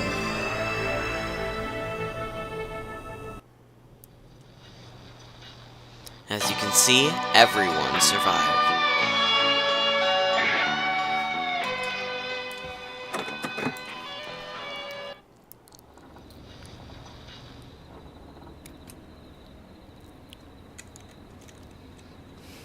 That'll do it for today's stream, everybody. Thank you for tuning in, and see you next time.